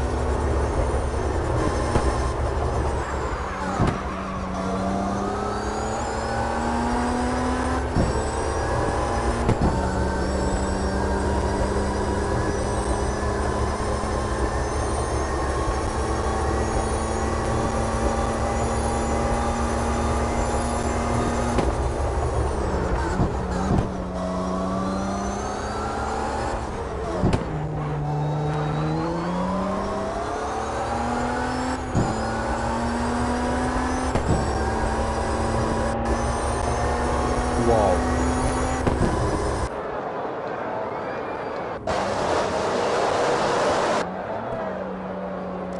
Schön so selten durchgefahren. Über Trust in Australia. Respekt. Selten so schön durchgefahren. Das hat echt Spaß gemacht. Leck mich am Arsch. Ha. Nicht zu schnell das Auto, nicht zu kraftvoll. Wunderschön. Echt ein schön ausbalanciertes Auto. Hart Respekt, Alter, ohne Scheiß. Jetzt brauche ich noch ein Rennen eigentlich und dann können wir nochmal zweimal driften. Ja, Wahnsinn, Alter. Das war echt schön jetzt. Krass.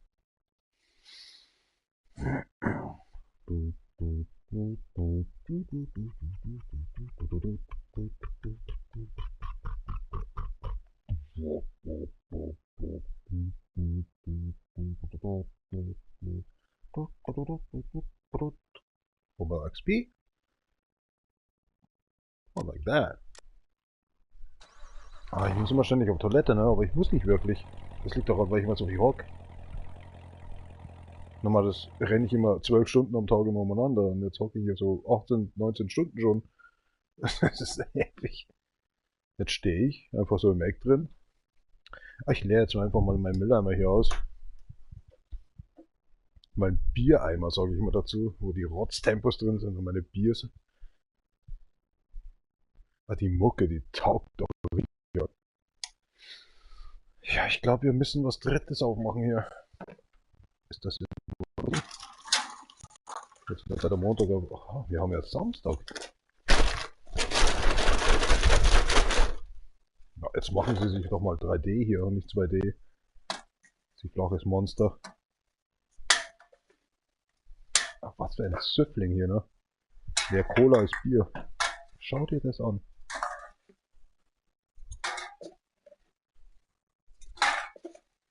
Warum ich Tempos in meinem Mülleimer drin habe? Ganz einfach. Damit die Suppe aus den Dosen nochmal richtig rauslaufen kann. Und sich voll saugt mit den Tempos. Ich hasse es. Es gibt nichts Beschisseneres, Alter, wenn man vor dem Ding steht, vor dem Apparat. Man will eigentlich seine, sag ich jetzt mal, Dosen abgeben. Was dann wohl? Läuft die Suppe schön beim Apparat immer wieder runter, wenn man das so ungefähr 50 Dosen hat. Kommt überhaupt ganz schlecht an.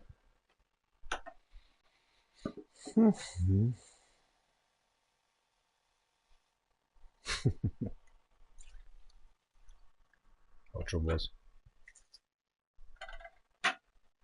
Gyroscopy. Moment, ich will auch noch Wasser lassen.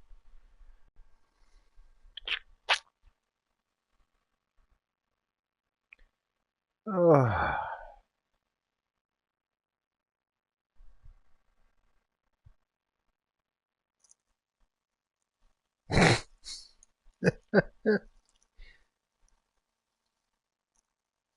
Ist das Maria Gottes? Ich sagte doch bereits, sie hat keine Zeit nicht. Nur Mist im Kopf. Oh, was sind die verdammten Schlampen? Genau, oder sowas.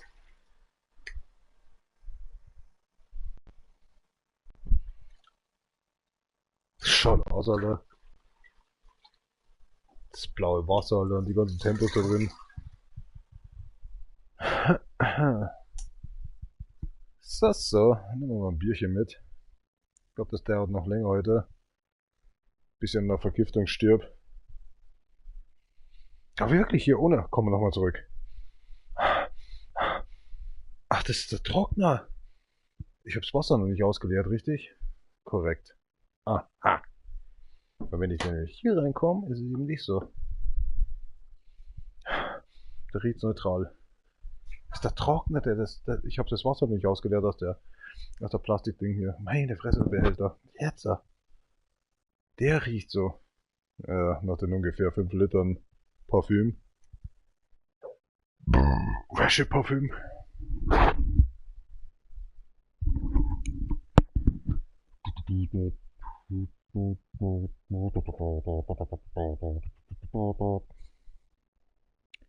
Scary Arch.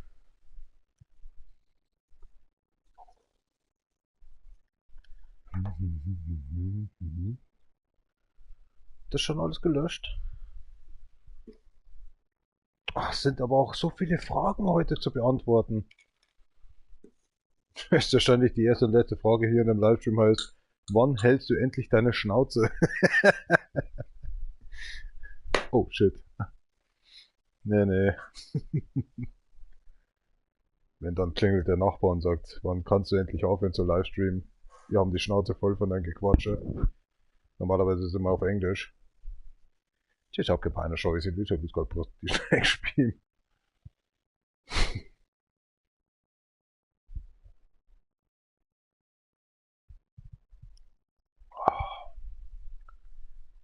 Hm.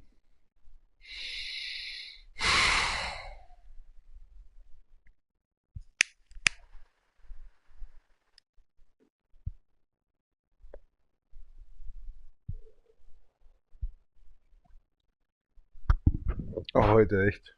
Gestern besser gesagt. Der Tag fängt erst wieder an. Mei, ja, mei, Samstag schon wieder. Meine Lippen werden langsam trocken, ich muss mal ein bisschen eincremen. Das ist fürchterlich. Wenn es langsam schon auf den Lippen brennt, wenn man Tequila zu sich nimmt.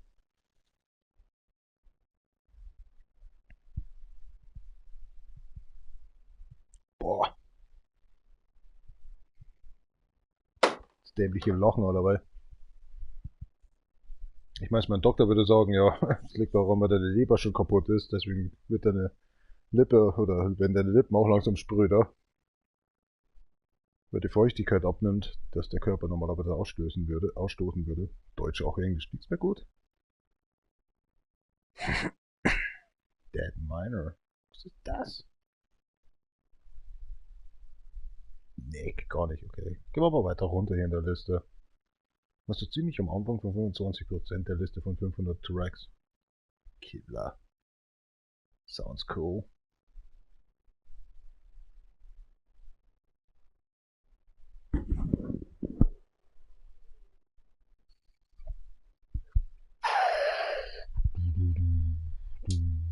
Boah, Alter, die haben schon wieder so viele Lieder gelöscht.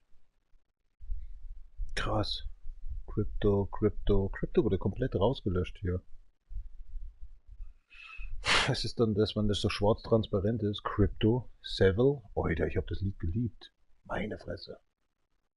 Dann hier, was ist das? Remixes, oder?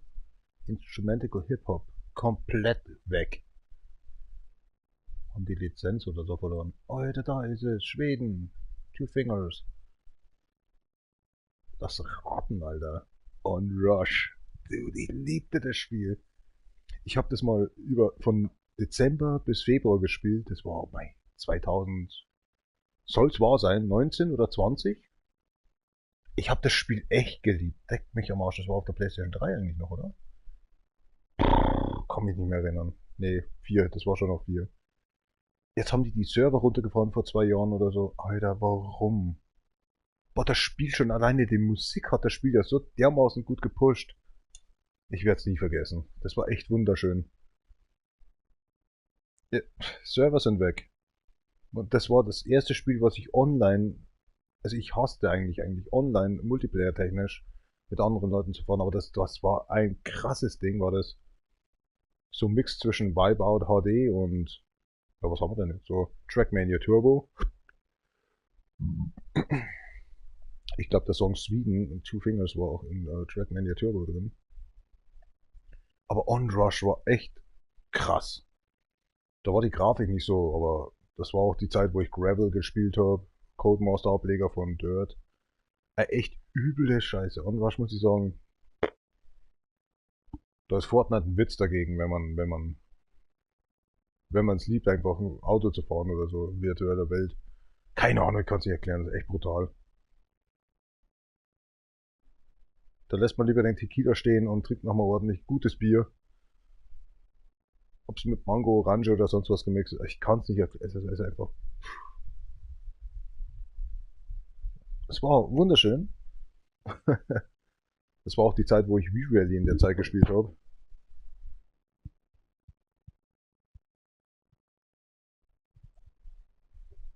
Da kannte ich das andere noch nicht, dieses Street Racing oder wie das hieß. Nee, also Kopf hoch. Es gibt wirklich viele Spiele, ne? So wie Need for Speed The Run, was ich gerne mal remastered mal sehen möchte. Verdammt nochmal. Es war ein verdammt gutes Spiel. Die versuchen, glaube ich, jetzt auch die nächsten 2 Jahre oder so Most Wanted auf der PlayStation 6 dann oder PlayStation 5 nochmal hier zu veröffentlichen. Ich hoffe, dass die ein gutes Spiel daraus machen. Und weh, die verkacken soll da. Wie damals das zweite Most Wanted mit Burnout Stuff, wie heißt es, Burnout Paradise. Also die haben es voll verkackt, Alter, dieses Most Wanted. Komplett. Ich hasste es von Anfang an. Dieses Sinnlose von A nach B fahren. Dass dann erst irgendwas machst oder ein Auto freischaltest. Echt so ein Bullshit. Original Most Wanted. Need for Speed Carbon. Need for Speed Most Wanted, Carbon, Pro Street, Shift 1 und 2, The Run. Episch für mich, Alter. Werde ich nie vergessen. Und das wäre ein Grund, warum ich mir eine PlayStation 5 kaufen würde, wenn ein Ableger kommt von Most Wanted. Ein Remastered. Aber The Run, ohne Scheiß, echt geil. Hast du wie sagt man da nochmal, die DLC praktisch gekauft? Ich weiß gar nicht, was das auf Deutsch überhaupt heißt. Downloadable Content? Ja, was heißt das auf Deutsch? Das Add-on auf gut Deutsch. Also ich würde es mir sofort kaufen. Es wäre mir egal, ob es 110 Euro kosten würde. Ob die Konsole mit dabei ist für einen Tausender, ich würde mir sogar einen TV dafür kaufen für 8K. Wäre mir scheißegal. Aber das wäre es wert.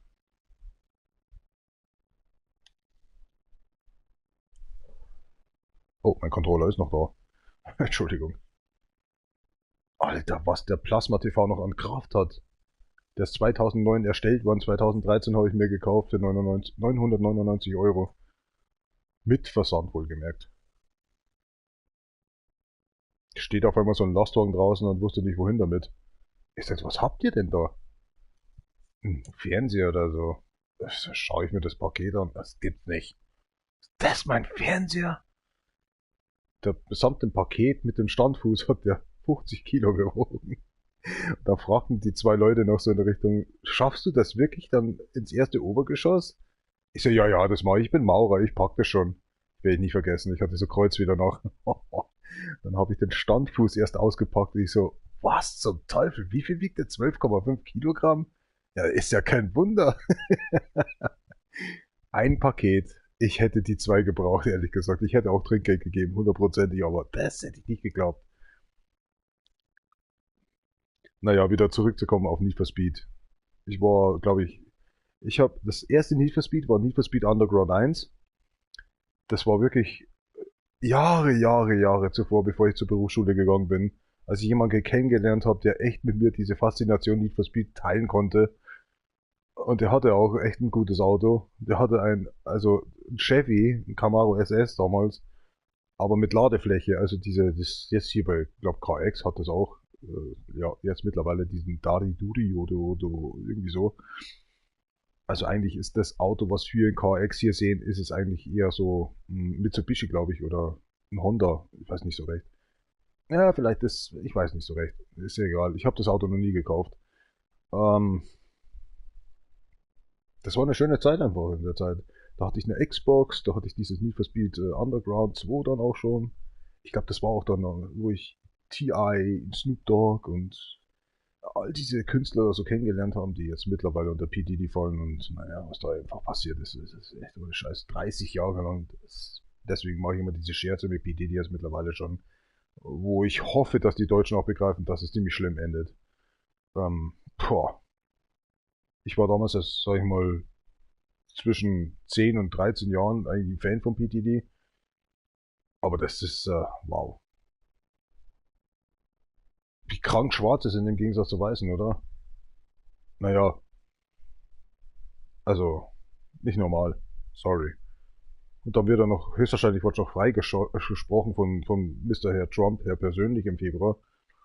Wenn es dann soweit ist. Oder ist er schon, oder wie auch immer. Ich habe die Nachricht nicht mehr verfolgt, die letzten 2 Wochen. Es kann echt nicht sein, oder? Könnte der Trump eigentlich lebenslang schon weggesperrt, aber der kann dann auch noch weitermachen, wenn es so ist. Nee, geht gar nicht. Krass.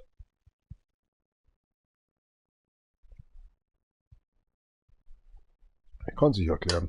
Geht einfach nicht in Ordnung, okay?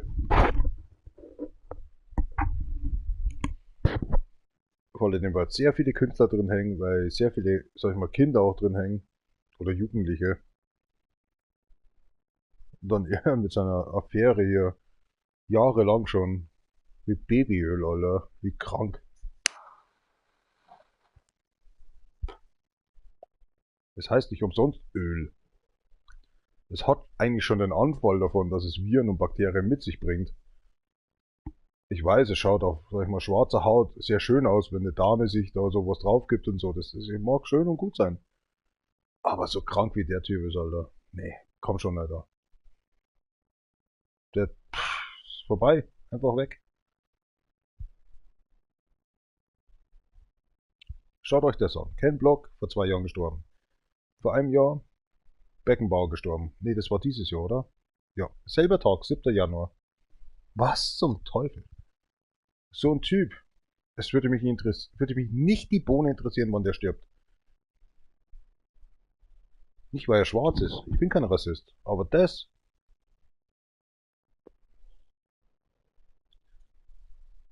Es tut mir ehrlich gesagt für die Amerikaner sehr leid.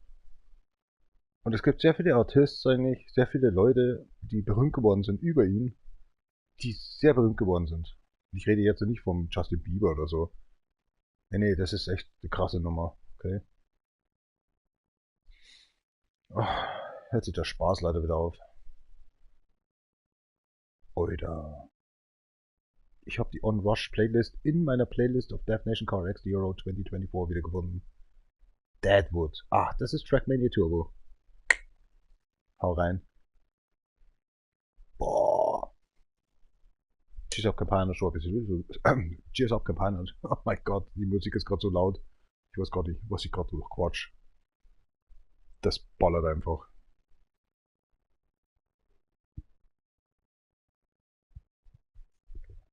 Kann ich euch den Link senden? Einfach so? Gerade Olga? Fragt ein 37-Jähriger. Natürlich. Hau rein, da auch hat er gesagt, das ist dein eigener Livestream. URL. Ballert immer gut. Oh, na, irgendwie ein bisschen spät dran heute.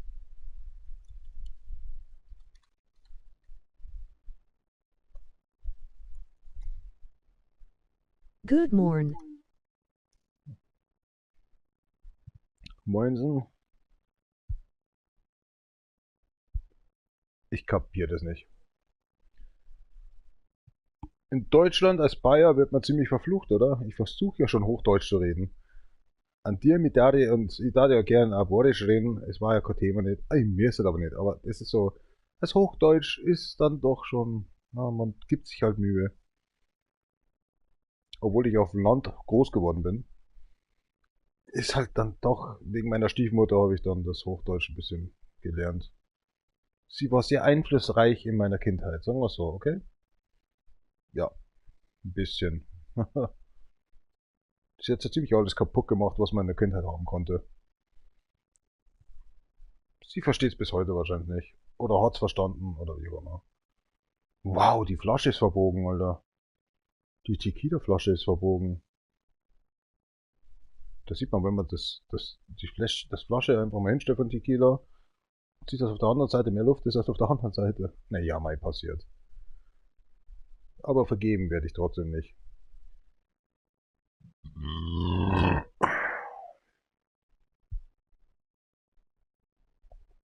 Das hat leider meine Patchwork-Family-Mutter eigentlich damals immer mitbekommen. Ihr hat es immer wieder gereicht. Die Hand war immer über dem Kopf. Christopher, es ist zu viel. Kann es nicht mehr haben. Sie war nicht glücklich, dass ich ausgezogen bin, vielleicht in der Zeit, aber ich habe so viel Scheiß gebaut. Lass uns fahren. Auf geht's.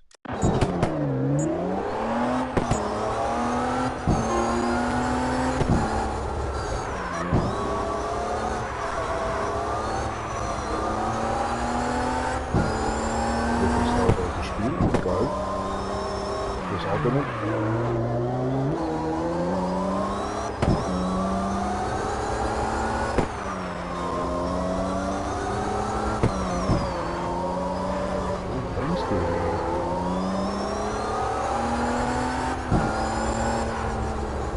Wir werden bekommen.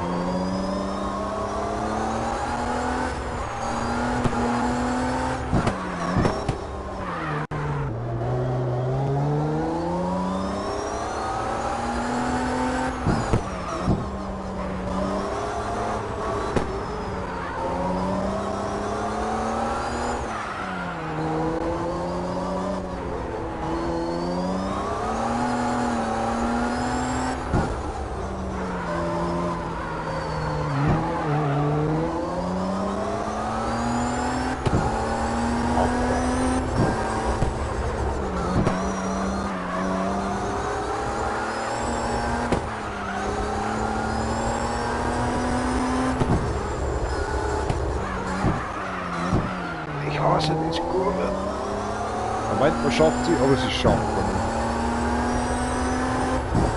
Japaner wird den Kopf schütteln.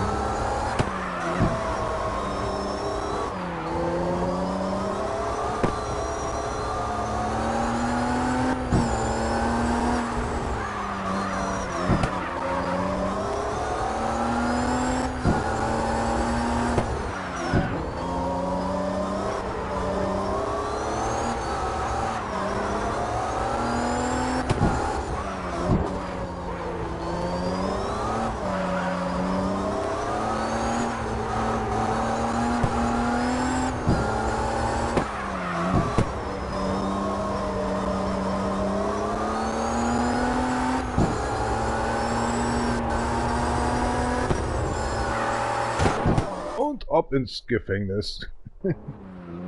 Sie ziehen keinen Nissan, sie gehen direkt ins Gefängnis nach 2 Minuten 12. Na schau her, 112 XP. Ach so, ich bin gefahren, weil wegen den... Ah, okay, 142.000.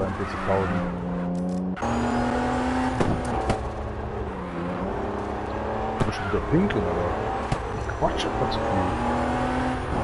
Na dann, gehabt euch wohl, bin ich gleich wieder da. Ich hab doch nicht wirklich, dass der Livestream aufhört hier. Ja, mein Router könnte schon sein, dass er Faxen gemacht hat. Und normal ist der Router, der schaltet sich um 12 oder 1 einfach mal ganz kurz aus und bootet. Ich glaube aber, das habe ich schon weg. Das habe ich irgendwie gelöst, das Problem. Ich weiß gar nicht, wie ich heute noch ins Bett komme. Ich glaube, ich gehe zuerst duschen um 3 oder so in der Früh. In 2 Stunden. Boah, nee, mir ist nicht nur kalt. Es stinkt so alles nach Rauch und mich juckt überall. Mittlerweile nicht mehr so, aber die Leber ist komplett durch. Die Nieren sind durch. Die Füße stinken nicht mehr. Sie sind einfach nur noch kalt. Ich kann das Gift gar nicht mehr ausschwitzen. Andererseits, ich bin manchmal so froh, dass ich keine Freundin habe.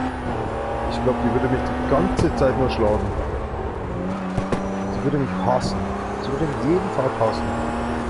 Auch wenn das Produkt Sperma, wie man es nennt, gut rauskommt, aber sie würde mich hassen.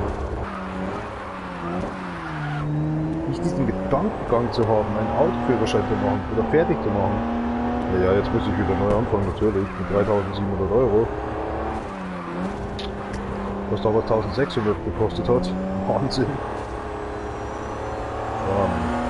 Nee.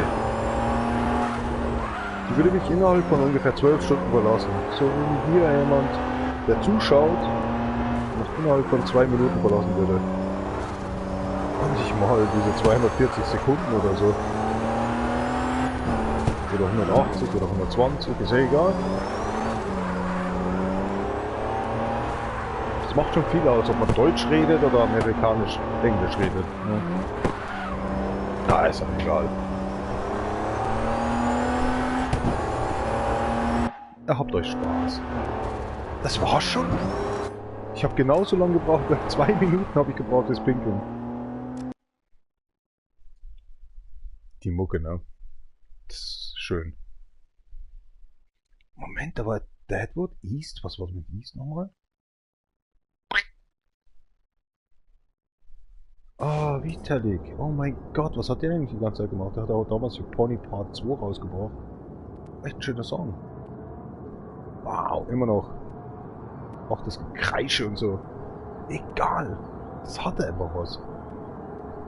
Mich juckt das an der Nase, Alter.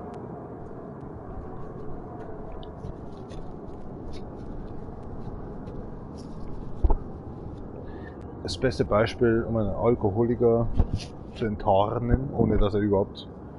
Das ist ja, ne? Der Nasenbereich. Also wenn man Weintrinker ist, das weiß ich, das habe ich mal mitgehört. Ich kann den Namen nicht aussprechen von einem französischen Schauspieler, der den Buckligen gespielt hat, oder beste Beispiel Asterix, also ein Obelix, glaube ich, oder? Obelix gespielt hat. Depardieu oder so, wie er heißt. Aber der hat ja auch sehr viel Wein immer getrunken und hat sich die Nase immer vergrößert. Die Nase, ja, die ist halt, die wächst halt mit der Zeit, je älter man wird. Oder auch die Ohrläppchen und so. naja, und wie soll ich sagen? Bei mir wächst gar nichts, aber es juckt und man weiß haargenau, das ist so, die Leber reagiert über die Nase. Ich muss mit einer Chinesin mal irgendwie zusammengekommen sein, war nie der Fall. Aber man bekommt das irgendwie mit, dass die dann schon irgendwie recht haben. Man sticht da irgendwie rum an den Zehenspitzen oder so, man bekommt dann mit, wo das Gefühl eigentlich im Gesicht oder im Körper ist. Es ist nicht... Also das macht schon was mit einem. Wir sind noch nicht durch. So, 2 Drifts. Ein Rennen. Die letzten 2 Drifts und das letzte Rennen und mal schauen, was dann passiert. Es gibt ja noch ein Auto.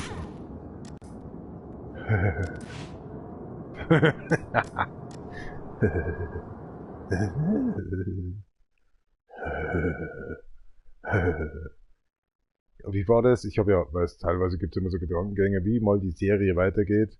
Guck mal, Beavers, die schneiden sich Teile ab. Vielleicht sollten wir da auch mal hingehen und vielleicht sollten wir uns da beteiligen oder so. Ja. Sollten wir da Streichhölzer mitnehmen oder so? Ja, das sollten wir tun. Ich stehe auf Feuer. Feuer.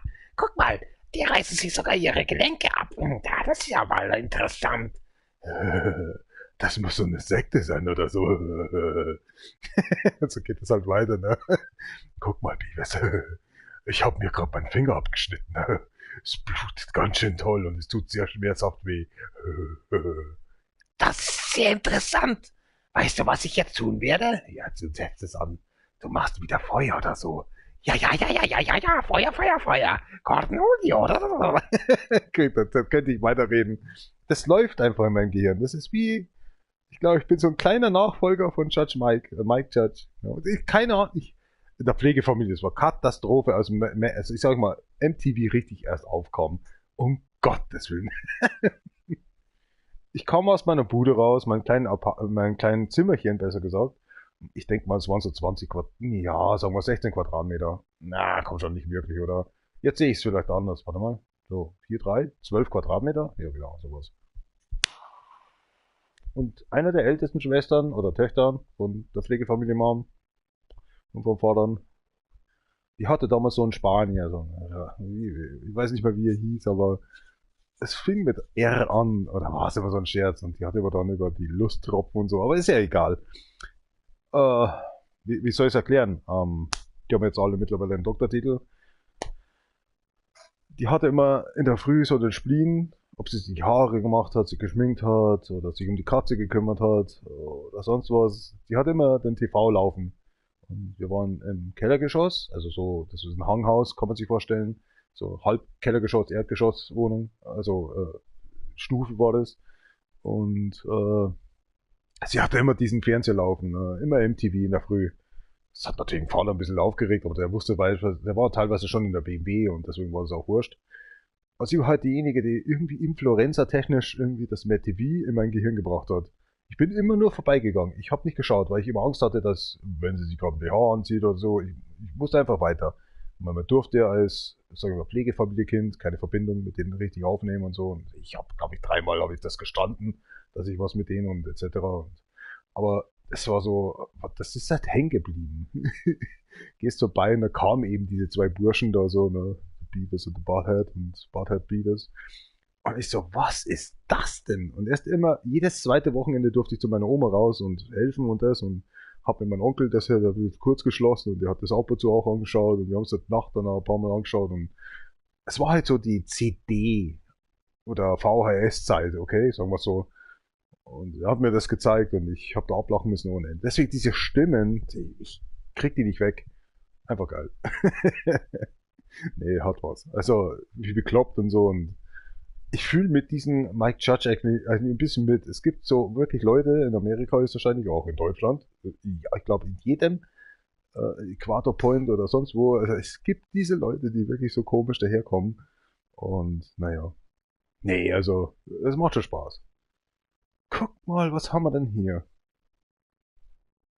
Dann gibt es doch da auch Driften. Ja, hau rein, Junge. Das möchte ich erleben, dass du 7K schaffst, Alter, im Intinori-Modus auf Red Ring. Jetzt rede ich schon mit mir selber, aber ich will mir das jetzt gerade sagen. Das geht überhaupt nicht. links, rechts und dann, nee, 0. Das schaffe ich nicht.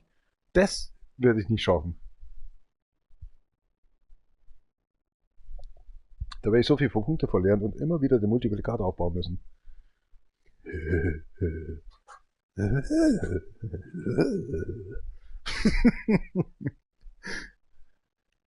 Eine der besten Episoden war, als sich Beavis, glaube ich, vom Barthead anstellen hat lassen als Sozialarbeiter. Oh mein Gott, wie dumm.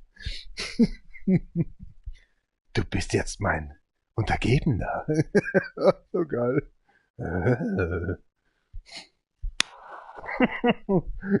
Siehst du mal so, jetzt hast du dich verletzt, jetzt bekommst du von der Krankenkasse. Das Geld bekomme ich.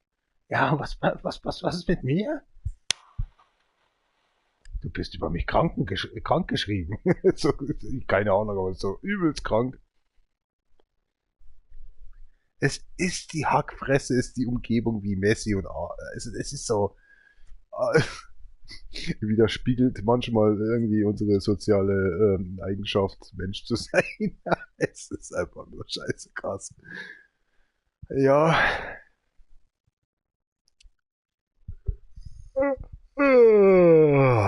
Ich glaube, ich werde langsam müde. Na Tod, wie lange hockst du eigentlich schon neben Guyver, Mag and Nitro the Bad?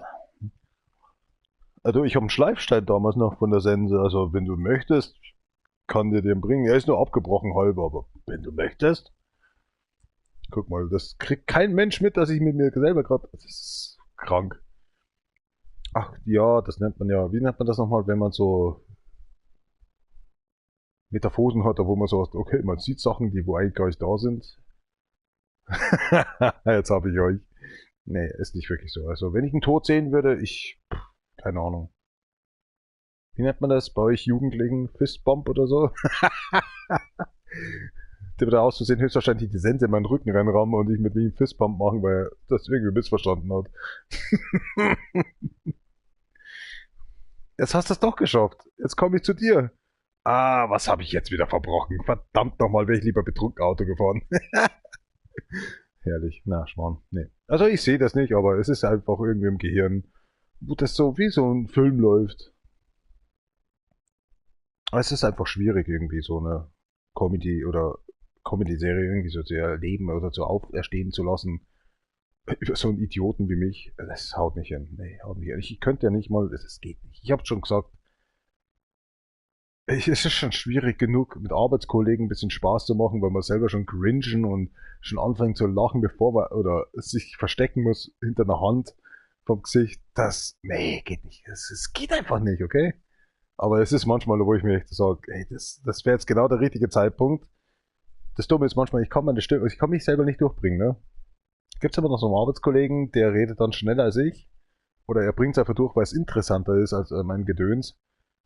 Obwohl der eine Arbeitskollege sogar noch dich anschaut, und du willst es sagen, aber pumpt einfach dann jemand anders rein. Das ist einfach dämlich, ne? Oder die Mucke, die taugt ja vollkommen. Gibt auch Vollstoff. Wow. Das waren 50%, oder? Das weißt du, was 200 Dezibel sind, Junge. Cheers up, Campana schon. Das ist Skullbrot unter die schnell gespielt. Hardcore. Boah. Ich stehe schon auf Maximum. Das Headset ist der letzte Müll im Gegensatz zu den Earplugs.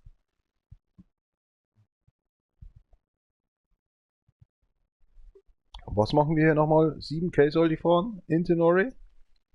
Ich glaube, ich habe die komplett gerade selbst verloren. Just get lost. Come on aus, keep on moving. Jesus, Junge.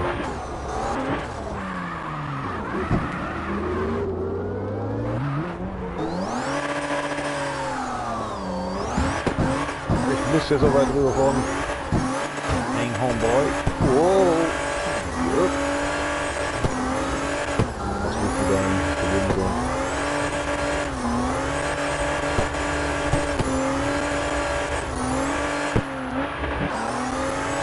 So weit, so gut. Aber dermaßen, oder? Was hat der Kerl gemacht? Okay, wir haben es geschafft. Leckt mich am Arsch. Mein Gehirn.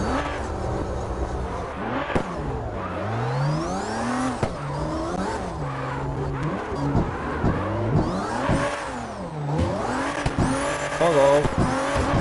Ja, mal andersrum.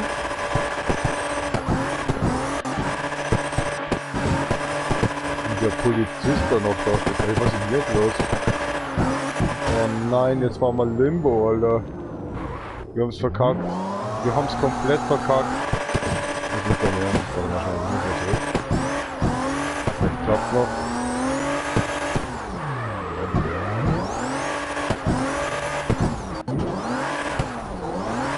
Ja, könnte klappen. Schauen wir mal. Ich habe immer einen Plan B. Nee, klappt nicht. Scheiße. Ich bin komplett verkackt worden. Jetzt können wir aber noch 3 Minuten.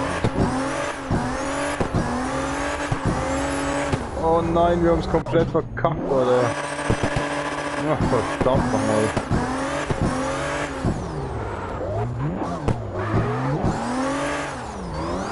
Wie geht denn das? Warum haben wir es verkackt? Weil ich zweimal... Okay. Oh, die Karte wieder drauf. Jawohl, Alter, wir können noch. Es gibt immer einen Plan B bei mir und wenn nicht, dann gibt es einen Plan C. Dann brauche ich eine halbe Bier und dann gibt es einen Plan E auch noch. Ja, Plan B war halt einfach die Art und Weise. Ja, wo willst du denn hin, junger Mann? Ja, nicht die Kreuztaste drücken.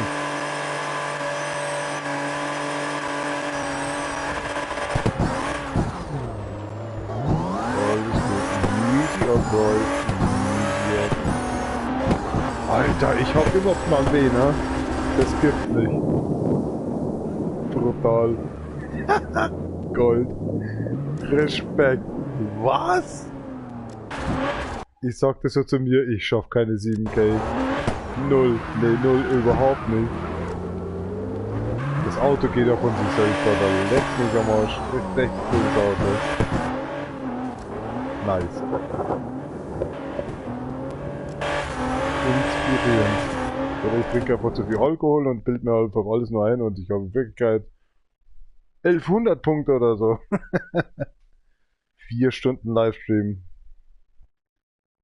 Nach 7 Stunden Mars Action zu.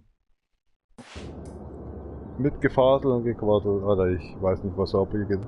Ich habe, glaube ich, zu viel Cola getrunken oder von Amazon. Also die haben ja echt ein Produkt da, wo ein Haufen Zucker drin ist. Boah, aber das wunderbar. Eins machen wir noch, dann gibt es zweimal Race, 350 zu 1700. Wer sich fragt. Und wir kommen hier überhaupt nicht weiter. Ah, ist mir egal. Macht einfach Spaß. Alles cool. Intenori Driven. Wie viel BHP hat's denn, das Autochen? Na, nicht einschlafen hier. 987? Das erscheint mir aber ziemlich viel für das, was wir fahren.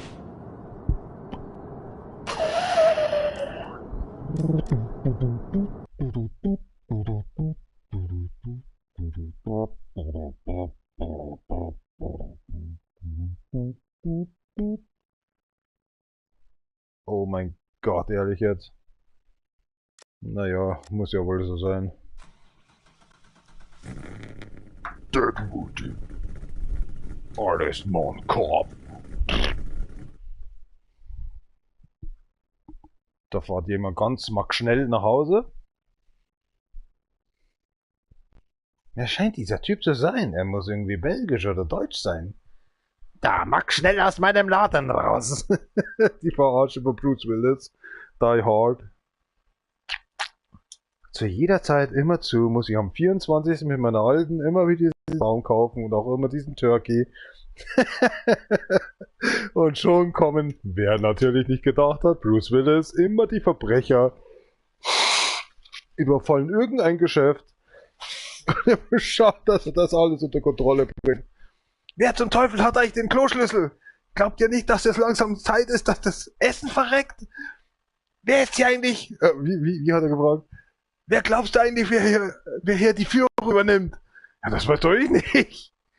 Ich bin hier in Charge. Ich bin derjenige, der anschaut. Und dann kommt der Schwarze so in der Richtung her und sagt, nee, also wir wissen nicht wirklich, aber der Typ, der schafft's an. Ich möchte dir nur sagen, das Klo ist eingesperrt. Das Essen wird verrecken. So ein Scheiß. So, die Fenster sind geschlossen. Wir haben kein Toilettenpapier mehr. Die Situation ist ziemlich schwierig. Wie wirst du das handeln? Na, lass mich erst mal schauen. Wir haben hier noch Zahnstocher übrig. So, was ist los? Das ist so, wer hat das gemacht? Okay, wow, das ist so Ben Stiller. Ja, natürlich, ich glaube, das war, ja genau, das war Ben Stiller. Definitiv. Die Hard 21. So hart. So die hard, ja. Nee, es gibt Sachen im Leben, da könnt ihr sich totlachen. Die brennen sich einfach in dein Gehirn ein. Und dann, jetzt, das war das erste Mal, dass ich das auf Deutsch übersetzt habe. Warum wohl? Weil es mir einfach gut geht. Keine Ahnung. Sie sagte, wir müssen unbedingt einen. Was heißt denn Turkey eigentlich auf Deutsch? Ein Truthahn. Achso, ja. Wir müssen ja unbedingt einen Truthahn kaufen. Einen Baum. Dazu noch Lichter. Ah, da gab's dann auch noch irgendwas anderes dazu. Ich hab schon wieder. Dann macht er sein Feuerzeug an, will sich eigentlich eine anzünden. In Wirklichkeit hat er Zahnstocher in seinem Mund. So Scheiß. Warum passiert der Mist immer zu Weihnachten? Immer auf meiner Seite, immer mit mir und immer wenn ich einkaufen gehe, immer zu Weihnachten und immer zu dieser Zeit, wo ich eigentlich die Schnauze schon alleine voll habe. Sind Sie Belgier oder sind Sie Deutscher? Kommen Sie jetzt ran, denn Sie bekommen einen Coupon umsonst. So bescheuert. Ich glaube, er hat einen deutschen Akzent. Nee, okay, das war jetzt ein bisschen anders da eigentlich, aber hört sich auch gut an. Must be Belgian or must be German. Free coupons for everyone shows up to get shoot. Oh, herrlich. Nee, ich stehe echt vor der Toilette und ich bild mir das nicht ein, aber es ist so einfach schön. Verdammt, er treibt sich in unserem Laden rum. Was macht er denn nur? Dann siehst du ihn Baguette essen, Alter, durch seinen Einkaufswagen, wie er sich da durchschiebt. Hey Leute, ihr habt vergessen, euren Salat zu essen. Holt die SMG raus und schießt die anderen tot. Oh mein. Die Hard 21. Now in your store. And maybe coming up at Christmas. Ah, ich bin schon so ein komischer Spaßvogel. Naja. Hey guys, you totally forgot Ashley's eating up your greens. Hatte auch mal auf der Freaker eigentlich das Video oben, ne? Von, ich glaube, ja, Ben Stiller, natürlich.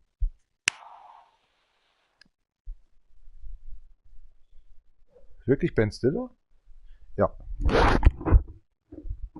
Das war die Zeit damals mit Bam Margera. Crazy crack. Cheers up, Campana Strophe City. So wird gerade Diener gespielt.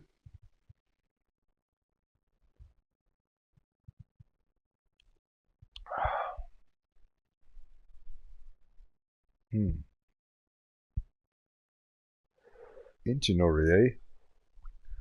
Na dann, gambare mas.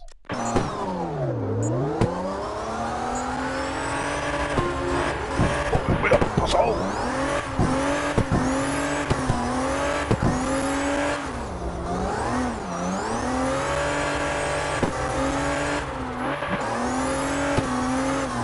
Also die Karre, die ist so gut zu fahren. Das erinnert mich fast schon an. Oh. Subaru Impreza.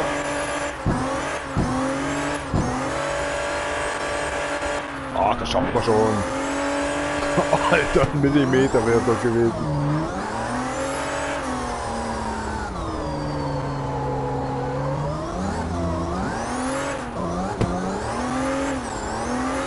Wir brauchen Multipliktionspunkte, wenn man den hat.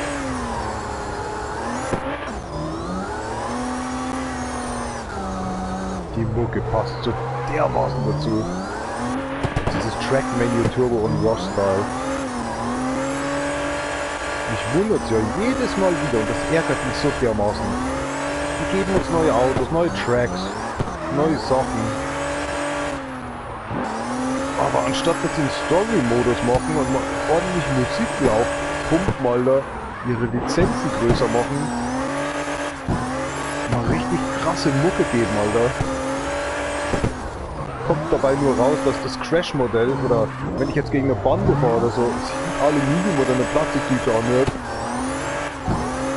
Also ich kann es nicht erklären. Wow, wir haben schon 40.000, Alter. Wie hast du das überlegt? Alter, man merkt, dass ich 3 Jahre dieses Spiel schon echt gerne fahre. Ja, ist nicht wahr, Alter. Das kann nicht sein. Hello, CarX with Racing Online. Oh mein Gott, ich feiere mich selten. Aber das ballert richtig, das Auto. Warum zum Teufel steht im Containeryard eigentlich ein Flugzeug, Alter, oder mehrere? Was ist denn hier kaputt? Ist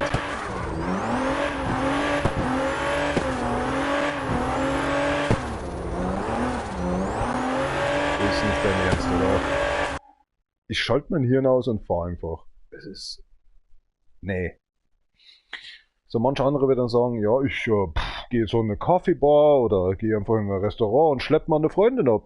Oder eine neue Freundin für mich, die mich dann auch vielleicht hasst, weil sie schwanger gemacht hat. Keine Ahnung, was ist los? Und ich fahr so einen Müll, der echt verdammt gut ist. Ich fühle mich wie, ich muss das so sagen, ich fühle mich wie ein Esel unterm Baum, der Fliegen über den Kopf hat und trotz alledem, ohne Ende, in dem Monat so ungefähr um die 200 Tonnen Last getragen hat. Ich fühle mich einfach gut. Auch wenn ich abstinke und abkacke.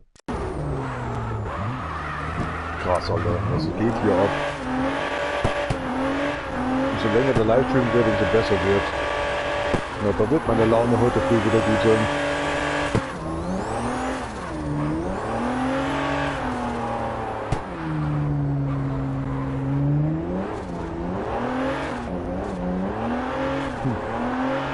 Was ist das? Ich bekomme einen Fax.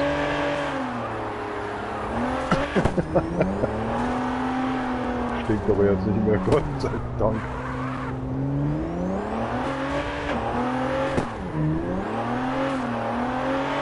Da schon wieder eine Ziege wieder weg. 40 Cent wieder in den Bund geschossen.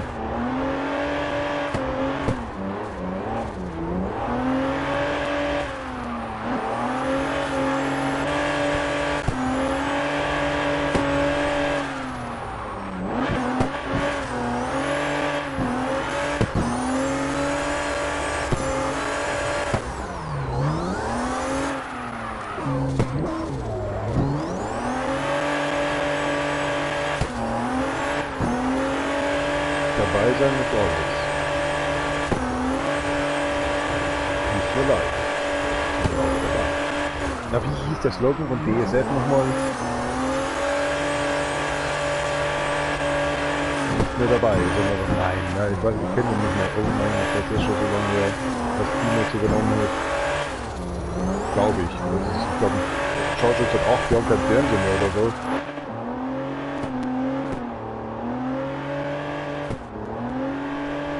Wann war das, wo Argentinien gegen Deutschland gespielt hat, in der Soccer, also in der Fußball-Weltmeisterschaft 2017, 18?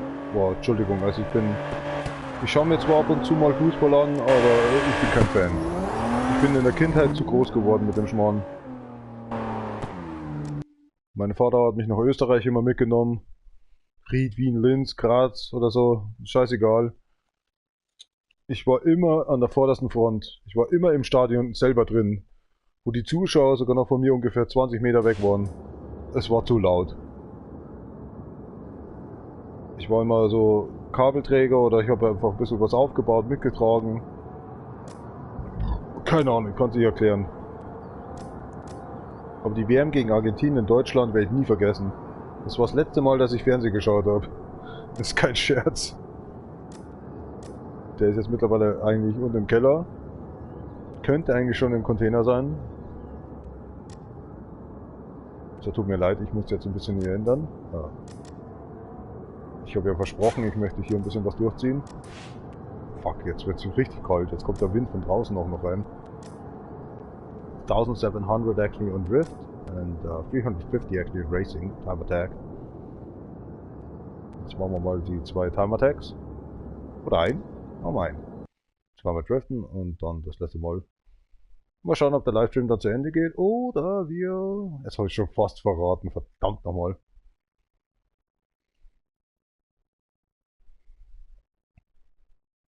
Na, was wird's denn wohl sein? Daylight.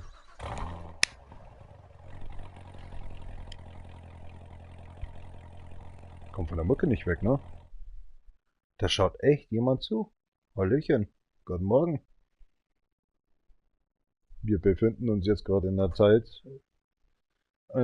eines... Ich bin schon wieder komplett woanders.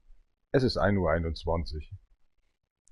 Ist wahrscheinlich für die Amerikaner gerade mal so in der Richtung von, wo sie sagen, ach, es ist jetzt gerade mal 18 Uhr. Ich denke so, die haben so 6:21 Uhr PM, immer noch Freitag. Die Japaner schimpfen schon, 10:21 Uhr oder so. Samstags. Verdammt. Ich habe die Arbeitstasche zu Hause liegen lassen, muss nochmal zurück.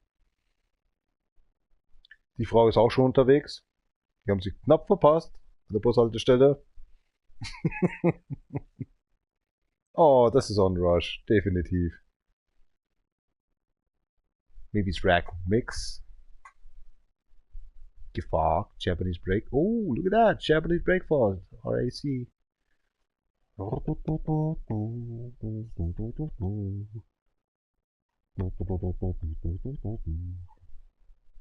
You know, pinned on actually in the live stream, live chat actually here, the Spotify Jam.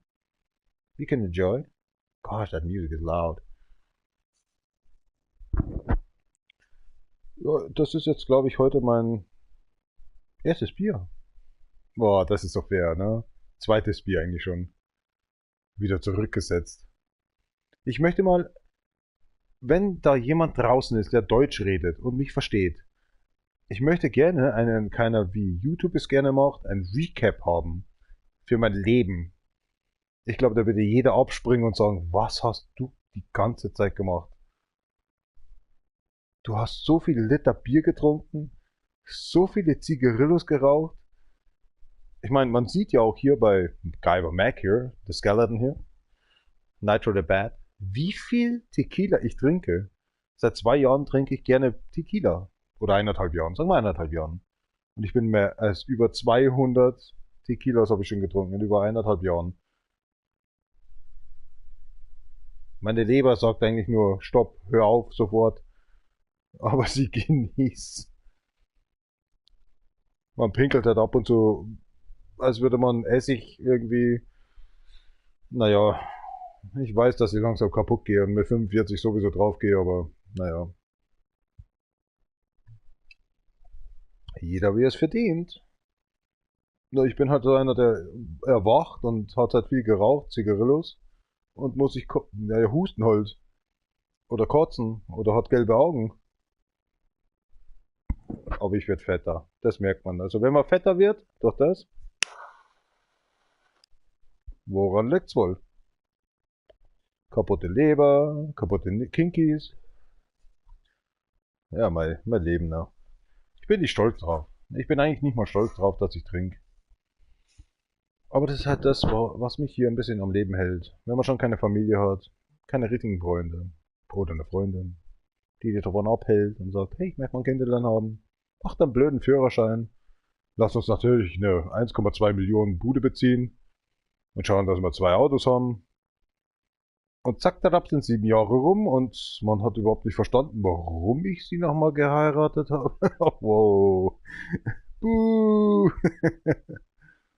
Sie aber höchstwahrscheinlich auch. Jetzt kommt so ein kleines Geheimnis, warum Frauen immer eigentlich so wach sind oder immer so erlebnisfroh sind und so diese Art von, naja, ihr könnt es euch schon vorstellen, um was es geht. Das passiert einmal im Monat und das vielleicht über eine Woche. Kommt immer auf die Frau selber drauf an, auf die Dame. Deswegen, ich respektiere das seit der Pflegefamilie und da war ich ziemlich jung noch. So zwischen 12 und 15. Ich verstehe es. Wenn ich jeden Tag aufstehen würde mit Nasenbluten, ich glaube, ich würde mir auch Gedanken machen, warum ich eigentlich lebe. Hat schon was, ne? Aber solche Geschichten dann, ne, das will ich ja nicht. Das macht alles kaputt wieder. Dieses Gefühl einfach. Dann lacht ihr noch so drüber. Besorgt ihr die Binden und die Tampons Kruzifix noch eins. Da kriege ich schon wieder voll in den Rappel, Alter. Ich würde es gern machen. Ich hätte kein Problem damit. Ich verstehe es.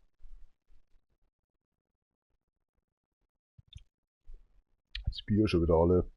Sternhagel dich, Bro. Ich liebe es. Nee, also das ist schon, wo ich sage, boah. Die wollen mal was anderes sehen. Aber immer im Genick. Mal diese, sag ich mal, 17 oder 18 Tage mal im Monat. Einfach mal was anderes und mal fröhlich sein. Es ist kein Wunder, dass sie ein bisschen anders drauf sind als wir Männer, ne? Ich verstehe das komplett. Das sollte man nicht als Mann, aber sollte man schon irgendwie bedenken. Wow. Ist halt so. Aber warum? Und das verstehe ich bis heute nicht. Sind wir Männer, wenn wir purzen oder auf Toilette gehen, immer glücklich danach? Das sieht man am besten, wenn du einen Hund hast, der männlich ist, der seine Pfoten über den Kack direkt noch wegstreut und noch den Kackhaufen bedecken möchte, oder die Katze, ist egal wie. Der männliche Kater. Ist aus dem Sinn, aus dem Gewicht oder aus dem Sinn, aus dem Bauch oder so. Ich weiß nicht. Für einen kurzen Moment. Das ist wie beim Orgasmus beim Mann. Für einen kurzen Moment. Aber die Frau kann es länger genießen. Und sie hat's verdient. Ja, schon. Aber wie gesagt. So. Das ist es? Verdammt, wer hat sich das einfallen lassen?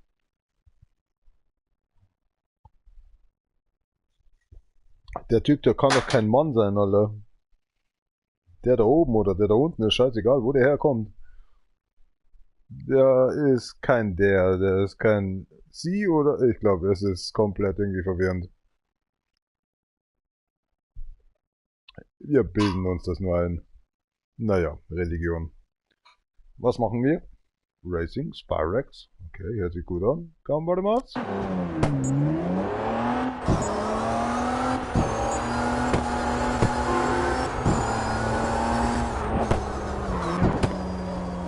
Ach, kriegen wir schon hin.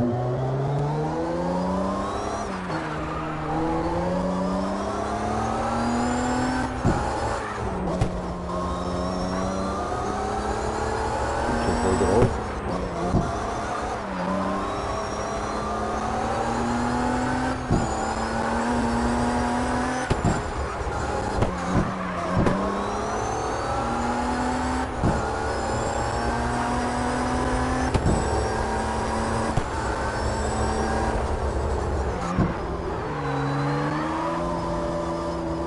Kein Wunder, oder? Spart sich jetzt Schriften auf.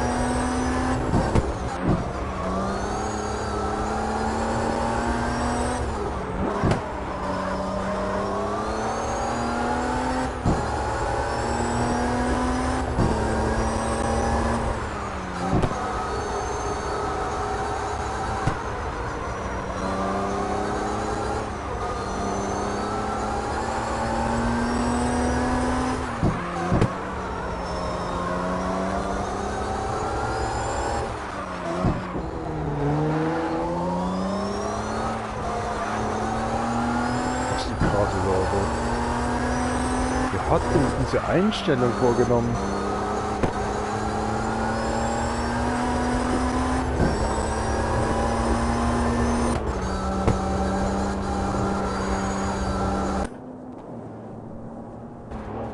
I think I just lost myself.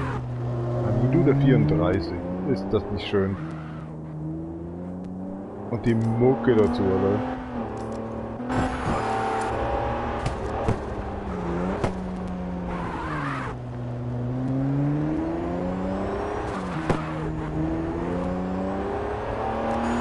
Ich hasse, stolz auf mich selbst zu sein. Das ist dasselbe, wenn man jemand sagt, okay, du könntest stolz auf dich sein und klopft dir mal selbst auf die Schulter oder so eine Sache. Aber manchmal, es gibt so Momente, wo man sagt, ah, ich klopfe mir gerne mal auf die Schulter, aber mit dem Hintergedanken, das war voll der Bullshit, Mann. Wer macht denn sowas? Was bist denn du für ein Ego oder so? Und ich bin kein Ego. Überhaupt nicht. Ich lasse schnellere andere wissen, dass sie besser sind als ich, bevor ich eigentlich sagen könnte, okay, ich hab's dir eigentlich angetan, es besser zu machen. Nee, das geht bei mir überhaupt nicht. Und seltsamerweise mit Alkohol wächst meine Intelligenz. Ich weiß, mein Level ist bei 136, aber ich weiß nicht so recht.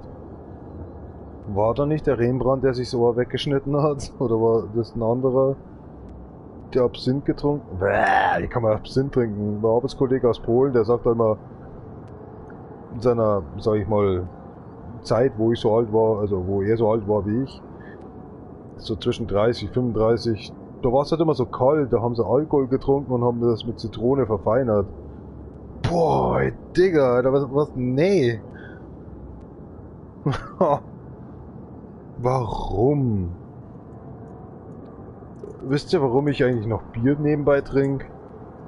Wenn ich Tequila pur trinken würde, ich trinke ja Bier, also ich trinke Bier und Tequila, aber ich trinke halt Tequila auch gern und das ist halt so ein Schluck oder so, oder 2 Schluck und das ist schon meistens zu viel. Mit 38%. Ein bisschen Bier trinken hier und da geht voll in Ordnung. Ich trinke halt dann beim Livestream hier, jetzt sind wir da 3 Stunden, sollen es jetzt 5 Dosen gewesen sein. Ich bin halt so ein Dosenkind. Seit, keine Ahnung, über 10 Jahren schon. Sollen es 13 Jahre sein. Lässt sich irgendwie im Rucksack besser verkeilen. Ich will keine Werbung und so einen Scheiß machen. Entschuldigung, schon wieder. Ich habe auch 2 Jahre gehabt, wo ich nur Sekt getrunken habe und ein bisschen Bier, sag ich mal. So ein blauer Plastiksack, der war grandlos voll mit Stöpseln. Das war eins der ersten Sachen, die ich gemacht habe bei meinem neuen Arbeitsgeber vor 11 Jahren, 12 Jahren. Wie alt? Wie lange ist schon her? 12 Jahre? Wo ich weggeworfen habe. Über 2000 Stöpsel waren da drin. Vom Sekt. Da. Es ist so, es gibt so Spleens so in der Richtung. Ja, die sagen einem so in der Richtung, ich liebe Herr der Ringe oder so. Und dann, das war meine Tante immer so. Und heutzutage muss ich sagen, ja, Herr der Ringe, verdammt nochmal, war echt gut. Aber als junger Bub, da war Need for Speed Underground 1 oder 2 eher mehr wichtiger oder so. In der Früh um 5 bis 6, bevor man zur Arbeit gefahren ist, in seine erste Arbeitsstätte als Auszubildender. Diese Musik erstmal zu hören, bevor man überhaupt ein Dragrennen da irgendwie gestaltet hat. Draußen am Balkon die erste Zigarette zu rauchen, langsam die Sonne aufgeht. Ja, ja. Wo ist die Mucke eigentlich? Warte mal, das will ich jetzt. Kein Moment, das will ich nachforschen. Geht das? NFS Underground. War es der 1er oder? Nee, es war eigentlich der 1er. Das machen wir jetzt einfach mal. Need for Speed Underground Ost. Ach, da habe ich schon eine Playlist. Aber warte mal, da gibt's doch den 2er. War es der 2er oder der? Nee, es war der 2er, glaube ich. Ich habe mal vorne auf meinem PC, der 24/7 immer gelaufen ist. Will ich nie vergessen.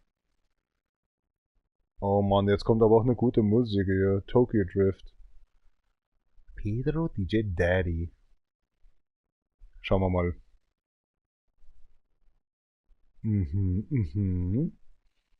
Ja, ja. Oh mein Gott. Das ist so eine Funktionsweise irgendwie so, jetzt muss ich hier aufgeben, weil ich gerade jetzt mit der Musik chill. Ach, es tut mir schrecklich leid. Gebt einfach bei Spotify ein Need for Speed Underground 2 und ihr versteht vielleicht, was ich meine. Und dann, du denkst ja so in der Richtung, wie schaffe ich das gegen diese anderen 3? Aber das war, ey, warum zum Teufel kann man diesen Gimmick nicht mehr bringen in irgendwelchen Spielen? Auch wenn das Spiel selber nur 30 Euro kosten würde. Oh, da krieg ich so einen Hass. Diese Spieleentwickler sind nur, aber die würden Haufen Geld damit verdienen, wenn sie das nochmal bringen würden. Need for Speed Underground 2 einfach ein Remake zu machen. Egal wie schlecht oder ob die Grafik 1:1 übernommen ist, aber EA. Ich glaube, das verhindert's, oder? Ja, da kriege ich so. Muss ich jetzt extra mir nochmal eine alte Xbox kaufen oder eine PlayStation 2, glaube ich, war's, oder? Wie war der Underground 1, also Underground? War der auch auf der 2er schon? Ich habe damals Xbox gespielt, bevor ich mir in der 1er, ich hatte schon die 1er, Aber bevor ich mir eine Zweier gekauft habe, bevor ich mir eine, was habe ich gekauft? PlayStation 2? GameCube? Was war da so? Da war noch eins. Ja, die Dreamcast habe ich mir, aber das war vom Freund. Die habe ich bekommen. Die hatte er einfach so auf dem Speicher liegen und hat gesagt, willst du die Dreamcast? Die würde jetzt einen Haufen Geld. Und die habe ich jetzt noch immer noch auf meinem, wie soll ich sagen, bei meinem Onkel auf dem Hopfenboden liegen. Nee, die habe ich hier. Die habe ich hier. Ich glaube es nicht. Das Einzige, was ich nicht habe, ist vom Controller, das, wie sagt man das, Tamagotchi wollte ich schon sagen, das, wo man reinsteckt. Das habe ich nicht. Das ist auf dem Boden von meinem Onkel noch. Das ist sehr viel wert, höchstwahrscheinlich. Mit der Knopfbatterie. GameCube, PlayStation 2, was habe ich noch gekauft? Aber irgendwas mit Nintendo, oder? War das die 64? Nee, ich habe da GameCube, PlayStation 2. Ich habe die Xbox gekauft. Natürlich. Die Xbox Nee. Was habe ich noch gekauft? Da war noch irgendwas. Boah, Dude. Ich weiß, ich habe einen Haufen Spiele gekauft. Das war auch kurz vor Weihnachten. Das wollte ich mir gönnen. Das war das erste Lehrjahr. Ich habe einen Haufen Geld bekommen und so einen Scheiß. Und ich so, ja, das könnte ich mir. Das waren so ungefähr um die 5000 D-Mark da, 5000 Euro, glaube ich schon. So, mein Onkel hat echt gesagt, du hast kompletten Schaden. Jetzt weiß ich es wieder. Ich habe für den PC Grafikkarten gekauft. 3 SLI-Grafikkarten.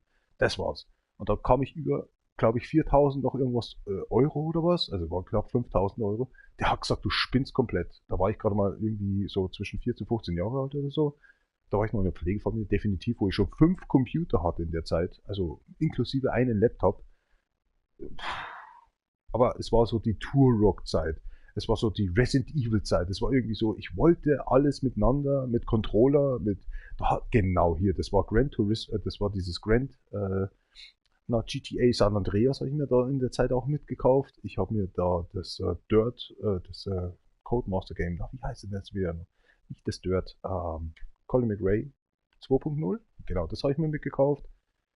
Da war auch so ein Haufen Demo-Versionen dabei für die Playstation und das, aber wie gesagt, es war wunderschön. Es war eine Zeit, die kannst du dir nicht vorstellen. Da hat es kein LED-TV gegeben, kein Plasma oder sonst was, da hat es den Röhrenfernseher gegeben. Mein Onkel hat mir einen riesengroßen, also wirklich so groß wie eigentlich mein Fernseher, den ich jetzt hier vor mir habe, als Bildschirm, das hat er beim Flohmarkt gefunden. Aber der hat was weggemacht, an eine Strahlung, an eine Wärme. Da hast du keinen eigentlich Heizkörper gebraucht. Das war brutal. Nein, das war eine schöne Zeit. So, also ich bin jetzt mal geistig ein bisschen weg. Ich gebe auch doch irgendwie ein bisschen den Link, aber ich glaube, es war Need for Speed Underground 1, wo ich abgegangen bin. Das war so die Berufsschulzeit, wo ich in der Früh meine Sticks gedreht habe oder gestopft habe in der Zeit. Das war so ein Jahr lang, bevor meine Oma aus Versehen diese Zigaretten mitgebracht hat von Dana Mammut, wo ich gesagt habe, was ist das? Ich brauche Zigaretten. Ich brauche diese haben sie nicht gehabt. In der Tankstelle war sie dann, hat sie mir dann diese Moods dann einmal für 3,20 € oder so, was sie gekostet haben. Ich glaube, die haben sogar noch weniger gekostet. Und jetzt mittlerweile kostet es schon 8 Euro. Moment. 8,10 €. Boah. Ich habe angefangen mit, sagen wir mal, zufälligerweise zu probieren, 19 Jahre, 20 Jahre. Ja, es war so, glaube ich, der Dreh. Nee, das war früher. Das Probe. Ich denke, mit 17, 18 habe ich angefangen mit diesen Zigarillos. Und das war auch, wo der Russe mich gefragt hat, hier der Eugen, der hat so gefragt, was rauchst du da für einen Scheiß und das? Dude, das sind ja schon fast 20 Jahre. Also, kommt hin. Sagen wir jetzt übertriebenerweise 19 Jahre oder untertriebener, rauche ich diese Zigarillos ohne Filter. Ich bin nicht stolz drauf. Aber ich bin einer, der sagen muss, ich muss nicht in der Früh aufstehen wie die Zigaretten und anfangen zu husten wie ein Vollidiot. Jetzt ist aber das so. Der Nikotingehalt ist 20 mal höher als eine Zigarette. Scheiße, was habe ich mir dabei eingebracht? Ich so, da ist kein Teer drin, weil es 100% Tabak ist. Ist ja alles richtig. Boah, dass eine Zigarette aber weniger drin hat und das Tabak eigentlich, oh mein, ich wusste das nicht. Was haben die da im Boden, Alter, in Brasilien oder Chile oder wie auch immer? Das ist was? So, bin mal schnell weg. So, für 3-4 Minuten. Dankeschön, dass ihr zuhört. Dankeschön, dass ihr welche mitmacht. Immer wieder schön. Was waren die eigentlich? So, mal ganz schnell schauen. Drift. Um Gottes Willen. Um Gottes Willen. Ja, da hätte ich was Schönes. Dann machen wir das auch. Nee, nicht Nacht. Ich möchte immer den Nebel haben. Manchmal ist es so, dass du hier Sao Paulo fährst und dann ist halt der Nebel und 50-50. Mal Reverse. Will ich aber nicht fahren. Eine kurze Strecke. Ach, egal. So, ich drücke jetzt hier trotzdem drauf. Nee, will ich nicht. Ich bin also hier ein bisschen überzeugt. Da ist ein bisschen ruhiger. Ich habe euch eigentlich das schon gesendet. Was gibt euch das? Aha, Need for Speed Underground 2. Ich bin mir nicht mehr sicher. War es auf der Xbox der 1er oder der 2er? Wo man die Spuren wechseln musste sehr schnell. Der 2er war doch Open World schon, oder? Dann war es der 1er. Dang! Ist der Snoop Dogg dabei? Ja, ist er. Ja, es war der 2er. Das war auf der Xbox. PC war der 1er. Kam der 2 mit Infinitian, das waren diese Autos da, das war top. Das war die ganze Zeit nicht. Ach Quatsch, doch kein Schwarm. Hau rein, Junge. Er will spielen, aber irgendwas ist nicht angeschlossen. Dein Gehirn.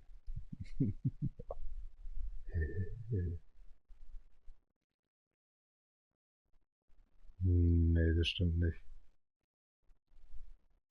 Doch. What?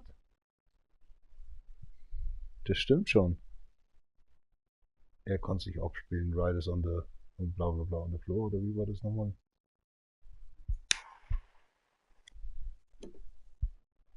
Das war der Zweier. Stimmt. Infinity, wie weiß der Teufel, wie das noch hieß. Ah, jetzt sagt er mir V10. Klaro. Oh mei. Es ist doch eine schöne Mucke, Alter, von früher.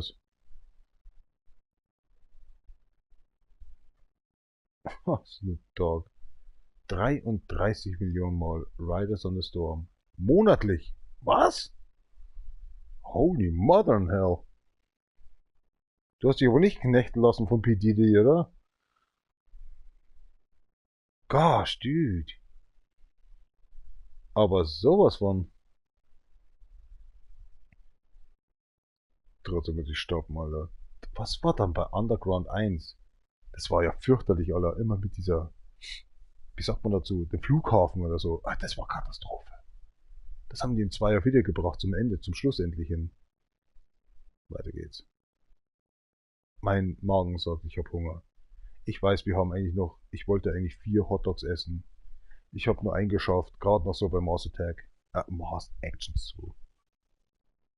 Jetzt ist wir weg. Wo ist dieses Menü? Da war so ein Menü, das war aber Riders the Storm, stuff like this. On the Storm. Wow, what the hell is going on here? Das war's ganz gewiss nicht. Wo war dieses Intro? Entschuldige, ich bin jetzt geistig irgendwie komplett weg. Also ich bin jetzt mal 5 Minuten komplett weg von dem Spiel. Ich bin... What the fuck? Was habe ich da vermisst, oder?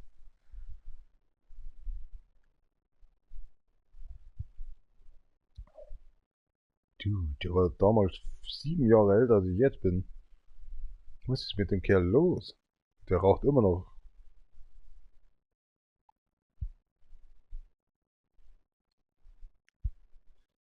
Ich weiß das noch damals mit dem Amplifier, habe ich das komplett aufgerüstet.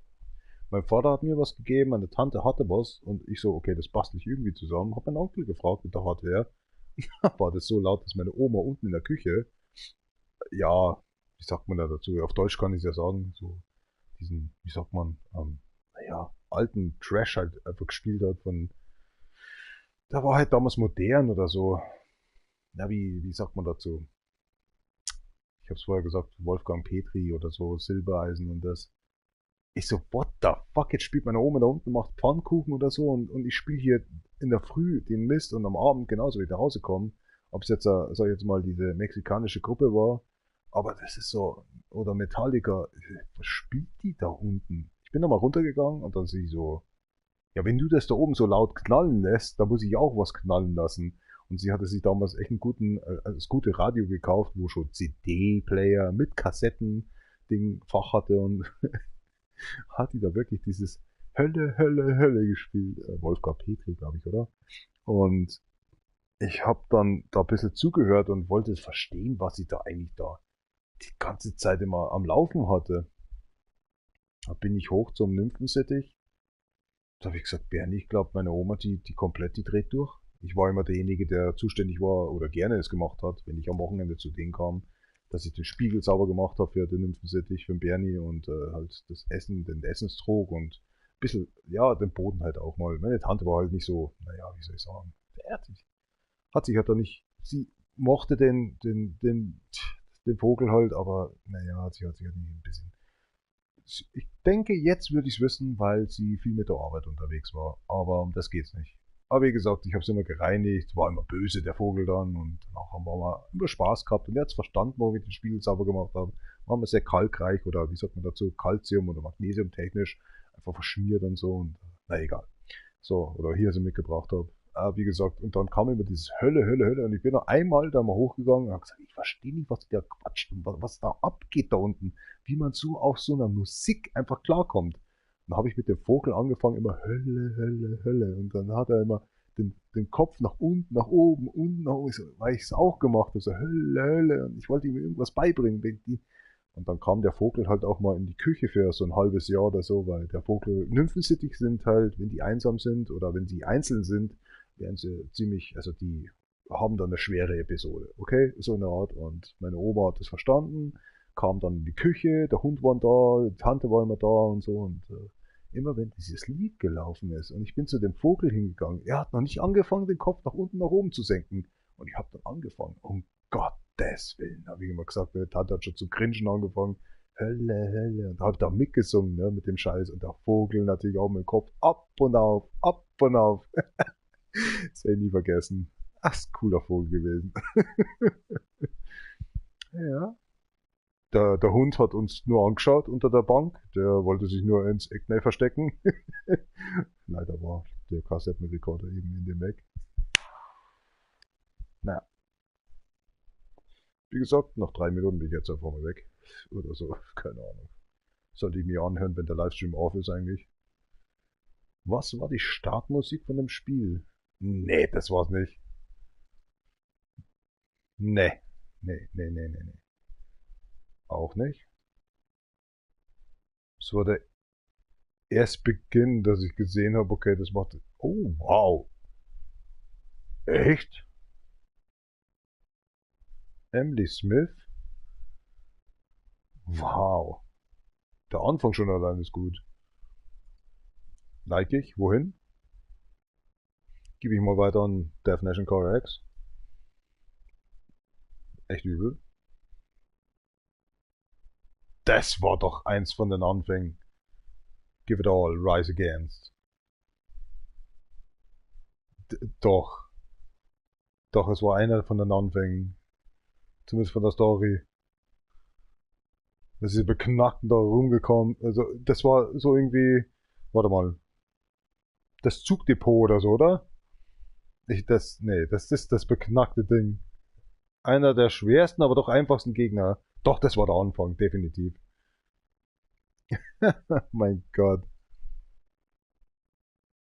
Jeder würde sich nur den Kopf halten und denken, was redet der für einen Scheiß? Aber Leute, spielt selbst mal dieses, wenn es überhaupt noch gibt. Ich bin auch extra zum Mediamarkt das erste Mal in meinem Leben gegangen, als ich die Ausbildung genossen habe. Und habe mir das Spiel auf CD gekauft. Für die Xbox.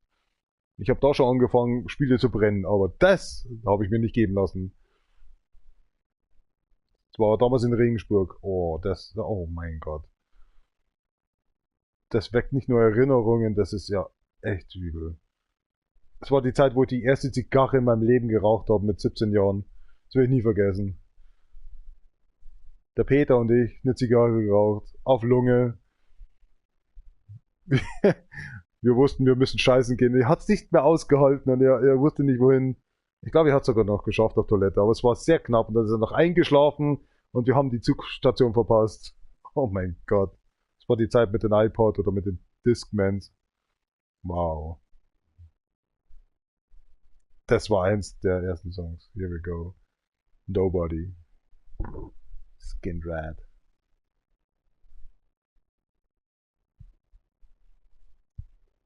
Meine Oma hasste mich für diesen Track. So meistens am Abend, dass ich das gespielt habe. Es war Pionier, das war der Amplifier Pionier, das weiß ich noch hundertprozentig heute noch. Der liegt jetzt bei meiner Oma noch drüben. Das war das erste 4.1 System. Wow. Die Mucke, die rockt jetzt noch für mich. Das weiß ich nicht mehr. Ghost Mouse. Aim for the love of the heart. Nee, ich glaube, das habe ich. Das war vielleicht das Credit-Ding, aber ich weiß es nicht mehr. Oh, das ist ja mal schön. Wow, Hallöchen. Wo warst du denn so lang? Ja, brutal. Ja, das lasse ich. Ist ja hart. Oh, hör mir auf. Das war die Spurwechselmusik immer. Meine Fresse, wie alt ist das denn? Ich kann nicht aufhören zu ratschen. Das ist der Hammer. Unwritten Law. Aber sowas von.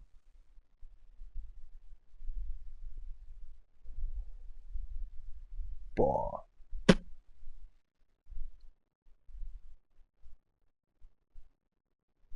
Übel.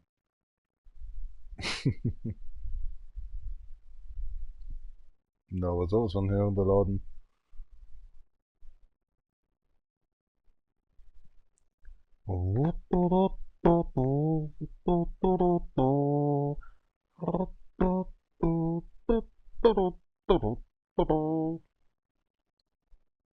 Das war auch so die Zeit mit Christina Aguilera und Evelyn Lavigne, oder wie es immer noch heißt.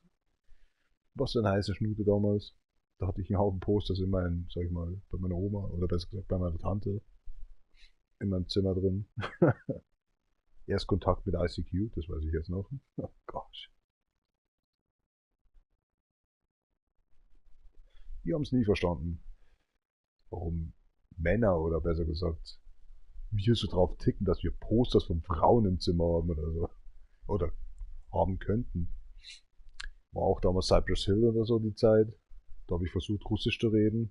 Das war krank. Ich habe echt Russisch ein bisschen sprechen können, aber das war so. Ich werde das nie vergessen, als Moment von meiner Tante, also von meinem Bruder, die Tante hat auf gut Deutsch, also praktisch die ja, verheiratete, praktisch der Bruder dann geheiratet hat mit einer, die so Halbrussin war. Und das werde ich nie vergessen, als wir den Halbkreis gemacht haben und das Säcki praktisch gespielt haben und ich mal irgendwas Russisches daher geredet habe. Obwohl das eigentlich nie zusammengepasst hat, weil ich eigentlich immer so Metallica-Kappel aufgehabt habe und immer eigentlich auf Cypress Hill gestanden habe. Komische Zeiten als junger Kerl. Mann, da war ich voll der Türe. Da habe ich heute noch ein Foto mit meiner Schwester. Brutal. Na, egal. Nee, nicht egal. Das sind so Sachen. Die verfolgen einen. Das müsstest du wirklich um ein Handy noch spielen, oder? Ich glaube, wir sollten weitermachen, oder? Ja. Die Playlist wurde jetzt aktualisiert. Sehr fix, Nans. Was ist jetzt los? Jetzt mag er nicht mehr spielen. Mhm. Vielleicht Content? Ne? Lass mal spielen. Irgendwas stimmt nicht. Ah, hier. V12, okay. VC.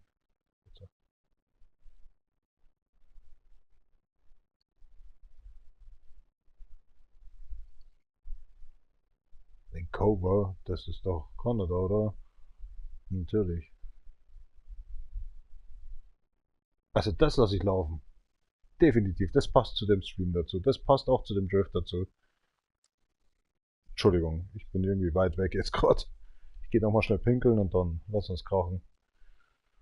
Oder so. Wow.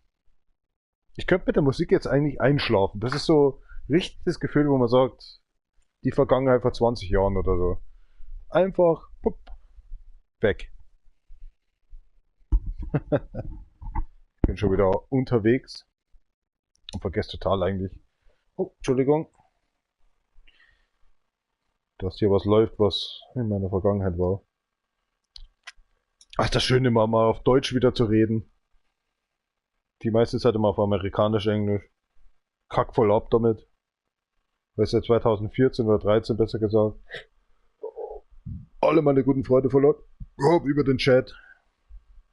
Dämliches Party-Chat da über die Playstation. 2017 den Community-Chat da kennengelernt habe für ein Jahr. Und zack, darauf war nächstes Jahr 2019 einfach weg oder 2018. Jetzt haben wir 2024 Dezember schon. Boah. Und so viel Mist stellt sich dann auch erst raus. Das tut echt weh. Vor 4 Jahren habe ich mitbekommen, dass alle meine Pflegefamilientöchtern, oder besser gesagt die eigenen Töchter von einer Pflegefamilie angeblich, oder vielleicht haben sie es wirklich, einen Doktortitel haben. Was bin ich zum Teufel eigentlich überhaupt wert? Ich bin nur Maurer. Bisschen mehr, aber ja, ausgebildeter Geselle halt. Spezialfacharbeiter heißt in Niederbayern. Scheiße, Alter. Die haben mich ziemlich auflaufen lassen. Wussten aber, okay, der arbeitet ziemlich viel. Und das schon in jungen Jahren.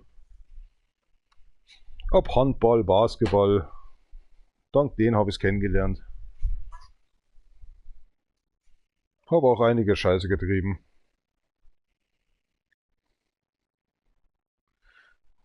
War nicht so gut. Hat viel verkackt. Hab bis heute keinen Kontakt mehr. Und denke immer noch an die. Woran das wohl liegt? Weil es eine schöne Zeit war.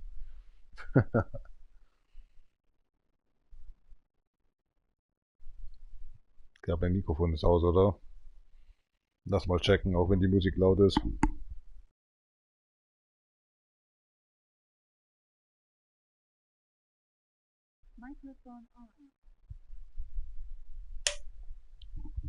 Passt schon.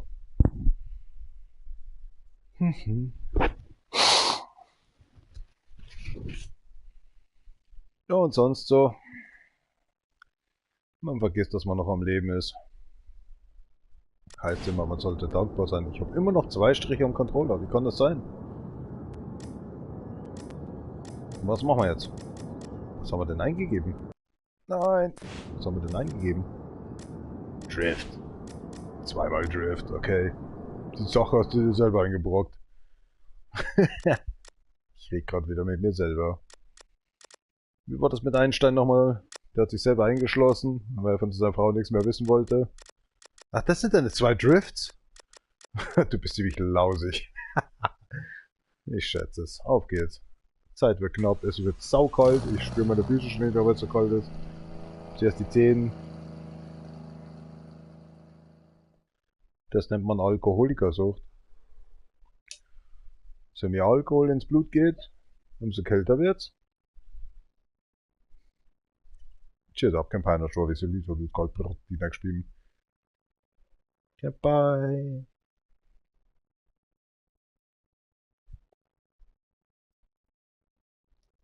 Ich sollte dem Auto eigentlich eine Note geben. Gambarmas.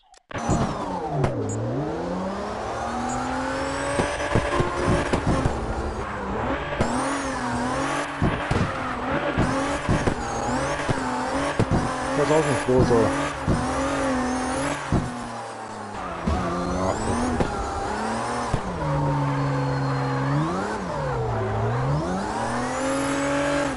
Stefan jetzt kurz so frei.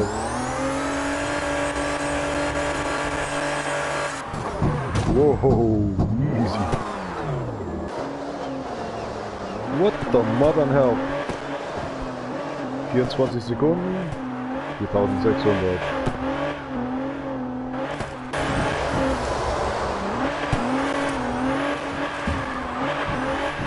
Komplett verkackt am Anfang.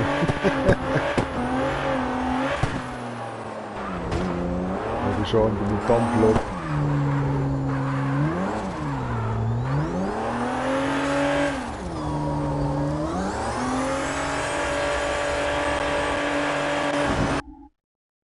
Kann man auch nicht mehr helfen.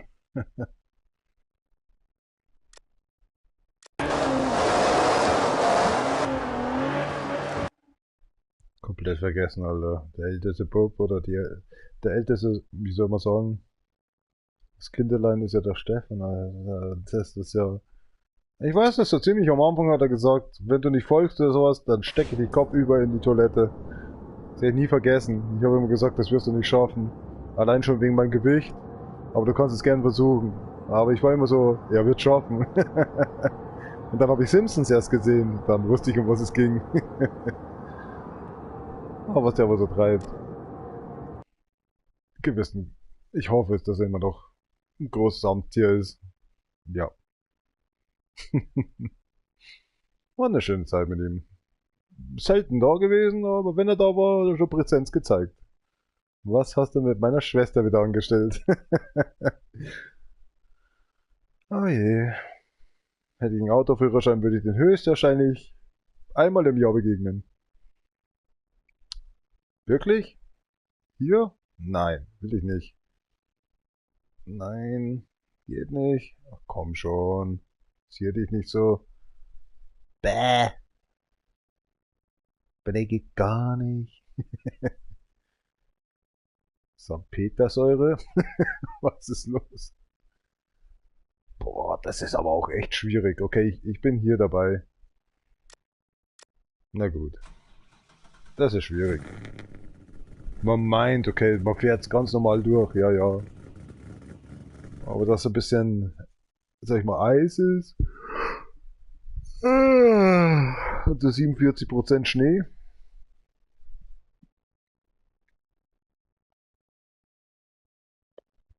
Riecht das sich schon.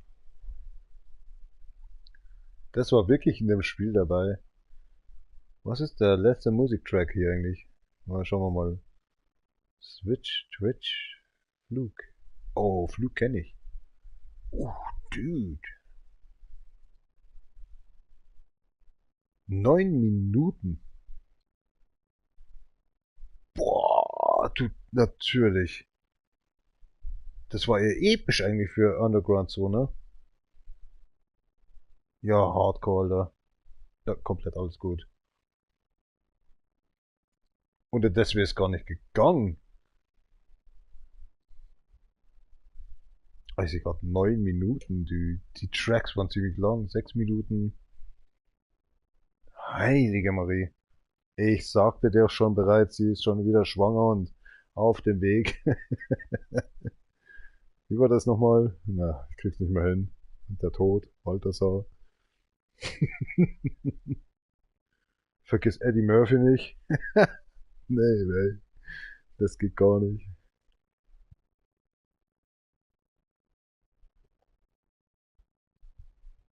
Wer like Rick James oder so? Muss man schnell wieder raus. Krass.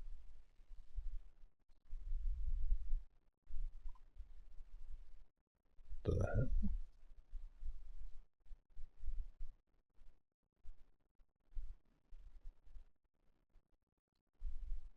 Alter.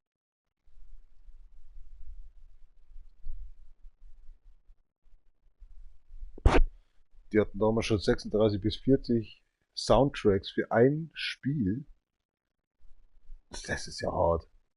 Ja, ich hab mir das über die Xbox damals wirklich gern angehört. Da gab's ja diesen Homebrew oder so bei Xbox, wenn du das gechippt hattest. Brutal. Und ich konnte mir das als MP3 damals als erstes an. MP3. Nicht als, wie hieß es damals da noch? Ah, hab's gleich. Dauert ein bisschen in meinem Gehirn. Was war vor MP3? Ich habe da so viel konvertiert über Irwan und was weiß ich nicht alles. Ja, Alter, bin ich ja geistig da oder so? Nicht Abi, na sag schon. Was war vor MP3? Und das habe ich immer konvertieren müssen. Ich bin komplett schon weg. Ja, das war auch dabei. Definitiv. Nee, echt jetzt. Scheiße, Alter. Ja, was zum Teufel? Was für gute Musik, Alter. Oh, das war das erste, was ich gemacht habe. Mein erstes Profilbild, oder besser gesagt, mein erstes, wie sagt man dazu, Coverbild. Das mit dem blutenden Mund, wo ich die Augen noch blutig gemacht habe. Das will ich nie vergessen. Meine erste Kamera. Da war ich höchstwahrscheinlich gerade mal, was soll es gewesen sein, 13, 14 Jahre alt oder was. Was zum Teufel? So eine richtigen billigen Kamera, die gerade mal 144p hatte oder so.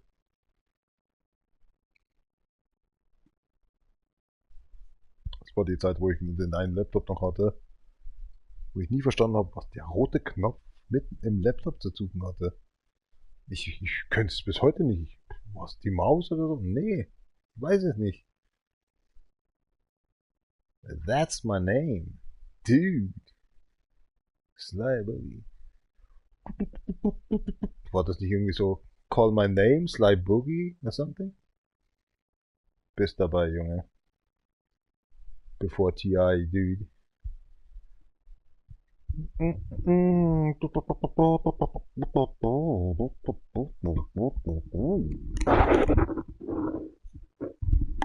Jawohl. Rein die Dröhnung so. Dass da immer noch jemand zuschaut. Respekt. Dankeschön.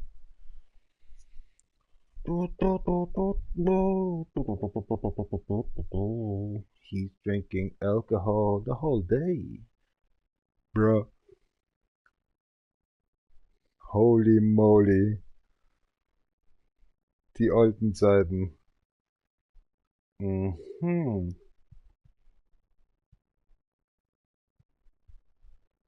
Mann, oh Mann, da brauche ich gleich einen Schluck Tequila.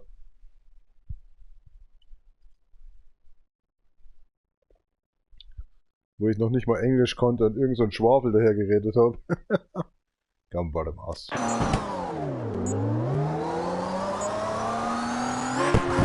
Po. Lassen wir das hier nicht schon?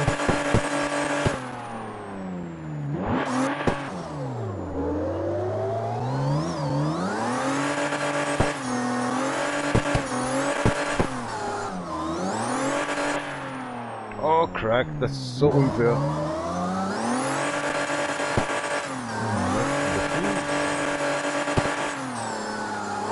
Kriegen wir schon. Was brauchen wir denn? Das ist okay.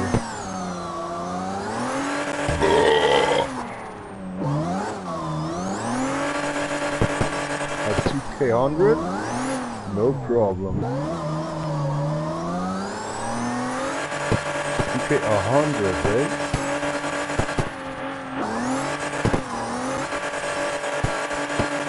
Weiter wollen. Wird schon werden irgendwie oder so. Umleitungsschild schon wieder kehrvoll. Muss ich in Österreich oder Schweiz handeln oder Liechtenstein. Alter, wir 17K schon.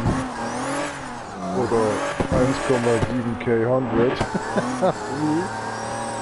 Finde ich echt geil. Langsam.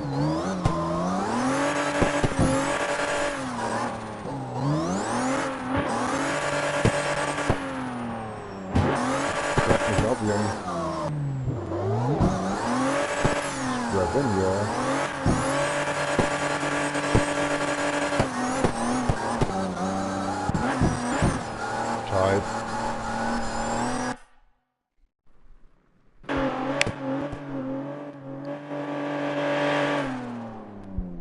Wir sind letztlich mit 420 überboten. Das erinnert mich schon wieder an meine japanische Zeit. Tight. Alter, wie konntest du da nur?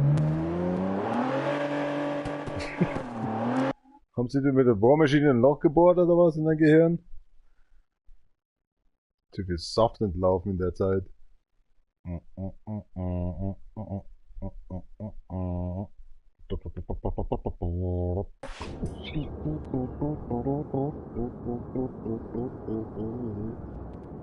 Ja, aber sowas am Flug. Gott, das Auto, das braucht irgendwas. I have a question.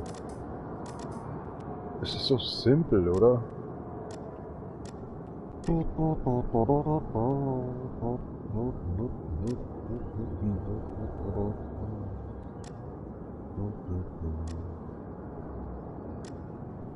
Das brauchen wir, alles gut. Frage. Antwort. Schaut das nicht schön aus? Aber das sehe ich nicht mehr. Das hat nichts mehr mit meinem Account zu tun. Halt, Moment mal, wir sind auf der Nation TV Account, oder? Red? Wo ist denn das andere Zeug da? Das komische Dingsbums da. Moment, wir haben hier Rot schon mal dabei. Knallt. Dann sollten wir... Was machen? Das schaut doch bescheuert aus.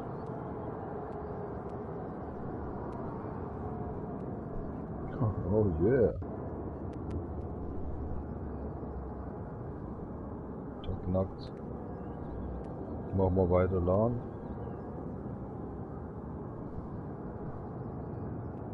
Da ist dieses Orange drin. Und der Guyver merkt, ich sehe ohne Scheiß, ich sehe nie was going on.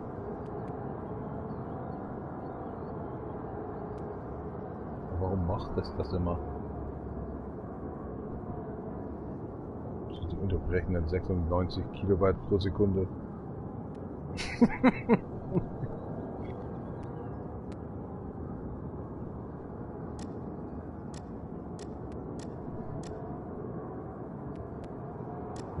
Nee und nö und überhaupt nö und gar nicht geht gar nicht. Alles cool. Ich nimm nichts an. Über einen Streifen durch die Karre, aber hey, wir haben uns an Deal eingehalten. Jetzt kommt doch die 350. Ich kann das Wort BI schon nicht lernen, Alter. Das ist so fies. Ich sagte B1 THC. Komm schon. Das kann doch nicht funktionieren.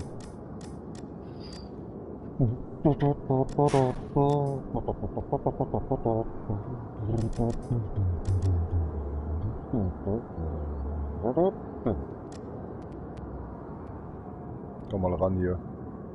Geht das? Moment, ich muss neuer. Okay.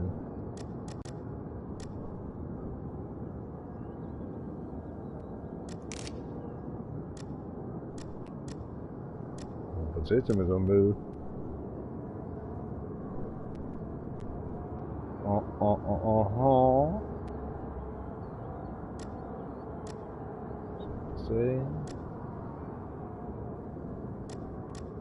Oder wie ging das jetzt nochmal? Das ist ja alles wieder neu, ne? Da kriegt voll die Krise.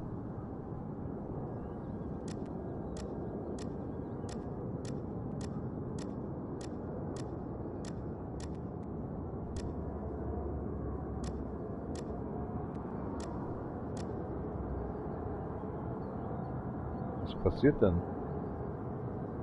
Kann ich? Kann ich nicht? Moment, du musst draufgehen. Drücken wir mal. Passiert? Passiert, passt.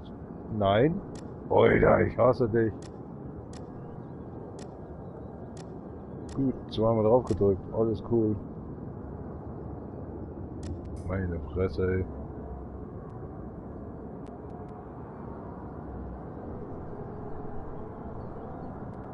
It's no dead on me.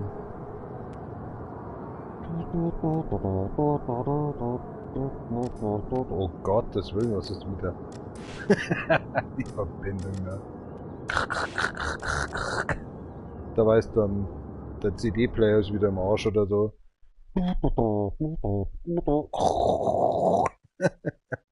ist ein TI eigentlich? TI ist hier nicht drin. Schade. Machen wir es uns doch einfacher. Schreib mal aus, TI. Nein, nicht Techno, Alter. Was ist das denn, ey? Da hat ein Punkt drin, oder? TI. Schauen wir mal. Ja, da ist er doch. Da ist er doch. Wow, der produziert heute noch 10 Millionen Leute monatlich. NBA Youngblood. Oh, no way. TI. Einfach TI.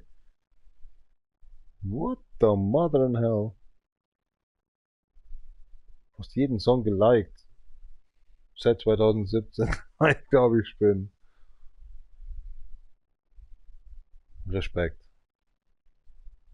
Der Typ, ne? So, ich bin mal ganz kurz raus und mal auf Toilette. Sonst frieren mir meine Eier ein, weil langsam friert alles gerade. Schafft man doch, komm schon.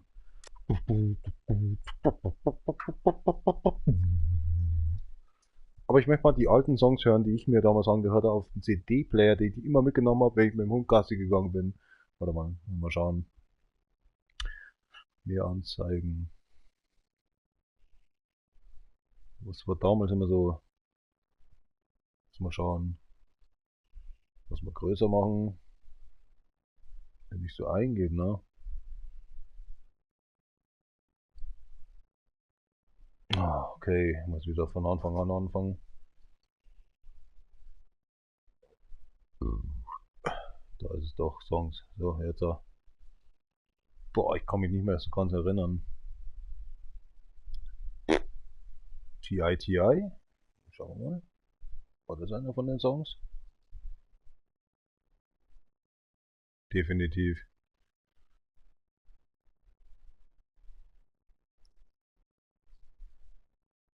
Nee, das war keiner von den Songs. Na, das auch nicht. Mag sein.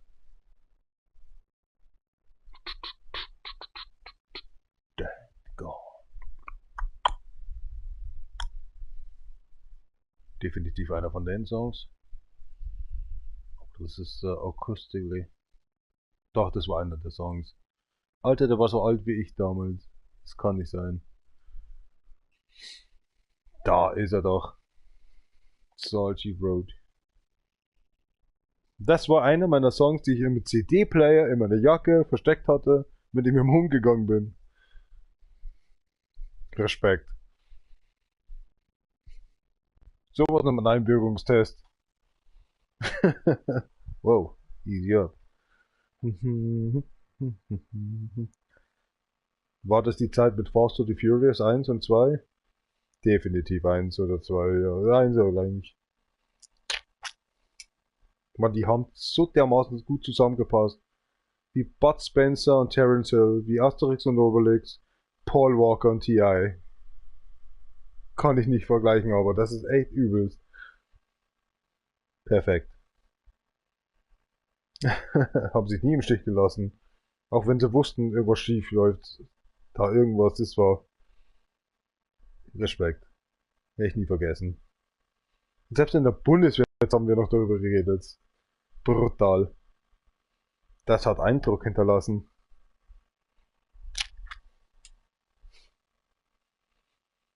Muss ich das auf Englisch jetzt unbedingt sagen? There was a lot of impressions about T.I. and Paul Walker. Definitely.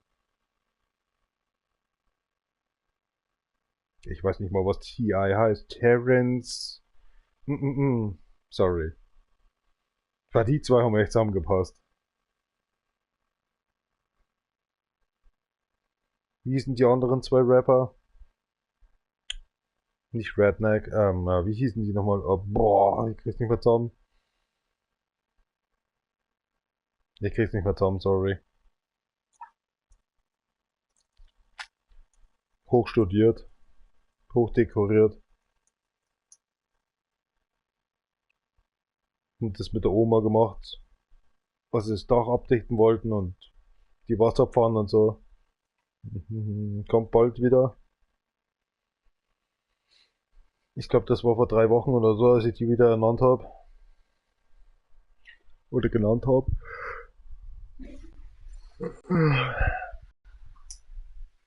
Na egal. Hey, ist da Eminem dabei? Was ist denn hier kaputt? Da kannte ich den noch nicht mal.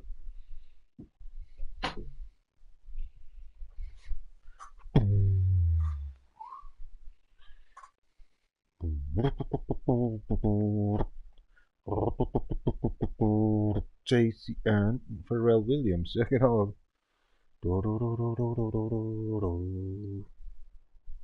Ja, ein bisschen was anderes hören.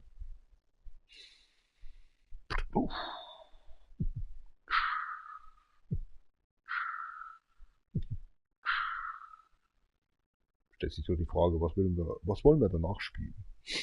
Ich meine, ich bin noch wach.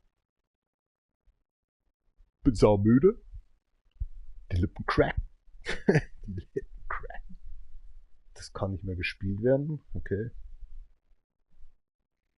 Fist oder Mortal Kombat? Oder einfach ins Bett gehen und sich mal am Arsch lecken lassen. Also ich meine, im Traum. Also ihr den Arsch, aber nicht meinen. Also können wir dann... Nicht schon wieder. Nicht jetzt schon wieder. Das ist ein neuer Tag. Von Arsch zu Arsch. Titicaca. Was ist da los? Das ist ein schöner Song.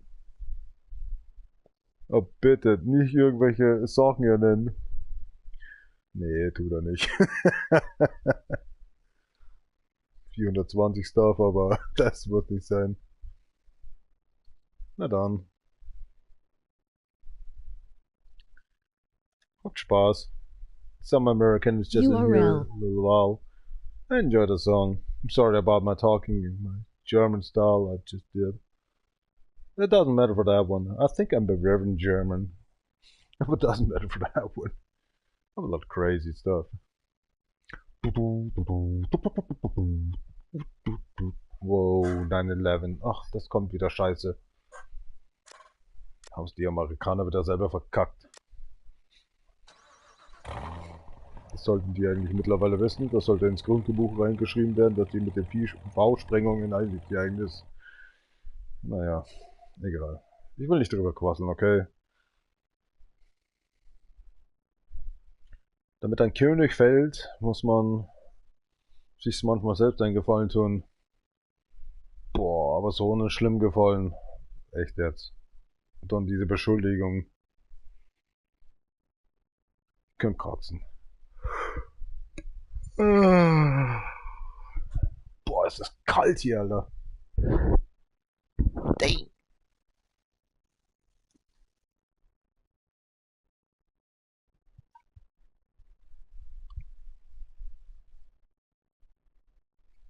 Es würde dir jemand das Blut aussaugen und dich stoppen.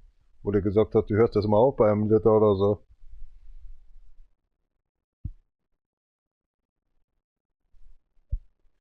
Ja. Jetzt weiß ich auch, warum ich so gute Augen noch habe.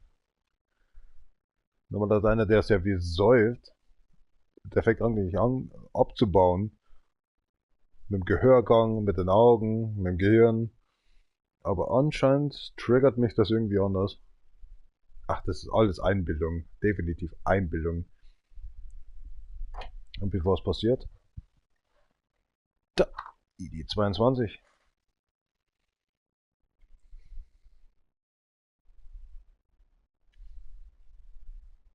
Krass, Alter.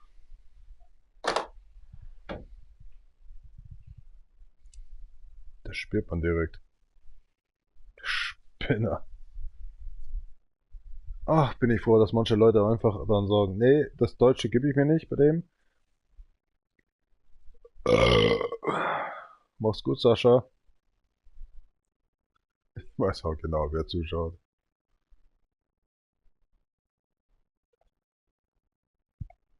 Aber ist mir egal. Die rühren sich auch nicht.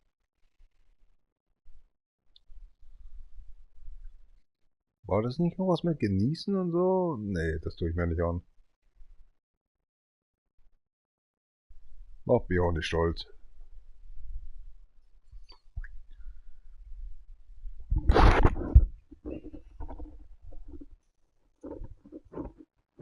Ich weiß, mein Kader schaut mir ab und zu.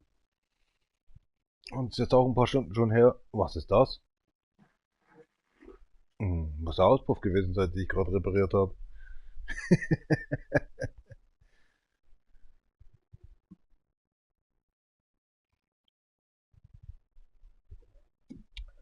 Du, die Zigarette ist wieder bei 1 Zentimeter. Was machen wir denn jetzt?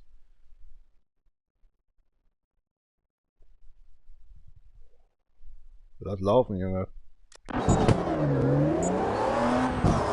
meine, das Spiel.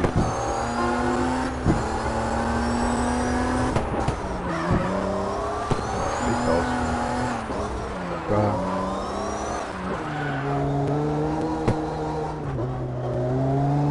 Speed.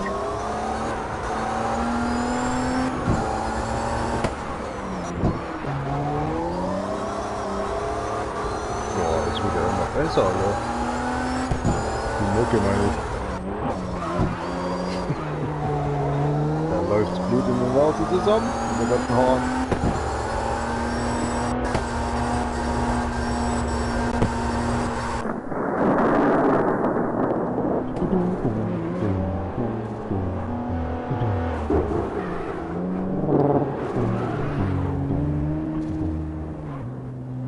Dankeschön. Troubled Man. Der Typ hat's weit gebracht. Was ist aus ihm geworden eigentlich? Viel abgehangen, das Feuer, oder? Keine Ahnung warum. Ich habe die Klasse abgeschlossen oder so. Ich glaube, wir sind durch. Was haben wir geschafft? Mhm. A 1700 VS, a 350 extra time attack, 255 extra in the online mode, a lousy 4900. Ich habe schon wieder versucht 490 zu sagen. Was ist das? Oh, Kyber Mag. Is it a 9K? Or is it a 6683 kilometers? Of course this. Strange line. Ja, es wird an der Zeit, das Auto zu ändern. Ich habe so richtig die Schnauze voll. Wenn ich sehe jemanden, der hier ist, hasst. Boah, da ist er ja wieder. Googly Eyes. Dragon Googly Eyes. Hello. Dang. What a fine ass car.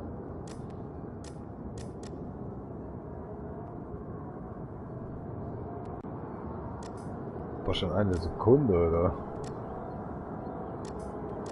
Da brauchen wir ganz gewiss nichts ändern. Ah, ich muss aber hier irgendwas tun. Es ist aber auch noch so lang der Weg.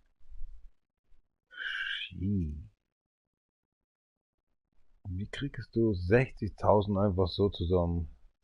Gibt's keine Lösung. Lass mal was gucken. Einfach zum Spaß.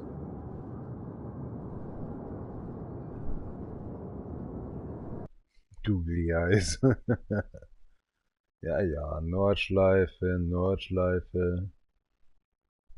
Da guck mal an, da ist doch jemand.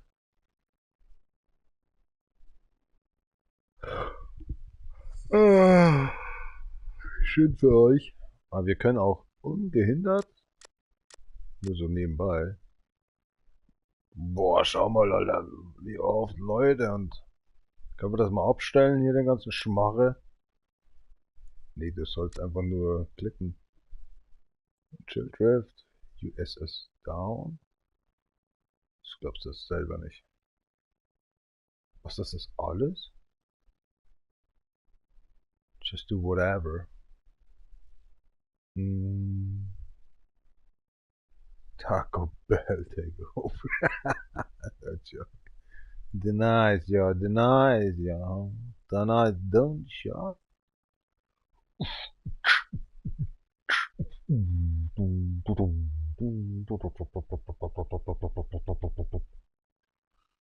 How boring is that? You was washed. Oh, crack. Students. Wild and wet and come on.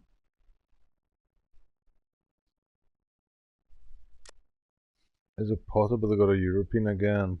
Dozo. Schleit.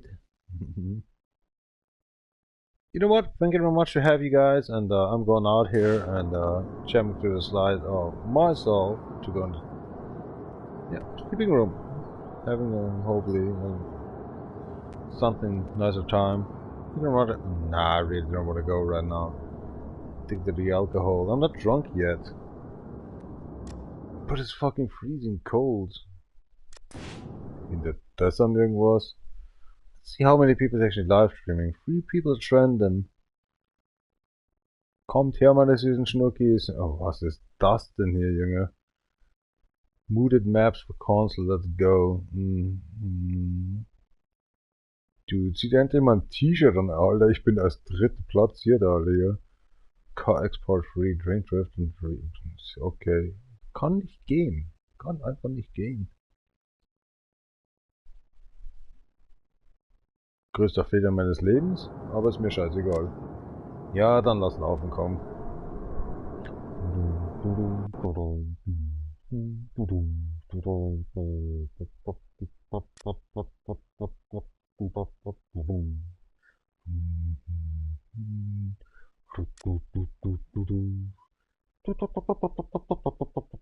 Afrika.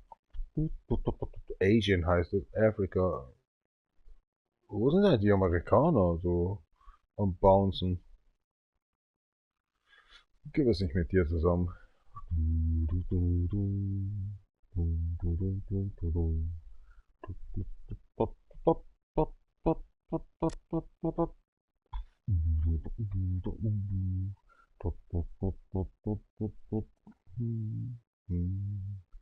The very base, ey. Ei. Red Rock. Wie langweilig wird's denn noch? Nee, also ich glaube, ich gehe jetzt wirklich langsam ins Bett, weil es wird langsam langweilig hier.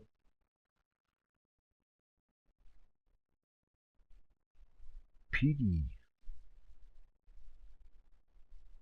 Na, ich gehe ins Bett. Machen wir so.